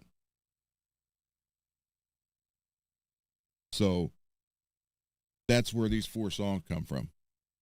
And then Julian will tell you, I was told, oh, you got to write one about Albert Fish. So I went and looked up Albert Fish, and there ain't no way ever. It's not like I'm wrote these songs to praise these guys. Their stories are out there. I just thought it would be, interesting to put it to music. So that's why they're there. And then I thought, well, why not? I love the old Universal monster movies. So I thought, okay, so we'll do these 4 serial killers, and then we'll go to 4 monsters. The ogre, the whole thing about that was if I put out, do it like an EP, the killer set or whatever, something, whatever. Everybody in the chat came up with a bunch of names that were really cool. So that's why I did that. Yeah, Julian, they think it was her grandson.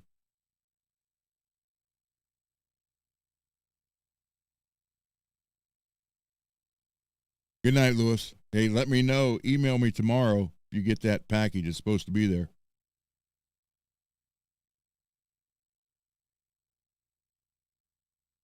So, good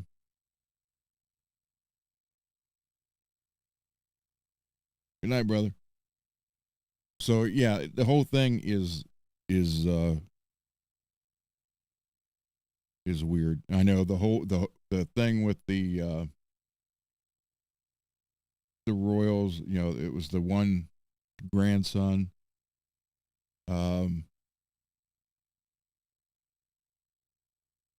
Then they came up. Then they came up with the one that he actually married one of the prostitutes, and they had a kid, and then the Queen sent the doctor after him. Problem with that is the doctor was in his 70s at that time.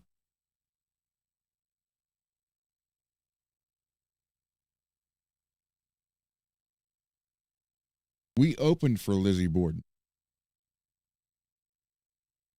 They were, you know, he had the silver paint, the silver hair.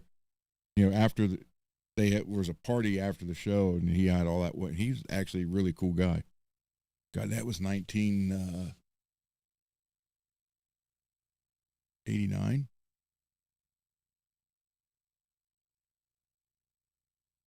And my favorite song is, you know, "Me Against the World." I love that song.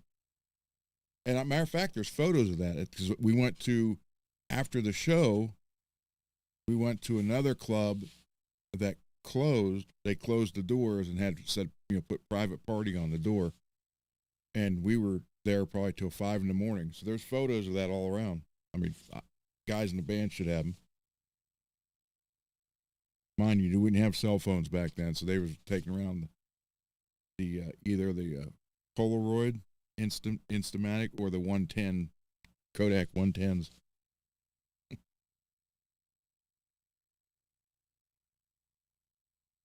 So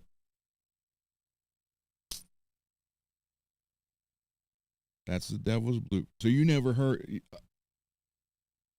Here we go, another 5-hour show. Did you hear "Death Is Coming," Ogre?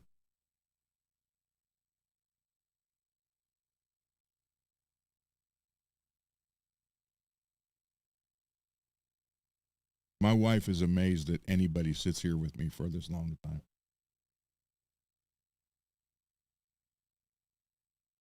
Okay, this is the one called "Death Is Coming," and I thought it was great until this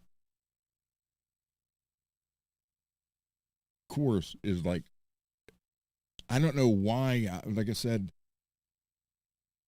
maybe he got saved or something, because a lot of this he's putting like gospel courses in it.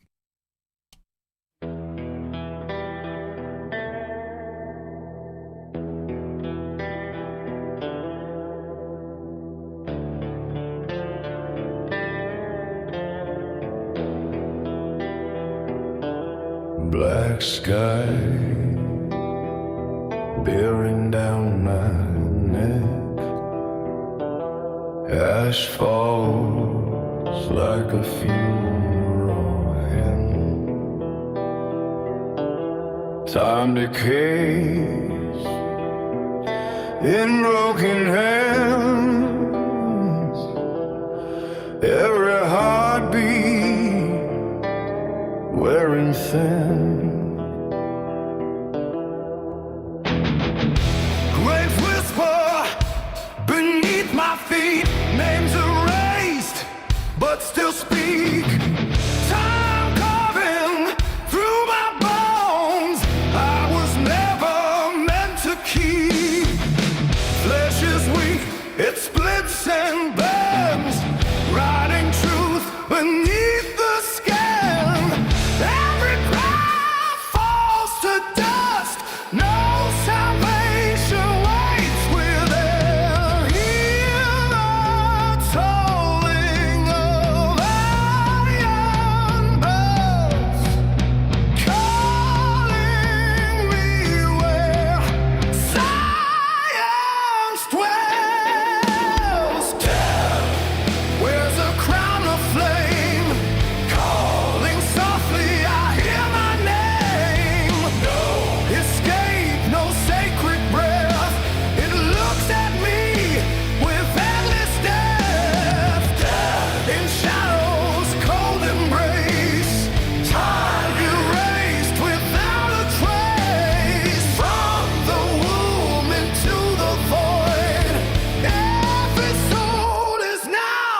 destroyed.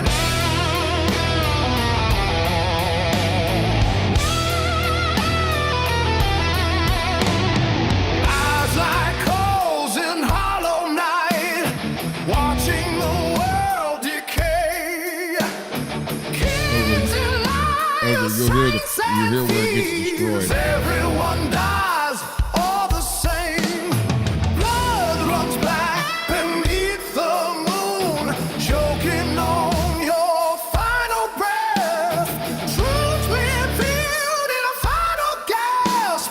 No one's coming, no one cares. Drag me down below, Right there. where the light never goes.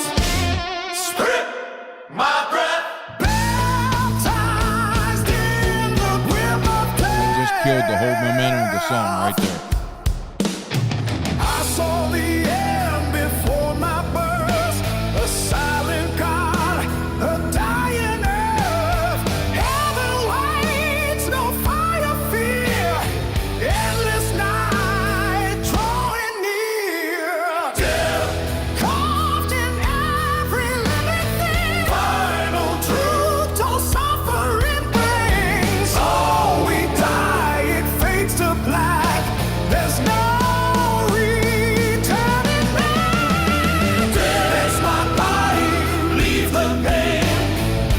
Nothing lost is nothing gained. Close my eyes, let me drift into my endless rift. Ash to ash, bone to dust. In the end, nothing twists. Silence grows cold and deep. Death has come to claim its keep. So the song was good until all of a sudden it was like, hallelujah.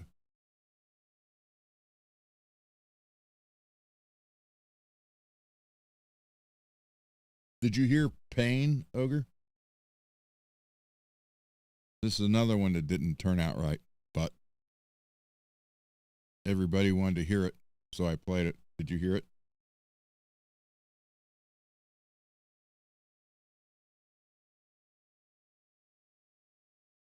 Gospel metal. No, I'm not Striper. Although I have friends with Tim for over 15 years now, the original bass player. Great guy, loves ham radio. Gospel metal writing about death. Yeah, that's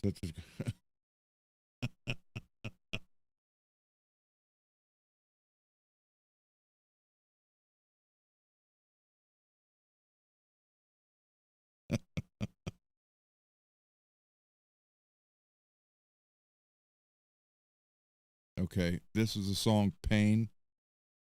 And I actually wrote this in October of 23. And there's two.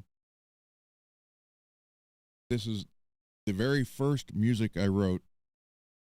I actually had recorded the guitars. My son-in-law did the solo.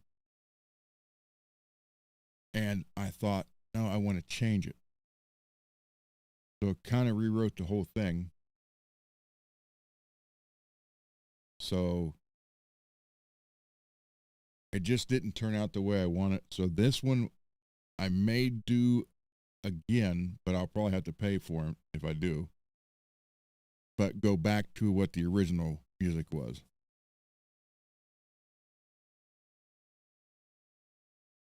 So here we go.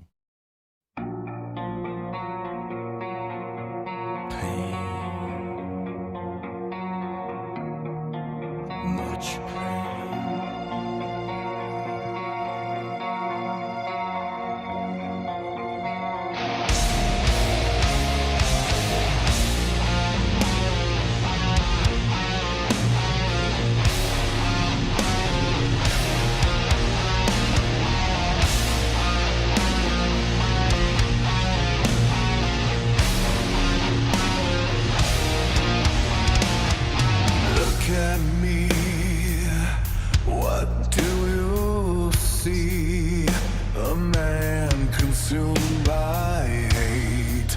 What you gonna do when I come after you?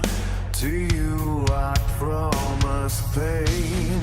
Get in my way, there's a price you'll pay. Today you're gonna see what I'll do to someone like you in my storm of rage. Yeah. Pain, much pain.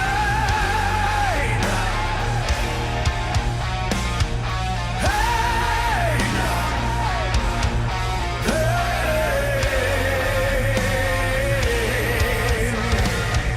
Now I stand here over your soul. You're a shattered man. Look at me, what do you see? A man consumed by hate. Pay the price for running your mouth. Now you're looking down, you lay there a broken man, a victim of all you do. Damn. Pain, much pain.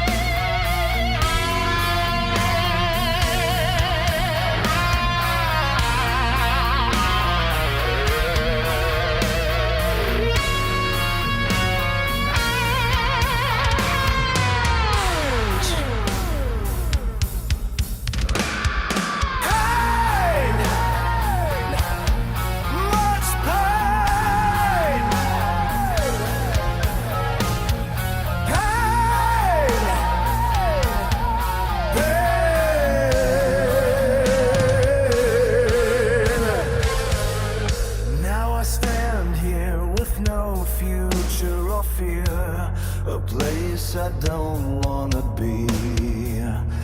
This world's evil steals your soul and feeds off energy. Look Sounds like he's saying around, energy, but it's all actually coming anarchy. down. Feels like you can't breathe. Every day, in every way, this world's in disarray. Pain, much pain, much beaten land.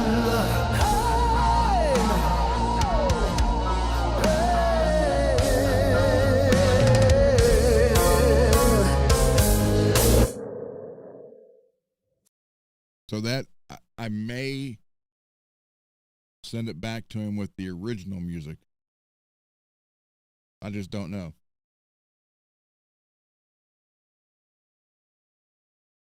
And what's funny, and this is honest to God's truth, I wrote that in October of 23, and I don't remember what had happened that day, but I was extremely pissed. And I sat down and I wrote those words in about 20 minutes. Swear to God.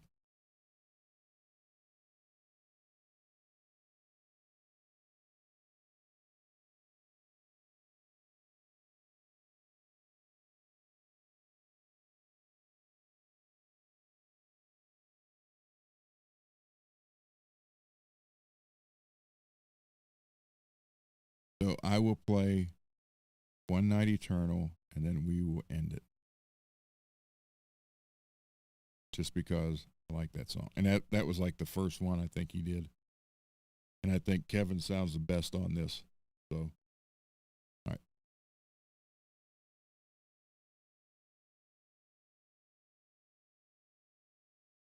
Thank you, Ogre.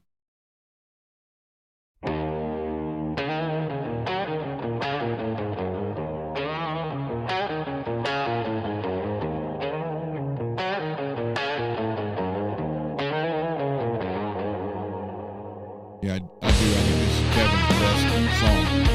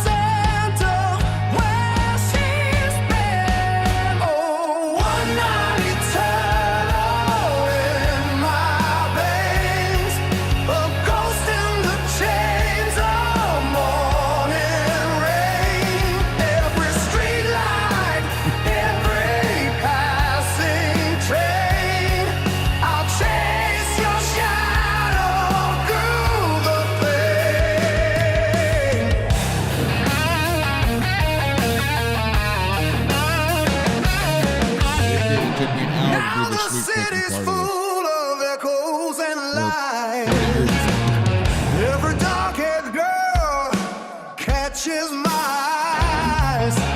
Beggars and kings all look the same when you're drowning in a missing name. Footsteps fade on the avenue, but none of them ever sound like you. The bartender pours another wound while the jukebox plays a forgotten tune. Oh, one night eternal in my veins, a ghost in the chains of morning rain. Every street lamp, every passing train, I'll chase your shadow through the pain. I'll do this one right here.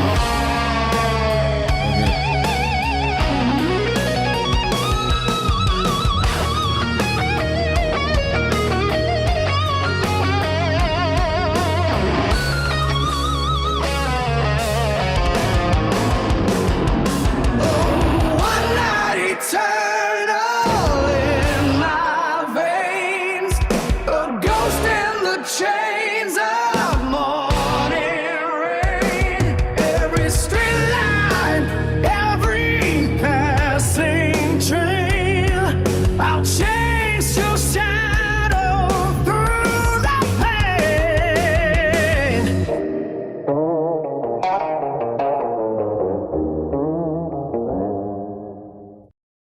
So when you guys hear that, you got images from the words.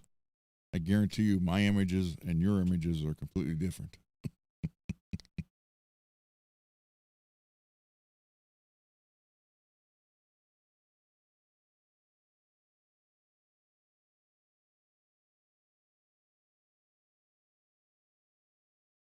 But that is completely a true story.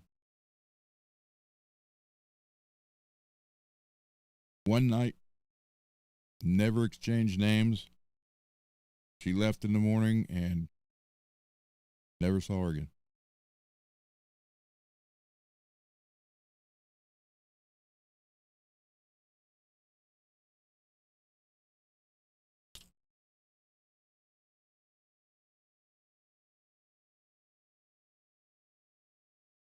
So,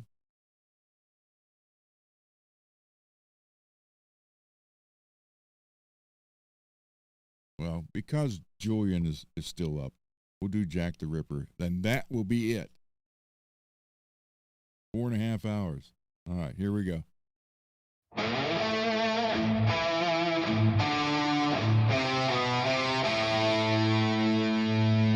That first part right there wasn't supposed to be. It's supposed to start right here.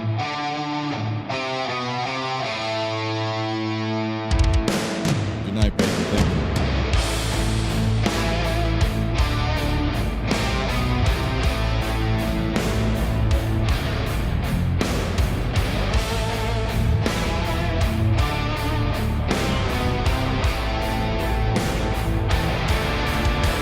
In the shadows of old white chapels,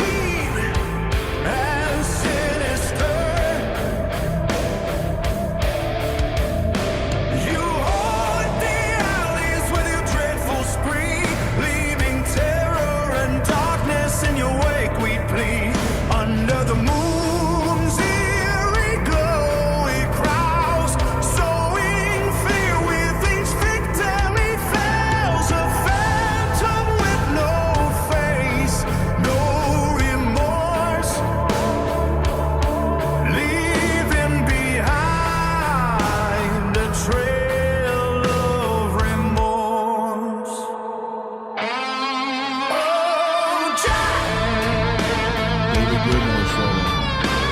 Less is more. Jack the Ripper, your crimes, they make our blood run colder. In the heart of London, you wield your knife, a grim reaper, stealing innocent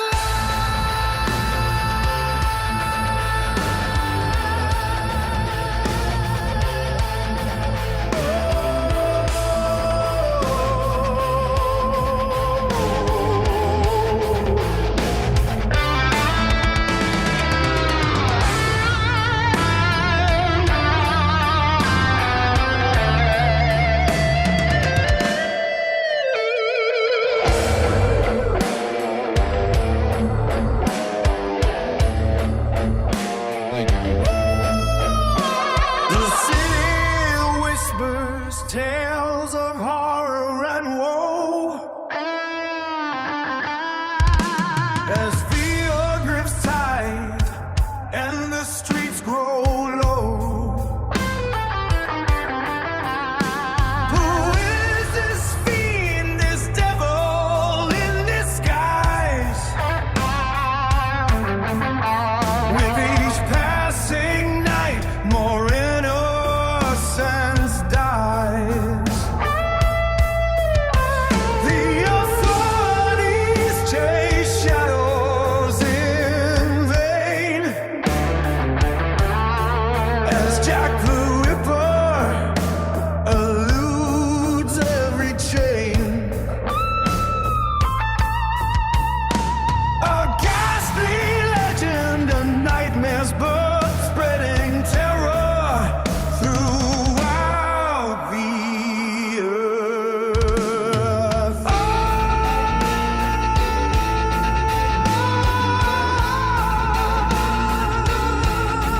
Oh, Jack the Ripper, in the annals of history, you're a grim reaper. Your name forever etched in blood and fear, a dark specter that will never disappear. So lock your doors and close your eyesight, for Jack the Ripper roams the night. In the shadows he waits, his hunger unbound. A nightmare haunting London's ground. So there you go. Thank you, Ogre.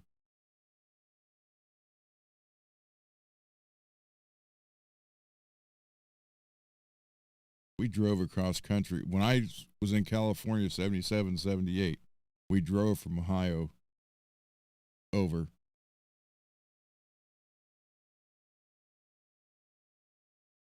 Thank you, Ogre. Yeah, this is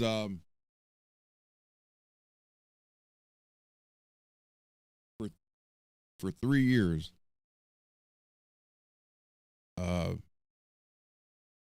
For 3 years, I was told by you know who that my guitar playing sucks, my tone sound sucks, quit playing, don't do it, all that stuff.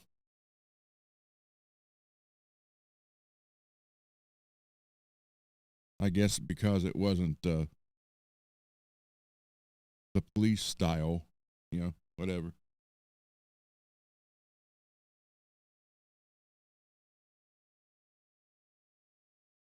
Oh yeah. Yeah. We'd be in the green room and I'd hear, dude, don't even bring up any of your music. It's terrible. I'm like, oh, okay. Whatever. Your show. Oh, Greasy. Yeah, I heard that for 3 years.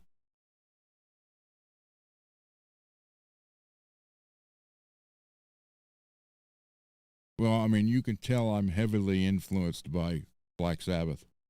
I do admit that. The bluesy type metal.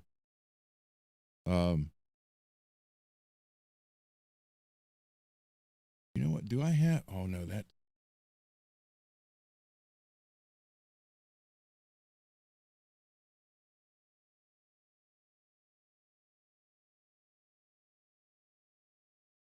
David, I got records sold from 35 years ago. Hold on. I took it off the Roadcaster. Wait a minute, let me see. Because I had the one bit like 30 seconds of the one I used to do all the time, and he's finally like, stop, just stop that, will you? And all these, I told him he knew all these songs. I was like, this is what I'm working on. There's the title. Here's the words. This is the kind of the riff. Stop. They suck.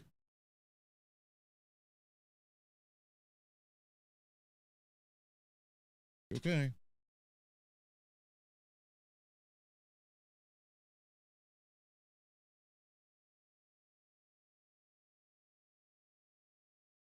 I had the one. I bow down. There it is. Where'd it go?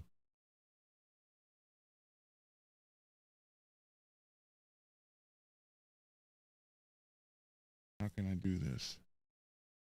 I have to send it.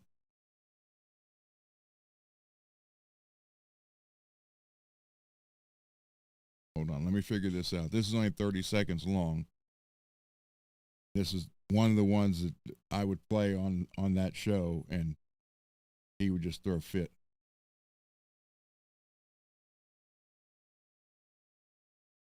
Yeah, like I said, you guys have no idea what goes on behind the last 3 years. Okay, let me figure out how to do this.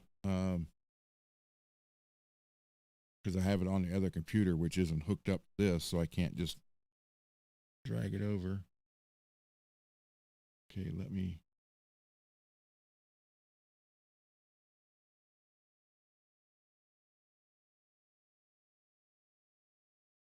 Let me do this. Hold on here. Let me open up another tab.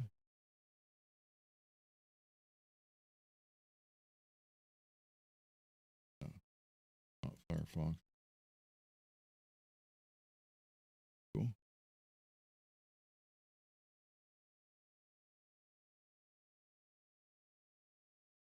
Come on. Yeah, I heard so much crap, and then it's like, I'm playing this, this is. I'm sitting there thinking, you play the same freaking song on everything you play. And he's throwing a fit because no one's buying his stuff on Spotify. It's like, oh, maybe she wrote something someone wanted to hear. Okay, let me. I wonder if I can send this to myself. Oh, wrong keyboard.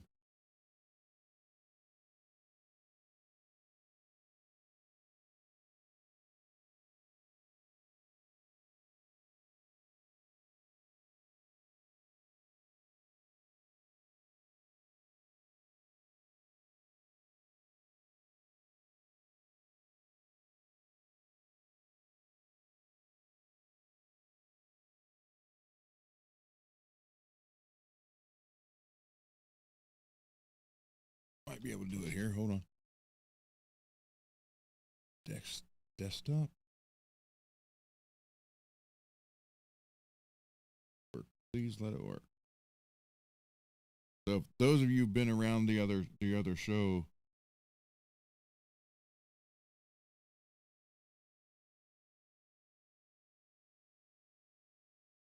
yeah, okay, got it. I know you've had to have heard this before.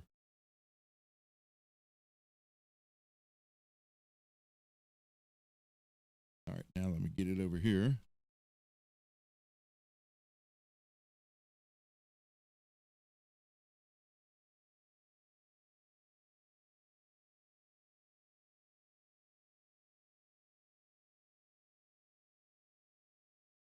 let me put it.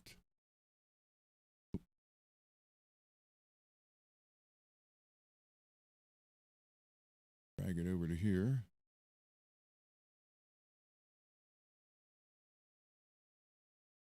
Hey, it worked. Okay.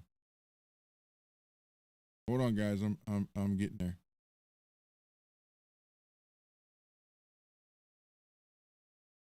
All right, now I got to add it to this. So this wasn't done at a studio. This was done here. It was never mixed.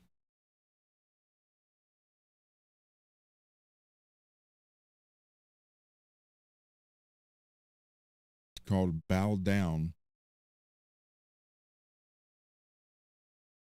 Again, there it is. And this is actually my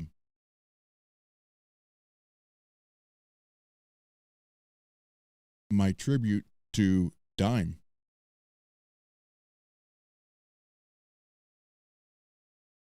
This is my. You know what? Mad's never heard this because I wasn't allowed to play it by the time Mad joined the channel. So this is my tribute to Dimebag. I never did write the words. I think I might have had 2 lines, but the whole bow down thing was like, I'm not worthy. That's where the title came from. But this was my playing is tribute to Dime. So you want to hear it? It's only like 30 seconds. I probably should dig this out and finish it. Okay. So I'm guitar and bass, and then one of our old drummers is the drummer on this.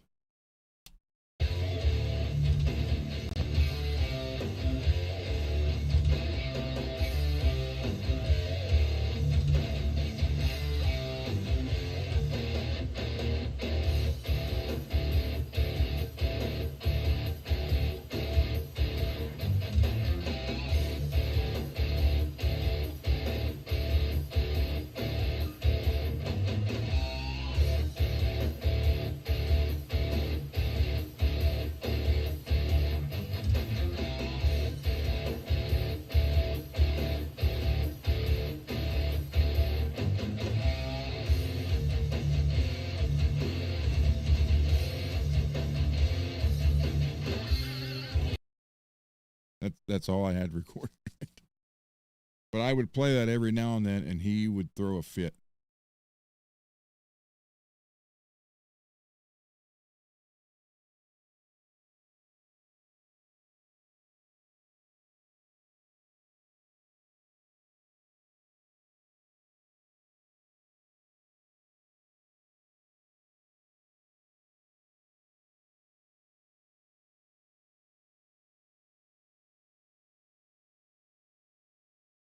Yeah.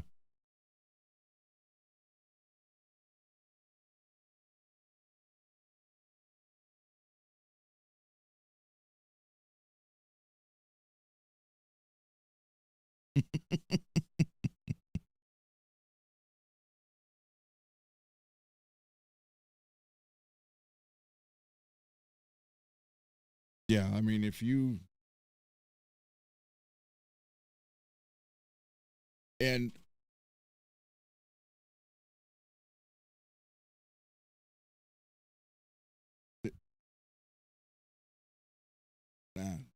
I won't say that right now, but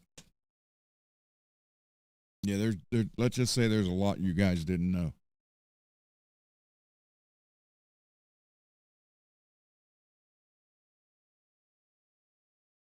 And I sat there and took it because it wasn't my show, and I enjoyed everybody in the chat. I really did. And then when we started doing the bench stuff, I was like, cool, I get to help people out. So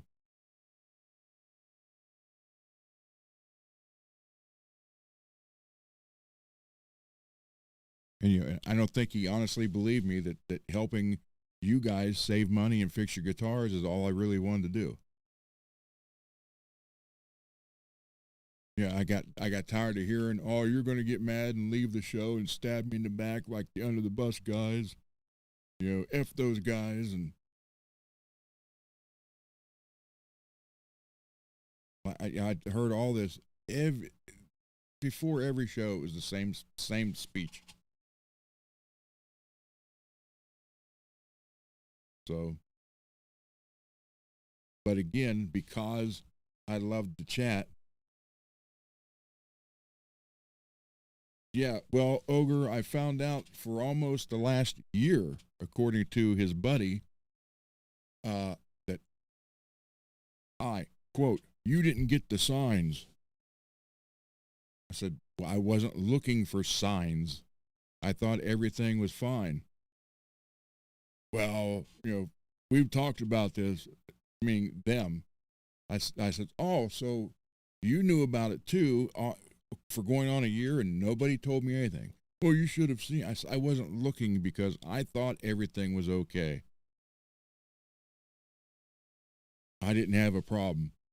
"Well, did you ask if you were still going to be on the show the next show?" I said, "Why would I? Again, I thought everything was okay." "Well, you should have asked." I said, "Well, why don't you go and ask your wife if you're still going to be married tomorrow?" That's the same thing. He didn't like that.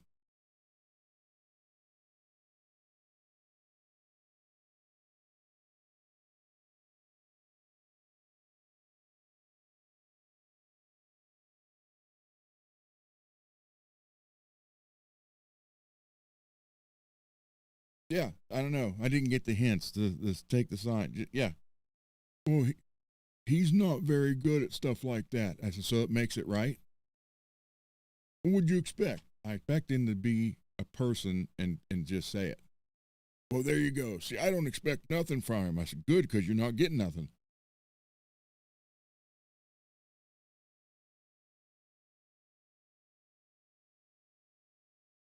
The Birdman of Alcatraz, he he likes to dominate the conversation. And when you fire back at him and he can't dominate it, then he just goes screaming and leaves. Because I heard a story from Napoleon telling me that they were somewhere, I don't know, having lunch with somebody, and Birdman got into an argument with the other guy they were having lunch with over politics. And I guess he started screaming at that guy too until he got mad and walked out and left. And then, the third person didn't leave. Birdman got mad and left the restaurant. Then I heard, and he came back and started all over again. For every day he called me, it was like, I don't need this. I don't need this drama. I'm losing sleep. You guys don't give a damn about how I feel." I said, "First off, you inserted yourself into this. You weren't asked." And so I said, "Okay." What? So I didn't, and then I would hear, I'd get text, this. And I wouldn't answer. He was done. He was done. Didn't want to get involved with it. But every day I'd get text or phone calls and I wouldn't answer. So finally, after about the fifth or sixth day, "Well, I've been texting you and calling. You're not answering." So I wrote back. I said, "You said you were done with it. But yet every day I hear from you."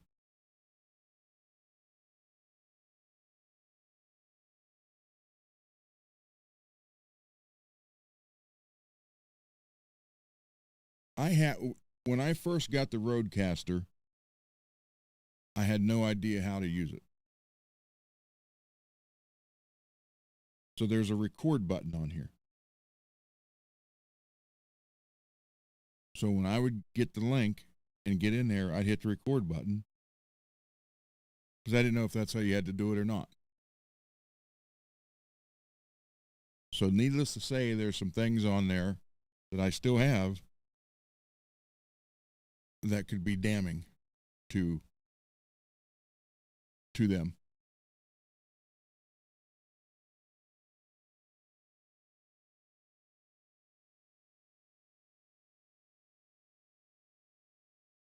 So, and I almost played it. I almost played it for you guys when he did the thing with the guitar.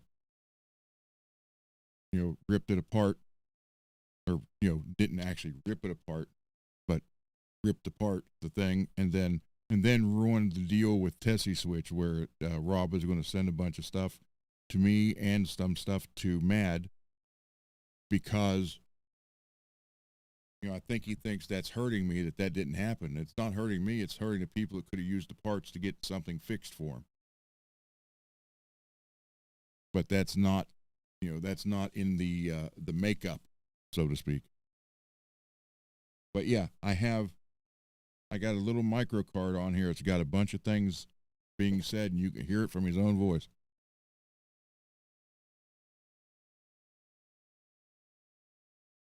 I was so mad one day, I did play some up for MPN, so MPN knows it's there. Hey, Garguts.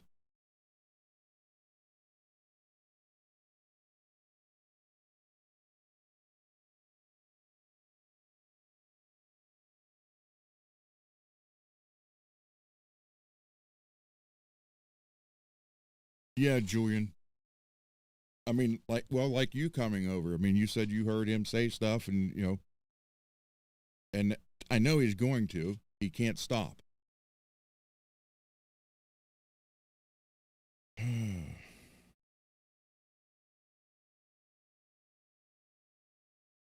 No, I'm just saving that, Ogre, in case I have to lay down nuclear.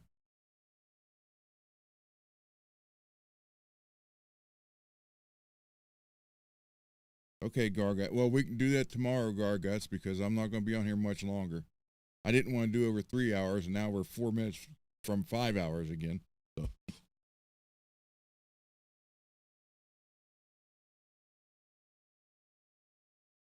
And I didn't even think about that stuff. I just went to erase that card one day, and I said, what all this stuff on it?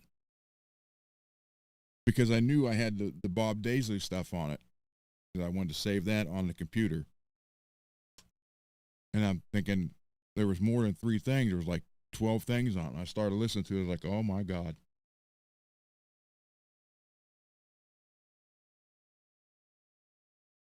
So yeah, this show came out, like I said, it was, a blessing in disguise. And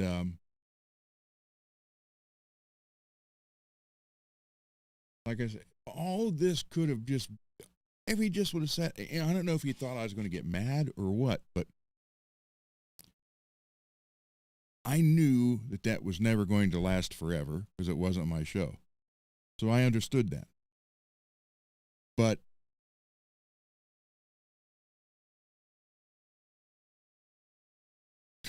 Greasy, yeah.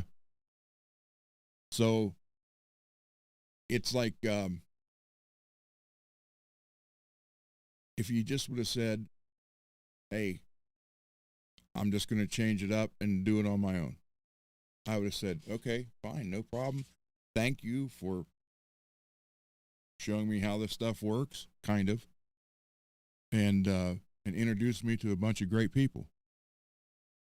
But him doing what he did, I didn't even get to thank him for that. So he not only did he disrespect me, but I didn't even get this, over the good stuff.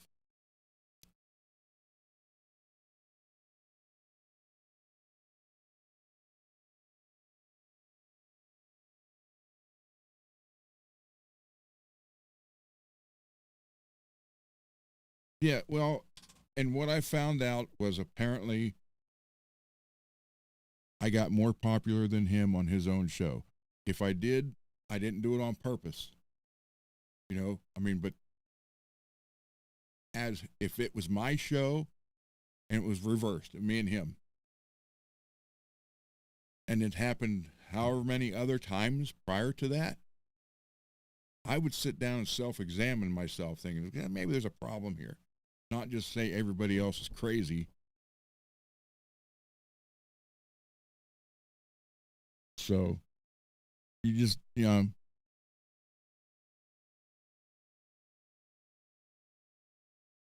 And then, oh, that's another thing. Birdman's like, well, he kept telling you things were going to change.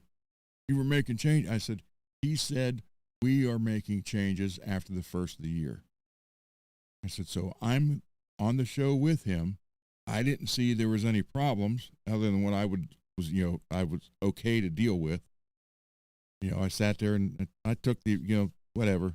Like I said, the chat meant, you guys in the chat meant more to me than anything. That and being able to help you guys. And he's like, well, he said, I said, yeah, he said we were going to make changes. So when you don't think there's an issue or don't realize there's an issue, well, you didn't get the hints. I said, regardless, you don't think there's an issue and you hear the word, we are going to make changes, and then one day you're just cut out, that's disrespect. Well, how do you know we meant you? Could have been his wife. I said, oh, yeah, like she's been around the whole time. Mm-hmm. So, but what got me with him is when he did that example of my, you say your daughter got raped and you weren't there to see it. Does that mean it didn't happen? I was like, that crossed the line right there. You just step where there's no coming back. Napoleon? Yeah, he's got a wife.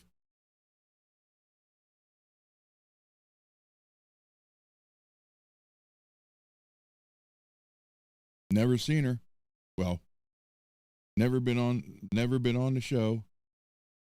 But we were on Discord one night when he was still in the house.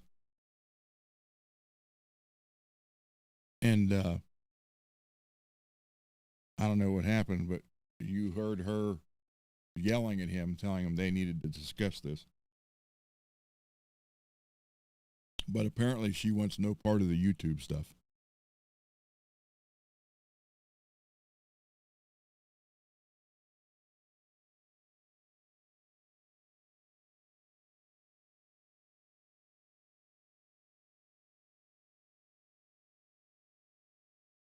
So, yeah, I mean, whatever. This turned out, but now I'm being looked at as competition. Well, you created it. I spent $3,000 on stuff for his show to make my end professional so he didn't have to worry about it. So what was I going to do? Just let the stuff sit here? No, I was going to use it.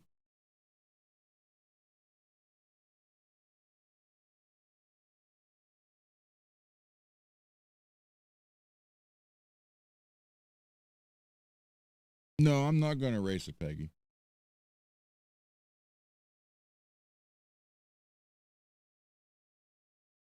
Oh, I know. Yeah, I'm sure they would have a ball with that. So it's right there in the machine. And if I ever have to use it, it's there. I don't want to. I absolutely don't want to. And I honestly mean that. As much as I get upset about what happened, because once I do that, they can't deny it. Well, he can't deny anything because you're going to hear his voice say it.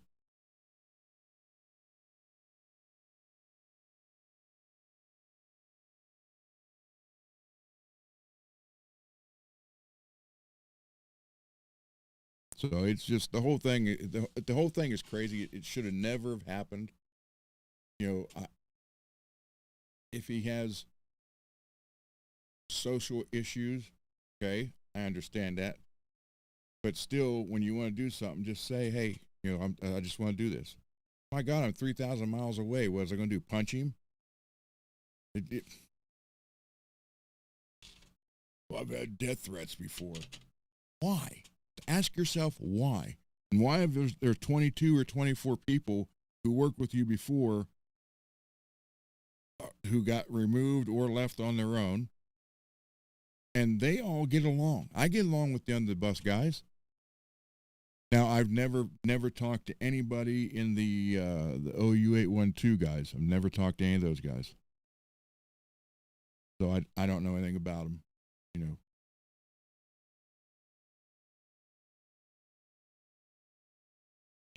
Thank you, Dave. Well, again, this is what I wanted to do. This is what I was trying to do on his show. You know, he got mad because in his eyes, I got more popular than him. And when we would do the bench stuff, it's not my fault for 10 years. He told everybody how he built all these guitars and everything. And then when he gets a bench, he's just swapping pickguards from one to the other and not even wanting to solder, duct or black taping ground wires. Like, you know, and I had to limit what I did. I wasn't trying, I swear to God, I wasn't trying to make him look bad or anything. I was doing what I thought we were going to do.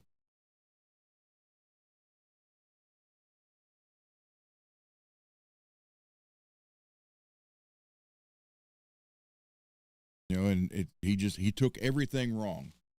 And when I bought this equipment, he was kind of skeptical about that.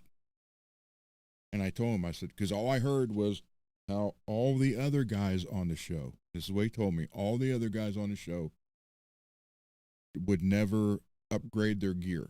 Half of them or most of them wouldn't wear headphones and you know, just went off a laptop and never upgrade their gear for the show. So my thought was, okay, to show that I'm serious, I'll go ahead and upgrade it. So I spent about $3,000, and my wife, you know, wasn't too happy because it wasn't my show and not making money. You know, he's making money off of my being there, I guess. I don't know how you call it. But I tried to show him that, hey, I'm serious about this. And I think he thought that I was trying to undermine or plan something or plot something against him. And like I said, I knew, I'm not stupid. I know the digs he threw at me and the joking during the show, and that's fine. That I could sit there and take that because it was worth it to me to be in the chat with you guys or be there have you guys there to answer questions. But then I was told to quit answering the questions because super chats is what that's for. And that's why Billy Ray quit doing the super chats, because one day Billy called me. I was over a bench. It was during the day. He called me on the phone, and he said something about super chats. And I said, yeah, because I think he did like $35 or $45 the night before. He's like, well, yeah, that's lunch for you. I said, for me? What are you talking about? Billy was under the assumption that the money was being split between me and him. 50-50 or 60-40 or something. I started laughing. I said, I don't get a dime from him at all. The stuff I gave away as prizes on his show, I had to pay for shipping. Never got anything for that. But I don't care about that. And that's why Billy got mad and quit doing the super chats, because he thought it was going to both of us.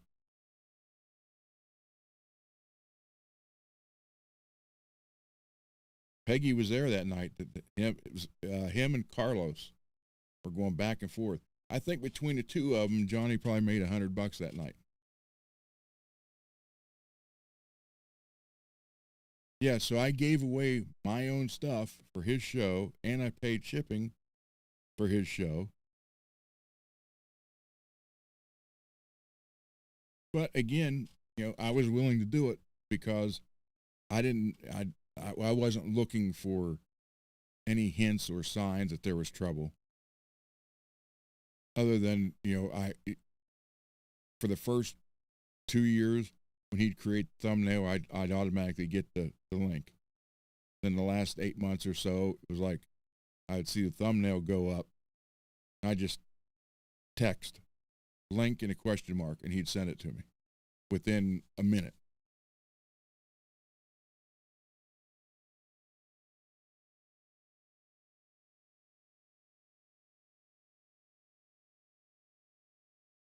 So, but because, and that was Birdman said that I was begging him and bothering him every day for the link. I can show you all the text from the whole last year. Only one time did I ask 3 times. Every other time is once. I just either put link question mark or link for tonight. That's it. One time. And In one day, I did it 3 times. That was it. But yet, you guys, he told you guys, well, you followed him all the time, begging him for links. Really? Okay. And then he also, Birdman said that I rage quit the show, which I didn't. Anybody watching that knew I didn't do it. Then he comes on wearing, this ought to tell you, right here, this ought to tell you everything you need to know. Who has a shirt with their name and their face on it, and then wears that shirt? What's that tell you? I mean, a channel logo or something, that's fine. But when you got your name up here and then your actual face, and you wear your own shirt, think about that for a minute.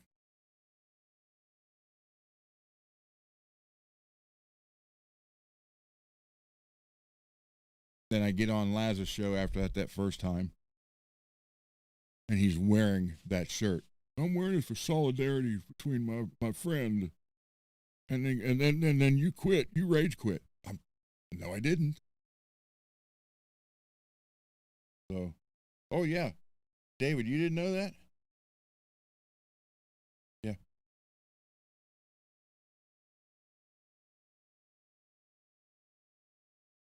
I mean, if he has legitimate issues and he's getting help, that's good. I don't wish the guy bad luck. I don't wish the channel to fail. What I do wish is he would quit the smart-ass remark, both of them now, and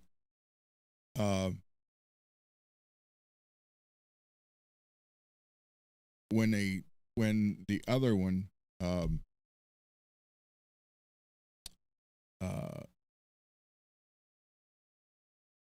got on there the second time and then blamed everything on the guitar to me, he did fail to tell you that he didn't follow anything of my instructions, not one thing, didn't touch it, and then tried to do a character assassination of me when all the other guitars I did for those guys was absolutely fine, perfect. You saw, I showed you photos last night of his brother's guitar, which was totally trashed and hadn't been played in over 30 years because it was impossible to play. You can see the videos where he's playing it, got it back. This is great, freaking awesome. His brother loved it. His brother was going to send me more guitars to fix. But the one that drew the most attention is the one they did.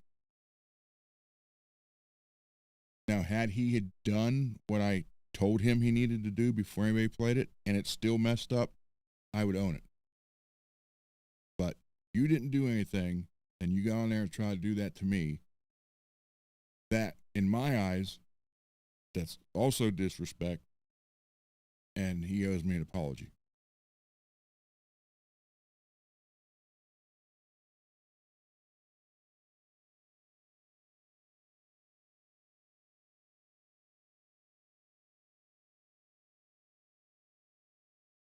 Yeah, Greasy, you're right. I knew that. I knew once the guitar was there, that was going to be the end of it.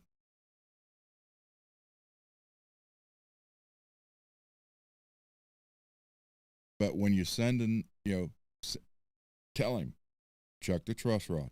Now, the pickup, the neck pickup, I don't know. I played it here on showing him before I sent it. It didn't hit that neck pickup. I don't know how. I have no idea what happened there. But not adjusting the truss rod, not checking, I said everything that could be tightened, check it, including that switch, because it's a plastic switch. You cannot crank on it completely or it breaks. I know that because I broke one in Cece's guitar and had to buy another one. So do nothing you're told to do before anybody plays it. Then let the guy who is extremely mad at me play it, which I thought was funny. He's sitting there doing Van Halen licks. This is totally unplayable. Okay. And then during that, when he was playing it and complaining all that, I had sent text to Birdman, and I said, that's crazy. You're letting him do that, blah, blah, blah. And then I have him, I took screenshots because he told me he was keeping screenshots of everything, where he says, yeah, I should have figured he would have done something like that. So he knew, admitted it right in that sentence, that was going to be, that was a personal vendetta, try to get me, I guess. Then later on, he's like, he didn't do anything any wrong. He was just trying to play, and it was all messed up, blah, blah, blah. Really? That's not what you said the day it happened.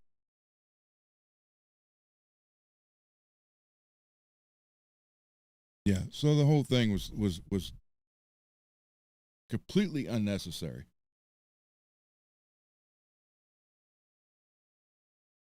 Oh yeah, Greasy, that, and we're going to give it away at 200,000 subscribers.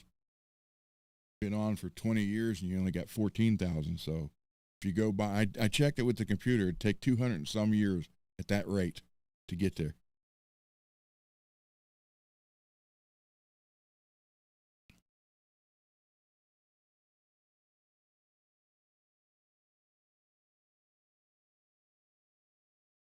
Yeah, exactly.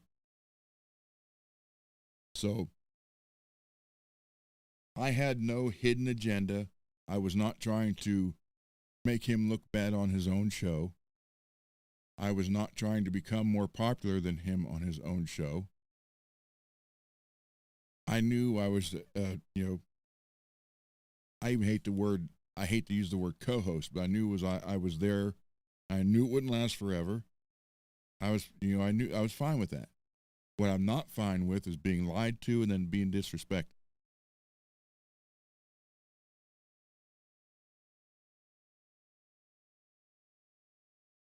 Hey, True.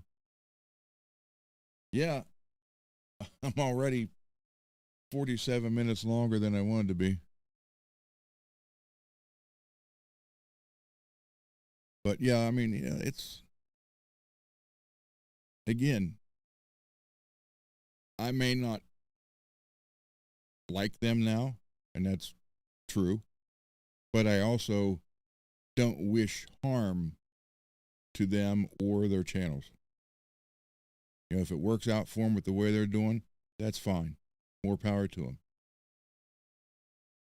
But stop with the smart ass remarks. And once that stops, I'll stop. But I was told, be the bigger man. You need to stop first. I said, tell him that. Then I get, not my place to tell him. I said, so what makes it your place to tell me?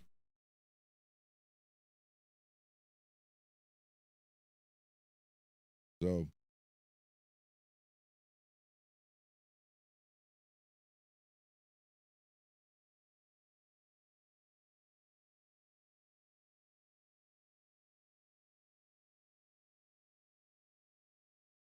well, yeah, Peggy, I got a thing it because I was still it was either the Fretworks or one was still subbed. I got up and got a note I clicked over it, and he was like 3/4 of the way through it, and there was two people there, and one of them was the intern. And I have nothing against Janice. I think Janice is great. I really do.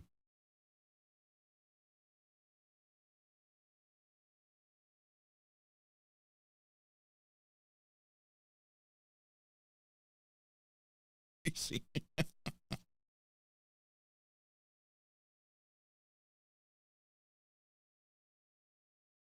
Well, Ogre,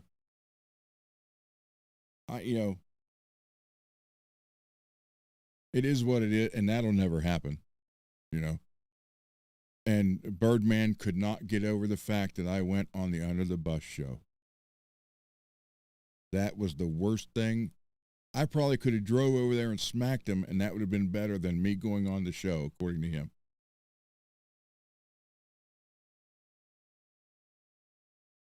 because they told me what those guys did to them. I said, they did it to you, not me. And I wasn't here for that. So I don't know. We told you to go watch it. I said, no, you're not going to tell me to go watch anything. I said, suppose you want me to leave a comment that you sent me there to watch it. I said, that's not going to happen. I said, I went on the show because I was asked. They had questions. I had questions. I answered theirs, and I heard their side of the story. Oh, we told you. I said, no. I said, Charlie Manson told people stuff too. How'd that work out?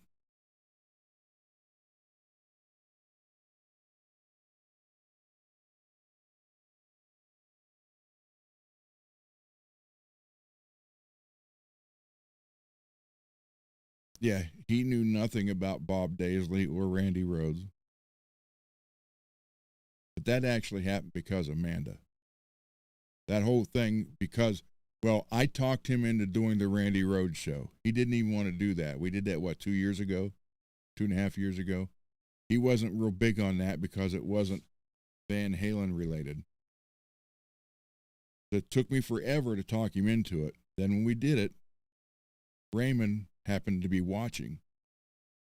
And by that time, Amanda was already working with Bob. So she was somewhere going to a concert or dinner or somewhere when Uncle Raymond started texting her to watch this. And then I made in the comment in the show. I had no idea about Raymond's niece and how she worked. I knew nothing about that. I just said in the show, Randy's gone. Ozzy was still alive at the time, and I said, but chances of meeting Ozzy are slim to none. I said, but it would be great to be able to talk with Bob Daisley. And because I made that comment, Raymond told that to Amanda. Then Amanda got a hold of Johnny, saying that she could possibly make that happen, and then he wouldn't even tell me who it was. He's like, hey, someone said that they might be able to get that hooked up, blah, blah, blah, blah. Who is it? Well, don't worry about it. We'll see. Then what happened is she ended up texting or emailing me. That's initially how I found out who it was.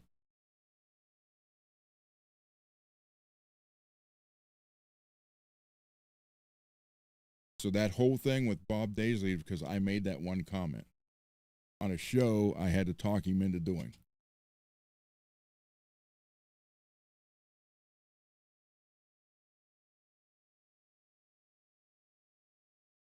Some of those true he paid for. 2 of them I know that he paid for.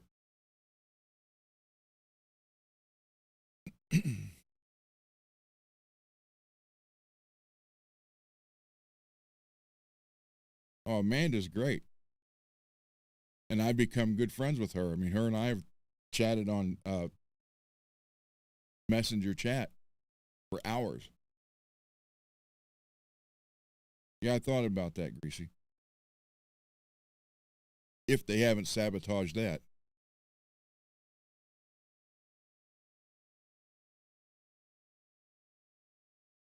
So.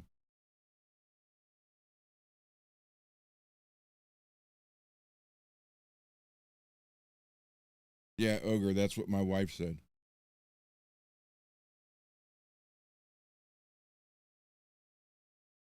Well, I got in trouble for that, True, because, I was answering questions, and that way people wouldn't do super chats. So I was told not to answer too many questions and not to bring up anything that was directed at him, because I see it all. I see everything here, but I want them to do super chats. Whatever, your show.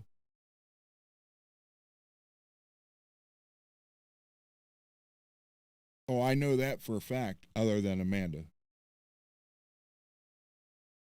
I mean, Amanda's actually writing music with the man. So, which he did tell me to send him something, and he would look it over. So,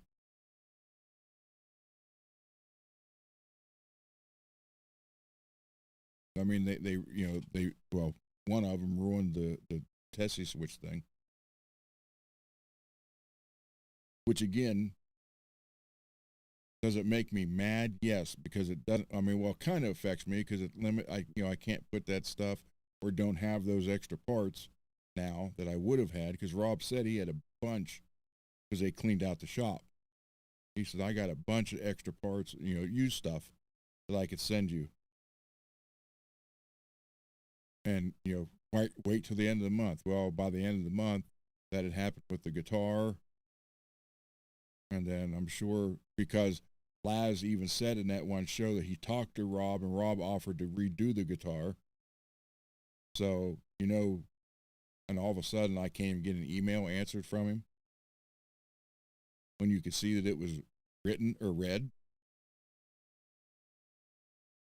So, which leads into, how's that? What kind of way is that to run a business? I don't know. It's sad. It's sad it got that far and went this far.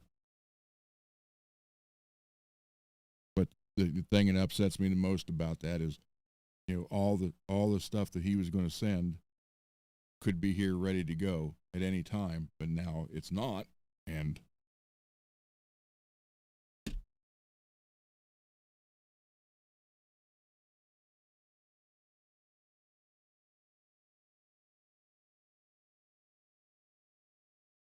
so who knows?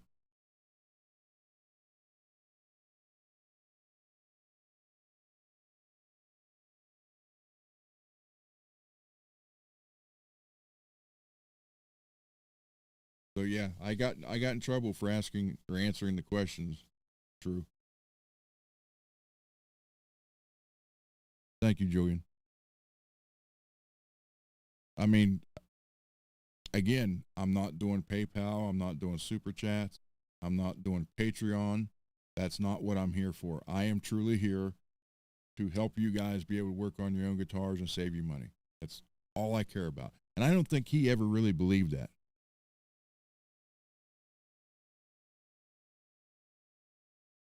So, oh, wow. It is what it is, I guess. Wow, all my ice melted in there, or almost all of it.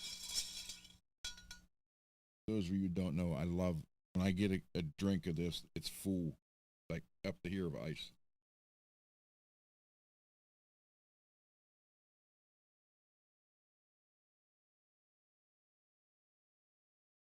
Well, he's got his own little world, Ogre. He won't admit that he's wrong. He knows what it takes to do this. He knows he's been doing it the longest. He knows everything, and he would get mad, and I'd say, well, 14,000 subscribers when you know everything, when it's like, you can't keep doing the same thing over and over again. I said, really? Because Friday nights with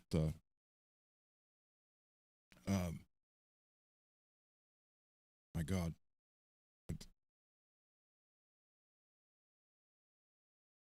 Philip McKnight, who sits and answers questions every Friday night. It's the same show, and he has thousands, literally thousands of views. That's it. I'm pissed now. I don't even want to do the show. Whatever.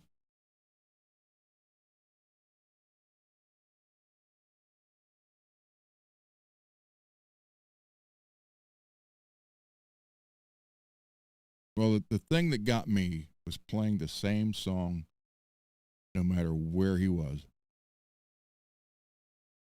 At Guitar Center or any of the music stores or the other flying studio or in his own shedio. It was,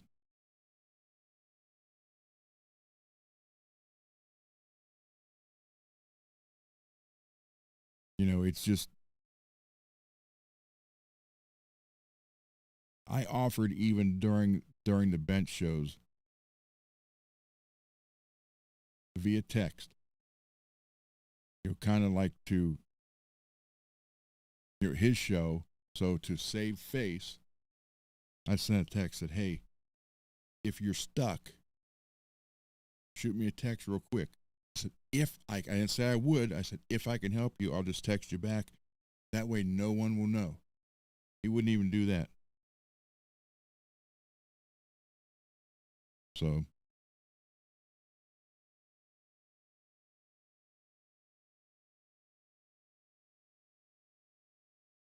you know, I took the degrading and stuff like that because, again, you guys in the chat. That's why I say I love it when you guys are here, because for 3 years I did all that for you guys.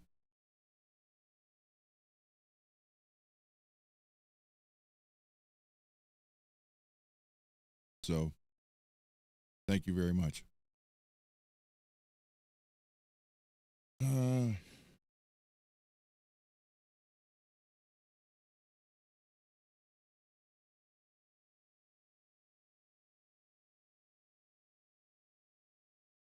Well, yeah, Peggy, kind of.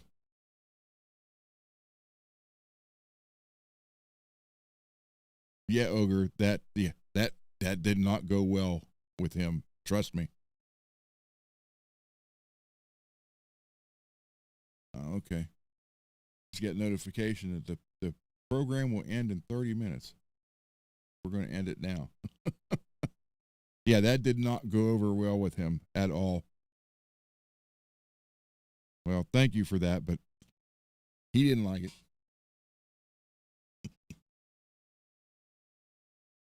So, with that, everybody, thank you again. And sorry it's been an hour and a half on this.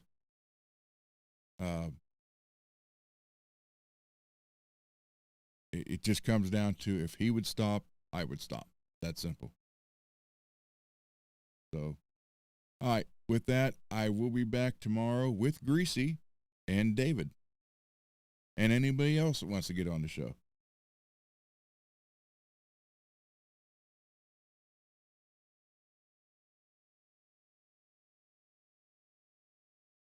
You're welcome, Ogre.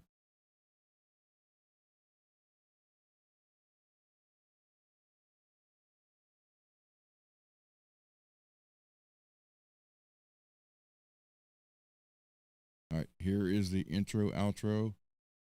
And, you know, Mr. Wood did this. He's a good friend of theirs. Oh, since all that happened, he hasn't been back in the chat either. But still, he did a good job on here, and credit's due where credit's due. So thank you, Mr. Wood. Good night, everybody. See you tomorrow.